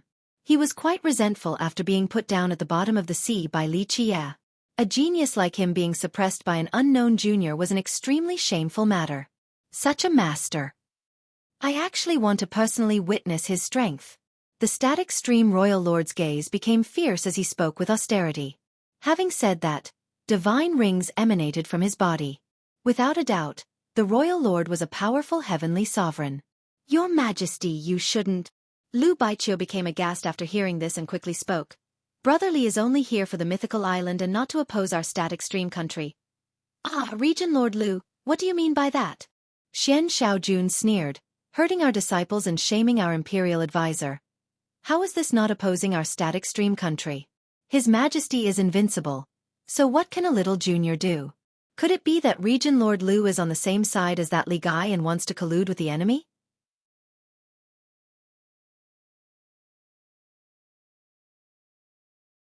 Chapter 395. Beginning of the storm. In fact, the static stream royal lord did not mean to start a feud with Li Qia in the beginning. However, as a royal lord, he couldn't help but act a bit imperiously.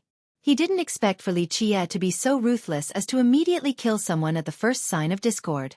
The royal lord became even more wary towards such a ruthless man since when a person of this type took action, they held no reservations. Li Qia looked at the lord and said, "Forget it. You seem like a reasonable person with a sense of propriety, so I won't make it difficult for you." The royal lord sighed in relief after hearing these words.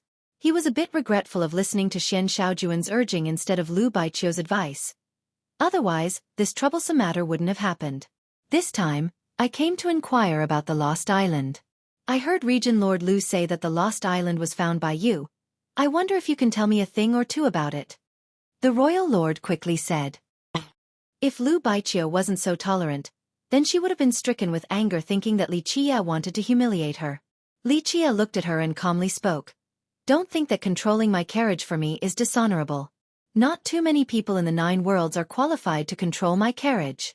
If it is someone I don't like, then even if their talents were better or they came from an amazing background, they still wouldn't be eligible to be my driver.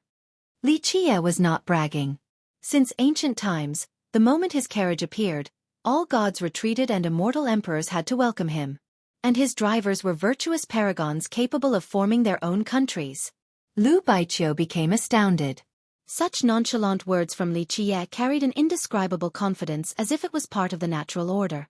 If these words came from someone else, then she would have thought that they were nonsensically blustering. But Li Qie's speech seemed to dictate that this was how it should be. After calming down, Lu Baiqiu's pretty eyes blinked as she smiled. Even if I am willing to drive for you, do you have a carriage? Finished speaking, she intentionally looked at Li Qie as if asking where his carriage was. Lu Baiqiu was a valiant and straightforward girl. Her slight smile was a refreshing scene and it was indeed a bit charming. There will be a carriage. Li Qie leisurely said. Think about it carefully, this opportunity is quite rare. Li Qie's tone left Lu Baiqiu in deep thought. If other people offered her a driving position and then told her to think about it carefully, she would have thought that they were insane, but Li Qie's words caused her to really think it through in silence. Due to the static stream country deliberately spreading the news, the information about the Lost Islands quickly traversed the distant cloud and then to all the other 3 regions. Lost mythical island? Isn't it only a legend? After hearing about the island's appearance, many cultivators from the great powers were skeptical. However, the great powers who were close to the static stream country quickly sent scouts and really found the divine island lost inside the mist in the ocean. Not long later, many great powers confirmed its appearance, and the skeptics began to believe this matter. In a short amount of time, internal discussions were rampant inside these great powers. Some sects especially convened meetings to discuss the lost island. The mythical island is only a legend and no one had ever found it since the start of time, but it suddenly appeared now without any prior indication. This is a bit too strange. Many great characters wish to wait and see. A different sect master said, rumor has it that this lost island has existed since the legendary era, but no one knows what the place actually contains. Especially when masters who wanted to cross the sea mist to enter the islands were devoured, many sects adopted a wait-and-see attitude instead. However, the next message made many people unable to sit still in their chairs. A message with unknown origin suddenly declared that immortal medicines had appeared on the Lost Island.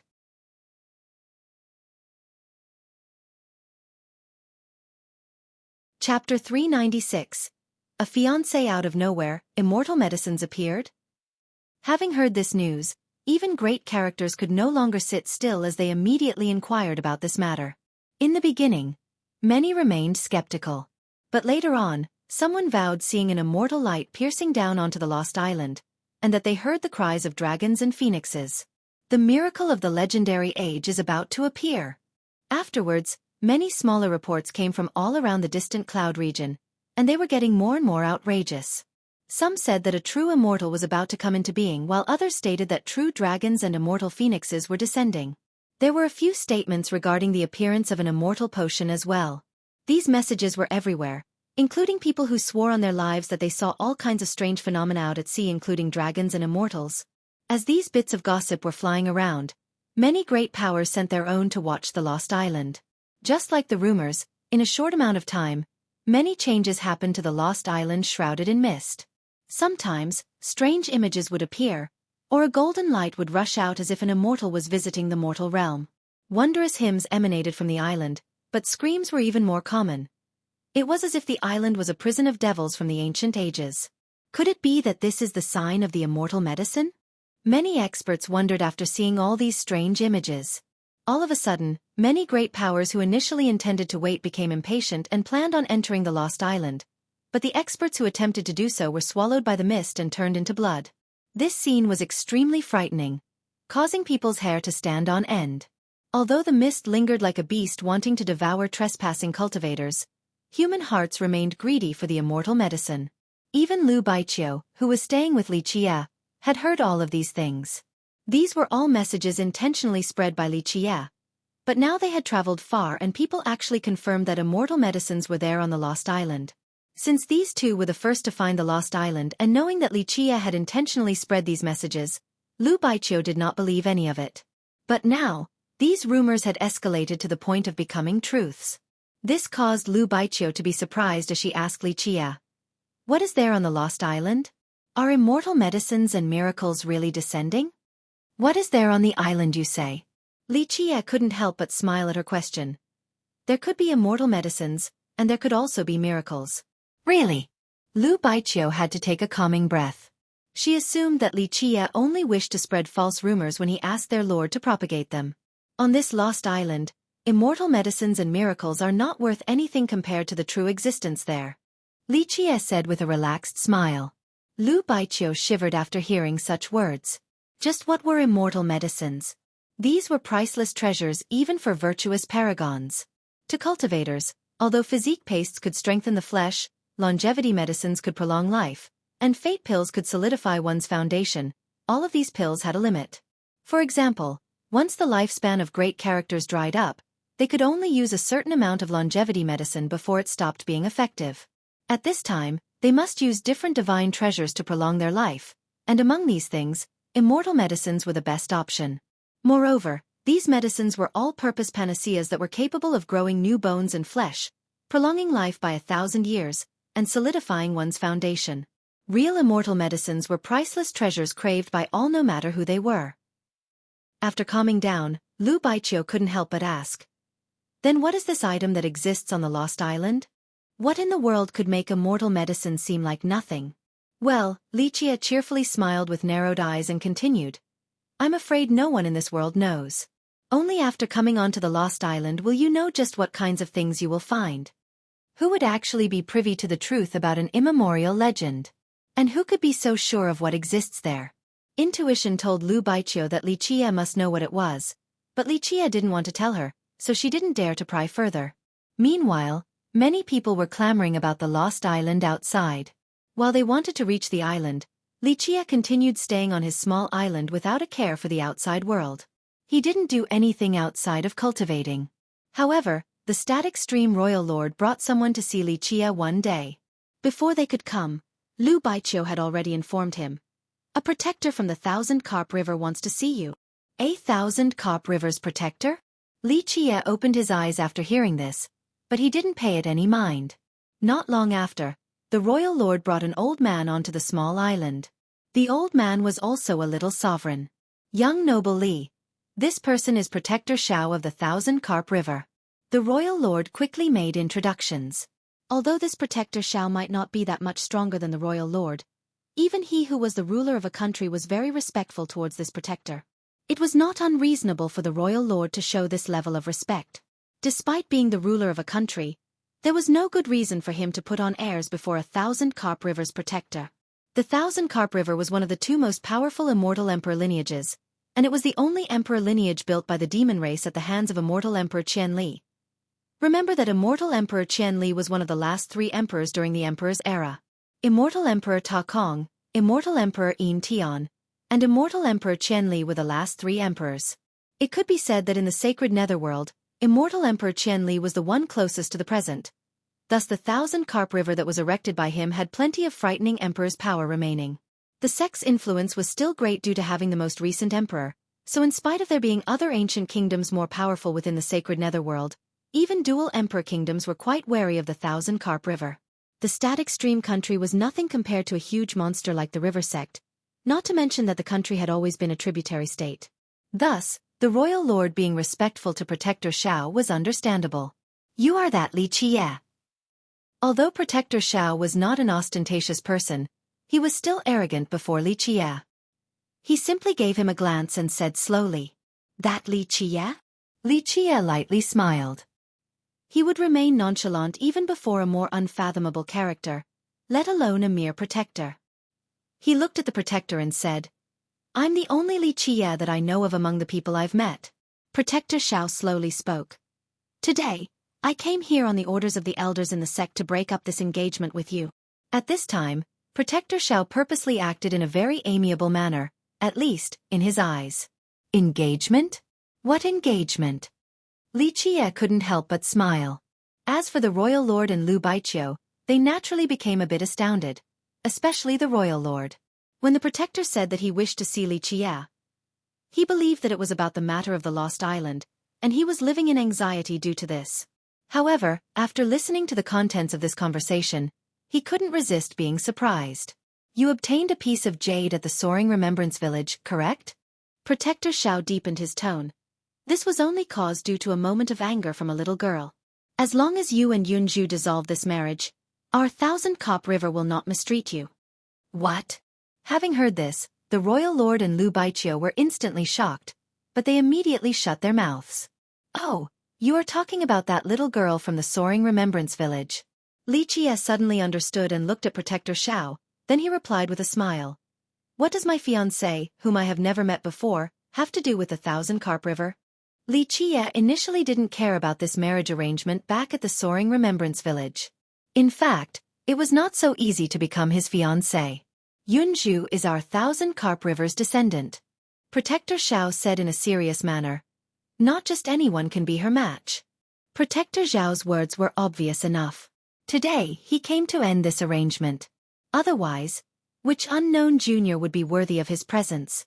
Lu Baiqiu and the royal lord were astonished as well, since Lan Yunju, the descendant of the 1,000-carp river, was a legend among the younger generation.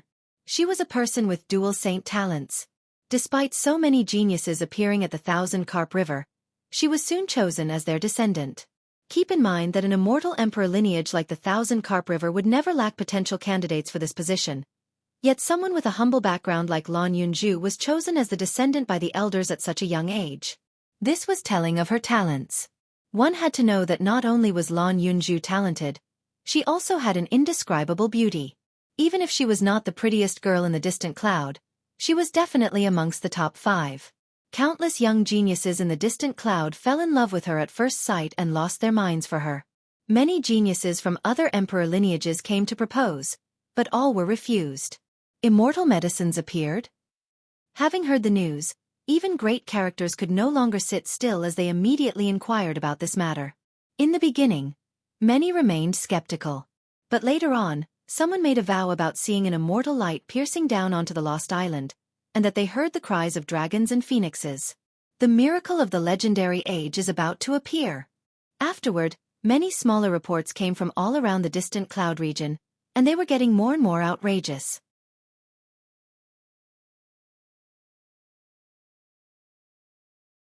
Chapter 397. Breaking the marriage arrangement. Lan Yunju, the descendant of the 1,000-carp river, a famous genius of the distant cloud, and a beauty that captivated the hearts of many young men. The static stream royal lord and Lu Baiqiu were dumbfounded, since they didn't expect that Li Qie was actually Lan Yunju's fiancée despite her having so many suitors. This news was really shocking to the two of them. A girl like Lan Yunju was a high and above existence, but now it turns out that she was actually betrothed to a nameless person. So what if she is the 1,000-carp river's descendant? Li Qie responded in a lazy manner. Even fairies from the 9 heavens are nothing special. Protector Xiao almost vomited blood from anger, but he calmed down in order to successfully cancel this marriage. Young friend, today, our 1,000-carp river came with sincerity. He even lowered his prideful attitude even more. As long as young friend is willing to cancel this marriage, everything will be easily negotiable. Treasures, immortal gifts, the finest of items. Our 1,000-carp river can discuss giving you all of these things. And if you want to, you can even join our sect and become a disciple. The recruitment for an emperor's lineage disciple was extremely stringent. Protector Zhao's rhetoric did show that their sect came with goodwill. Yes, that does indeed show some good faith. Li Qie sometimes had a really bad temperament. He was the type who liked soft attitudes, not hard ones. If the opponent was arrogant, then he would be even more aggressive. Li Qie then said with a smile. But to me, sincerity is not just about treasures or immortal gifts. If you really want to cancel this marriage, let her come and tell me in person, then I might think about it. It isn't a bunch of old men from your 1,000-carp river getting married, so why are you all taking charge of this? Of course, this marriage was just an accident to Li Qie. If the girl really wanted to cancel this engagement, he personally didn't mind it at all. However, if the 1,000-carp river wished to forcefully cancel it, then he wanted to torture them a bit. Protector Xiao was very exasperated and really wanted to teach this stinky brat a lesson, but he was still able to hold back. Li Qie began losing interest in an old man like Protector Xiao, and no longer wished to debate any further. Protector Xiao became angrier and angrier, but he still managed to maintain a friendly tone as he said with seriousness, "You can think about it. This is a great opportunity for you.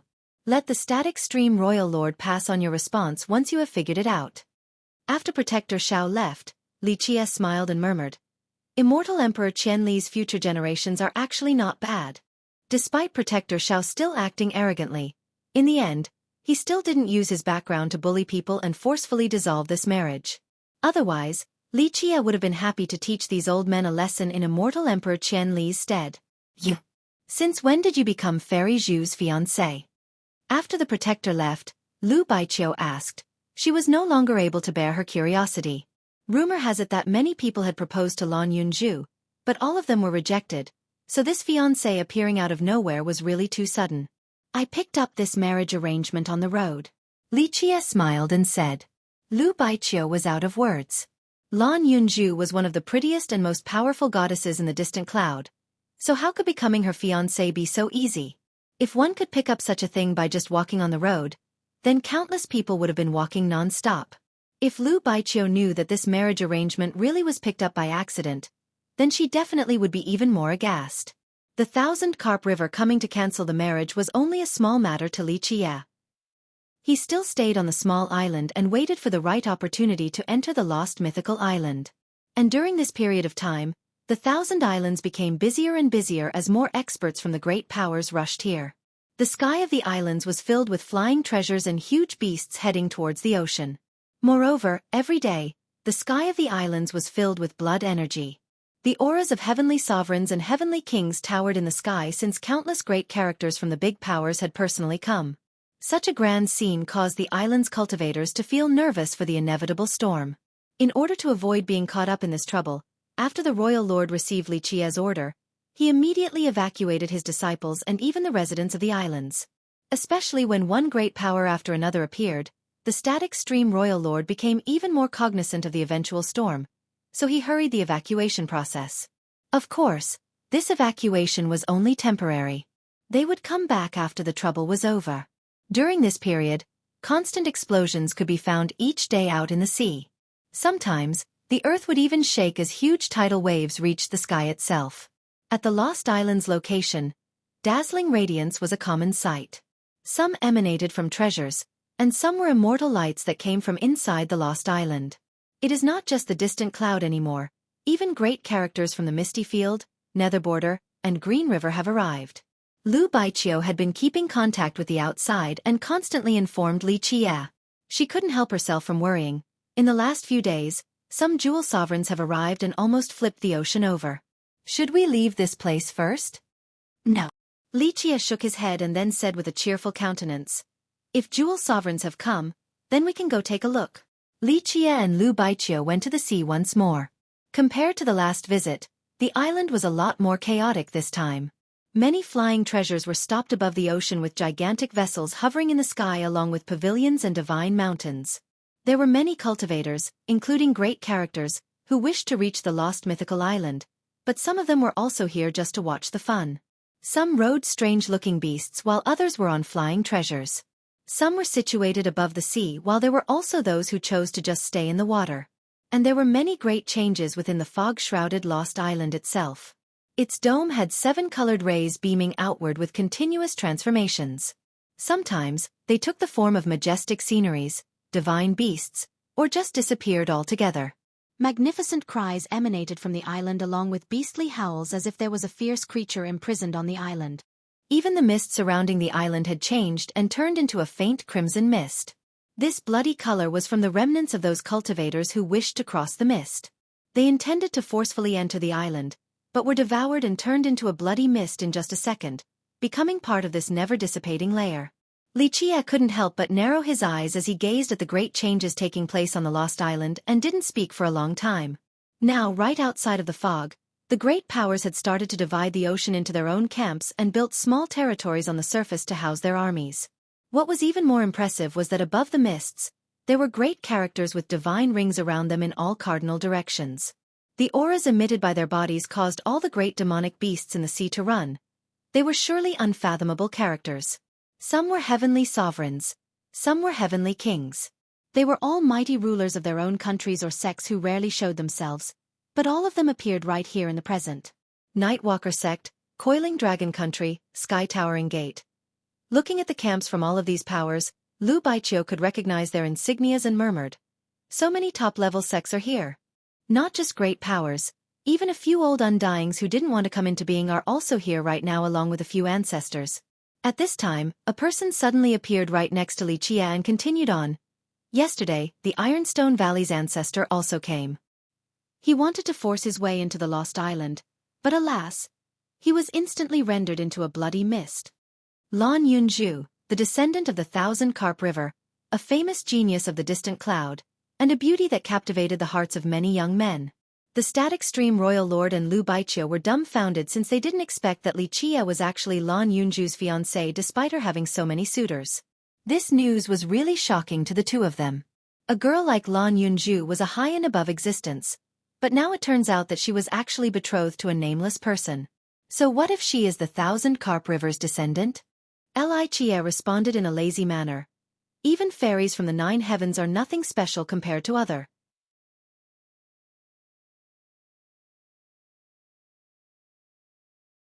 Chapter 398. Taoist Heaven. Calculating. The person that appeared out of nowhere was a young man around the age of 20. He wore a Taoist robe while holding a fan with the word calculate on it. He was adorned with a Taoist crown and showed an experienced demeanor. Moreover, his face wore a mysterious smile as if he was hiding many secrets. This man suddenly coming around with a very familiar expression caused Lu Baiqiu to look at Li Chia. She thought that this young man was his friend. I am Taoist Heaven. Calculating. My words of steel can end life and predict the future. This young Taoist smiled to greet Li Chia and Lu Baiqiu, then he continued on with a seasoned look. I am here because of fate and meeting fellow Taoists is its working. Do you too want to have your fortune read? Although Taoist Heaven. Calculating assumed a veteran and proper appearance, his age betrayed him. Especially when he asked if Li Chia and Lu Baiqiu wanted their fortune read, he gave off the air of a charlatan. We don't need any divination. Lu Baiqiu shook her head and said, a cultivator aims to defy the heavens and change their own fate, so why the need for divination? Lu Baiqiu's words were already quite polite. For others, upon seeing a trickster like this, they would have chased him away much earlier. Miss is a bit mistaken. I can see through the past, present, and the future. If you can see your future fate, then all the dangers in your future cultivation path will become harmless. Taoist Heaven. Calculating quickly solicited his business. I can calculate the heavens above and the gods below, see through the past across the ages. In order to drum up his business, this Taoist spewed out a deluge of heavenly flowers as if he could actually back up his words. She also wanted to ask why the Taoist ran away in fear as if he had seen a ghost after reading Li Chia's palm. Oh! At this time, a dragon's roar radiated throughout the vast sea. A golden dragon soared above the mythical island and disappeared in its deepest location. Is that the mythical golden dragon? Even though it was just a passing scene, this shocked many people in this part of the ocean. A real mythical beast had always been part of legends. No one had actually seen them. Today, all of them saw a golden dragon flying in the sky, and this was too astonishing. Could there really be immortal medicines? It is said that immortal medicines are naturally guarded by mythical beasts. At this time, even a few great characters waiting right outside the mist became quite impatient. In just a short moment, there was an upheaval above the ocean as many people wished that they could reach the island in order to find these mythical immortal medicines. Open! Finally, a great character standing right outside of the mist became impatient and exuded a divine light. He roared with a vigor capable of destroying a star. Boom! After his attack, a clear pathway penetrated the fog, revealing a visible vacuum. This great character was indeed amazing and was absolutely of the ancestor level. He could easily pluck the stars and moon in the sky. At this moment, unrivaled treasures emerged all around this ancestor's body. He then turned into a flood dragon and used an incalculable speed to rush into the vacuum space he created in order to reach the lost island. Many held their breath while watching this ancestor. Earlier, an ancestor had already died in the mist, so everyone wanted to see someone capable of creating a miracle right now. Pfaff! However, the moment the ancestor stepped into the vacuous space in the mist, no matter how many treasures were protecting his body or how strong his own power was, he was instantly annihilated as his body turned into a bloody mist without being given even a chance to scream. Such a terrible scene sent terror through all the spectators and stopped all of those who wanted to reach the island on the spot.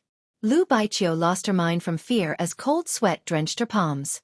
She also wanted to rush into the island during the initial discovery, But fortunately, Li Qie stopped her. Otherwise, her result would have been the same as this ancestor just now.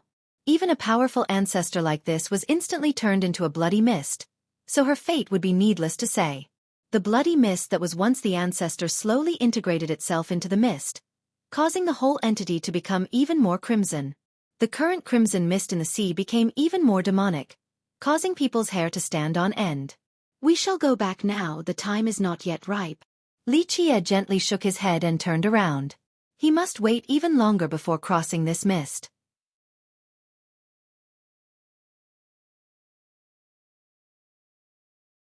Chapter 399. Pressure from the Thousand Carp River. After Li Qie returned to his small island, the static stream royal lord was already waiting there. "Young noble Li, the Thousand Carp River asked me to inquire about whether you have thought about it or not." The royal lord was in a bit of a dilemma after being sandwiched by Li Qie and the Thousand Carp River. Needless to say, the burden of this hard work fell on his shoulders. "It seems that the Thousand Carp River is very worried," Li Qie said with a smile. The static stream country felt quite helpless inside. How could the Thousand Carp River not be in a rush? Lan Yunju was their descendant that had been groomed with countless efforts. It would be strange if the sect didn't go insane at the prospect of her marrying an outsider. The royal lord then quickly took out a tray with many different pills laid on top that exuded a pleasing medicinal fragrance, causing others to relax. "Young noble Li, this is a small token from the Thousand Carp River. The sect hopes that you can quickly make a decision." The royal lord placed the small tray in front of Li Qie. 5 transformation fate pills. Li Qie smiled and said, "Oh? The Thousand Carp River wants to serenade me first? But these are only 5 transformation fate pills, they are still a bit lacking." The Thousand Carp River didn't say that these pills would be enough, they only wished for both sides to have a good start. "This is only a small token." The royal lord quickly tried to smooth things over. Li Qie didn't care to look any further and casually handed the pills to Lu Baiqiu on the side and lightly said, "You can keep them for your own use." Lu Baiqiu couldn't help but become lost in a daze. 5 transformation fate pills were not something a region lord and someone who had only stepped into the royal noble realm like her could enjoy. They were extremely precious since they were pills for ancient saints. Obviously, they also had great benefits for royal nobles. Even the elders inside the static stream country that wanted a 5 transformation fate pill would not find it easy to obtain one. However, these pills were akin to garbage in Li Qie's mind.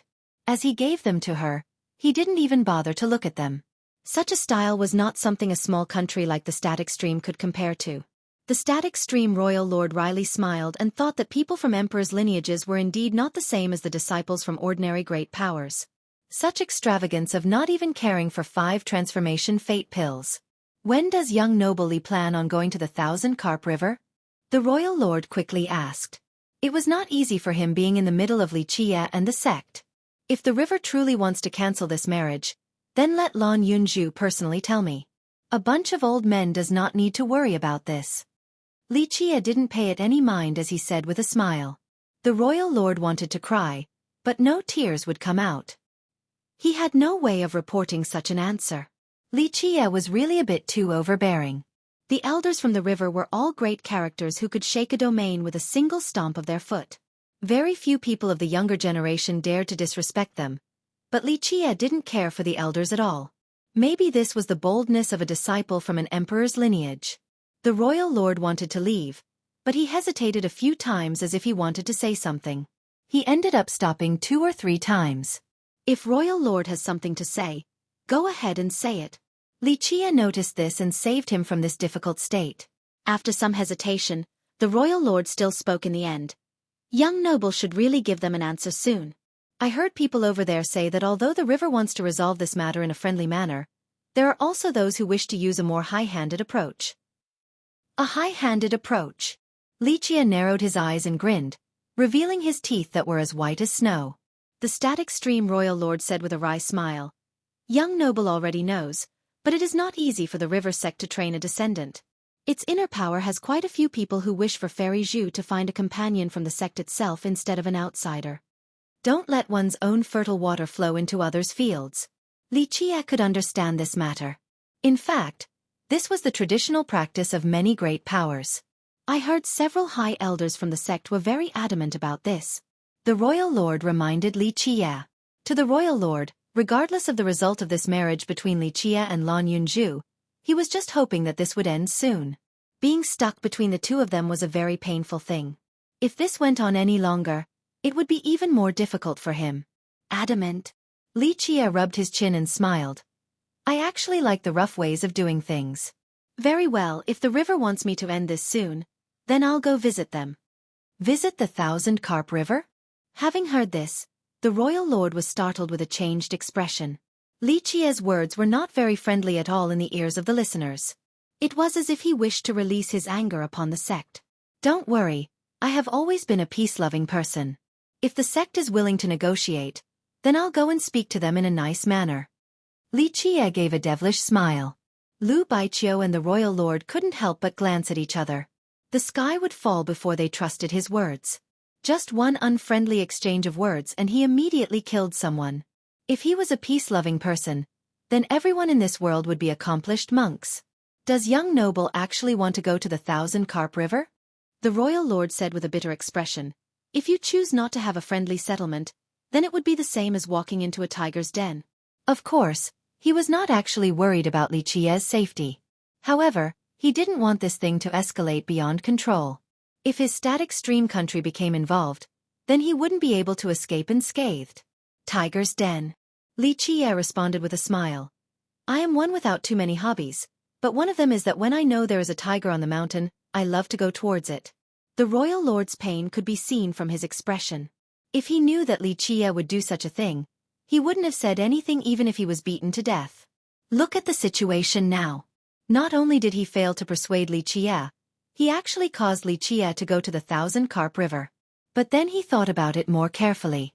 If Li Qie actually went to the river sect, it might not be a bad thing for their country. In the end, their country being stuck between the two truly was an awkward state. Baiqiu, do you want to go with me? Li Qie was the type who immediately took action after making a decision, so he spoke to Lu Baiqiu. Of course, if you don't want to, I won't force you. Lu Baiqiu couldn't help but look at the royal lord. After some hesitation, the royal lord finally gave up with a wry smile and sighed. Regent Lord Lu can decide for yourself. No one would know whether the trip would end in good fortune or a disaster. So the royal lord let Lu Baiqiu decide her own fate. After pausing for a bit, Lu Baiqiu finally answered Li Qie. I'll go with you. The royal lord gently sighed and left without saying anything. After he left, Lu Baiqiu immediately asked, Are we going to the river sect right now? Although she was not mentally prepared to face the storm since the result of this trip was unknown, this might be a good chance to broaden her horizons. In the end, the Thousand Islands was too small. If you don't have any arrangements to make, then we will go now. Li Qie said, I'm actually looking forward to this trip. He couldn't help but smile at this point. The Thousand Carp River was a location worth remembering. What about the lost mythical island? Lu Baiqiu asked since she knew that Li Qie came here for the island. Li Qie gently shook his head and said, It is not so easy to land on the island. We can take our time and wait until there are enough people here. That will be when an opportunity arises. As long as enough blood was shed and enough lives were taken, there would be a chance to go to the lost island. Of course, Li Qie wouldn't say these words out loud. Lu Baiqiu didn't have to make any arrangements, so she went with him to the Thousand Carp River. In fact, the static stream country was very far from the Thousand Carp River. Of course, it was not an issue for Li Qie. It didn't take long before he got there. The Thousand Carp River was an emperor's lineage erected by immortal Emperor Qianli, and he used the river as its name. As an emperor's lineage, they had control of the majority of the land on the two banks of the river. And even if they didn't have direct control, many countries and sects on the two banks were subordinated to the sect. Its power and influence were both great. As the most recent immortal emperor of the sacred netherworld, immortal Emperor Qianli's prestige remained strong. Despite being named after the river, the sect's ancestral ground was not built at the source of the river. Instead, it was built at the largest lake at the center of the river, the Thousand Carp Lake. When standing on top of the Thousand Carp Lake, no one would think that it was a lake since it looked more like an ocean. It was not strange to have such a feeling since, as the largest lake of the sacred netherworld, it was extremely vast. The lake's surface had majestic waves, just like a mighty ocean. There were many legends about the Thousand Carp Lake along with many hidden secrets. The distant cloud to the south had tales about how immortal Emperor Qianli came from this lake.